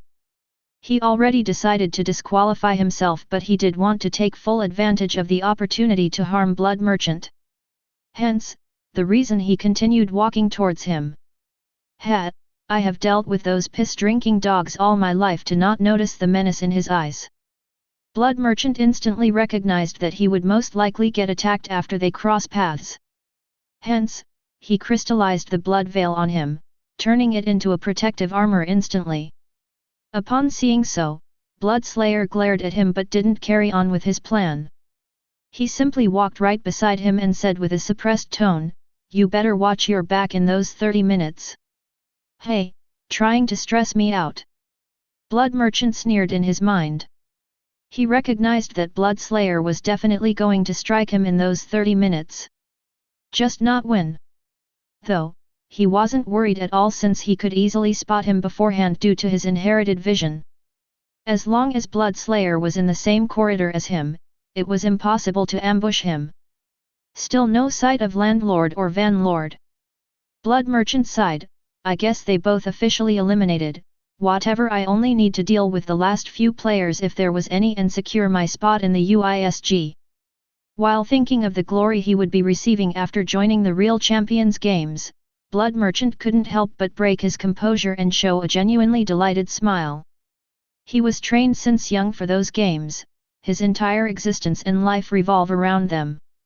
Hence, it was incomprehensible to others what it means to him to join those games.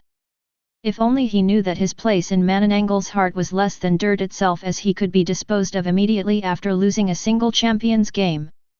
Or maybe he already knew about it, but he didn't care much since he wasn't taught anything else than being loyal to the ancestor and bringing him the most profit. Whatever it was, Felix was currently sitting right in front of the door with gleaming eyes, waiting patiently for the perfect time to make a move and dash all of Blood Merchant's dreams and hopes. Time went by and only 5 minutes of the cycle was remaining. Only Blood Merchant could be seen strolling down the corridors in a carefree manner like he was the landlord. As expected, Blood Slayer had failed his attempt to cause harm to Blood Merchant with a strike that carried every ounce of his last remaining energy. When an ambush was anticipated, it was quite easy to nullify it. Meanwhile, the other two players had already disqualified themselves by making a deal to strike each other. Since it wasn't possible to know who was eliminated or still playing, Blood Merchant had no clue if there still 1, 2, or 3 remaining players.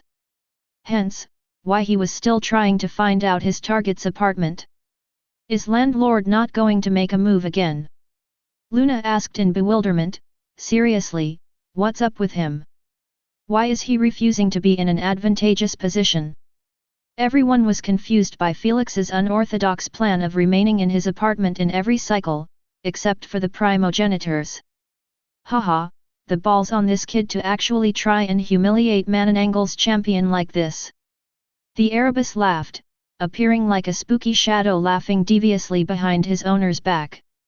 He must be fuming. I do want to see his face right now. Kumiho said, giggling. What are you talking about? Sheriff scoffed. He must be over the moon since this kid is clearly playing with his food when he is literally almost out of energy. I am not complaining at all. Free bet for me. Exactly as Sheriff said, the Darken faction members were all in a good mood at the sight of Felix still chilling in his room while Blood Merchant was doing his best to find his target. He is clearly trying too hard to please the J. Ramongandra to the point he is willing to give up on a well-needed advantage. Wendigo smiled creepily. For a straightforward individual, the J.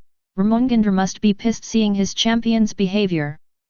Haha, he will be more pissed when his champion ends up dying before all due to such a silly plan. Saurus laughed. Unbeknownst to them, J. Ramongandra and Lady Sphinx were chill about the whole matter since they knew that Blood Merchant had no chance against Felix anymore. If they met at the start, then maybe he could put up a fight, but now? They knew that the energy difference was going to hurt Blood Merchant greatly. In a short while, the daylight cycle had concluded with Blood Merchant not locating his target. That's because he was one of the latest disqualified players. It seems that the night cycle will be skipped. Luna said.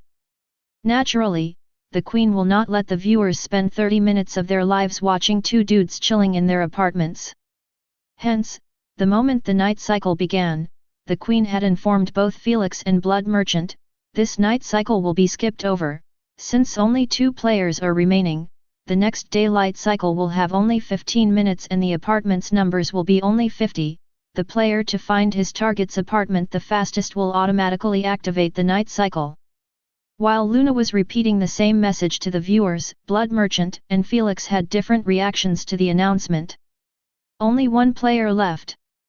Blood Merchant snickered.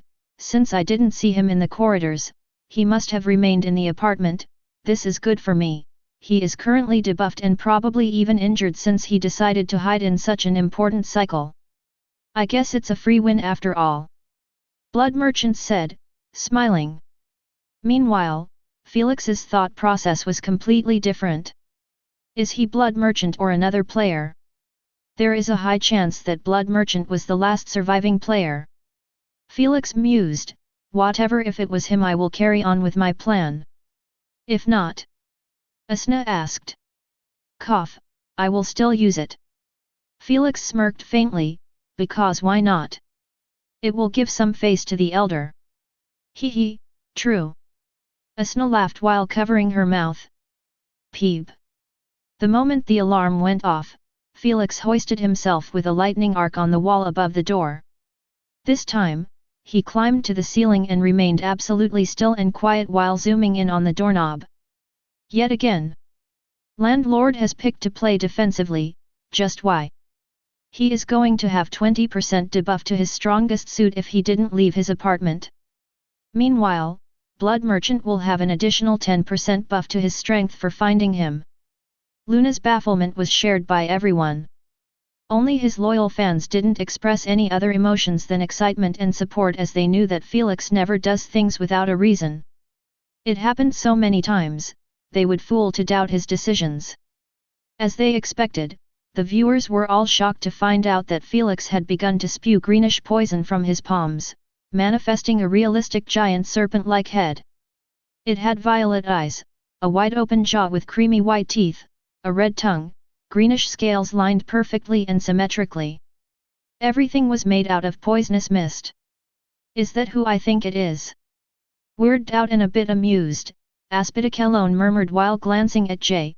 Ramongandra, who appeared like he was just as stunned as the viewers. Even some primogenitors were stunned by it, as they could glance at each other in amazement while watching Felix. He was continuing pumping out different colored inducements from his palms to shape up an exact version of the J. Ramongandra in his serpent form. The head was just the beginning and also the hardest part to create. After he was done with it, he shaped the dark greenish scaled long body and tail in under 30 seconds of constant poison pumping. Although his external poison manipulation was shitty, he was still able to modify the creation after it had already emerged on the outside. The final result was an almost identical 40 meters version of the J. Ramongandra without the purplish inscriptions all over his body. Since it was made from the mist, it kept moving slightly with the wind, making it appear alive and intimidating at the same time. Is that supposed to be his hidden card or strongest attack? I don't care if it's for attacking or just shows, it looks so cool. I wonder which serpent is that? The viewers marveled at its creation but also confused about its existence. Only the primogenitors understood the underlying message behind it. You have a good kid who is willing to honor your return, old friend. Aspidicelenepi said, smiling faintly. He sure has a good artistic style to capture your ugliness, I give you that. Brutal as always, Erebus commented. Damn it, I have 279 alive champions and 95,244 dead ones, yet not one of them made a creation of me in the games. Kumiho complained about it with an envious tone, I will definitely make them do it in the future. The other primogenitors shared their own opinions on the matter, embarrassing J. Ramongandra, who honestly didn't expect this at all. Unlike Asna and Lady Sphinx, who could read Felix's mind right now, J. Ramongandra wasn't able to do so because his consciousness was in the UVR. He knew that Felix was planning to give him some face, but he expected that he would do it by trashing Blood Merchant, not by this. Little rascal, daring to embarrass me in front of those fogies. J. Ramongandra thought while showing a vexed expression. Though, a gratified faint smile soon took over his vexation, making Lady Sphinx chuckle lightly after spotting it. He better make me my own creation in the games as well after everything I did to him. Lady Sphinx thought to herself with a dangerous gleam, making Felix flinch in coldness during his final touches. So scary, did I get glared at by one of the Elder's enemies? Felix gulped a mouthful at the thought. He knew that his action was probably going to offend the Darken faction's members. But, he honestly didn't give a crap how they feel about it. He was J. Ramongandra's student and his side had already been chosen. He might not kill the primogenitors, but he would make sure to do his part as J. Ramongandra's student and irritate them. What better method to do that than show them the J. Ramongandra's perfect imitation flying in the sky like in the old times? More than anything, he created the imitation to make the statement that J. Ramongandra had told him to make in the games, the Ragnar, K-Bringer is back.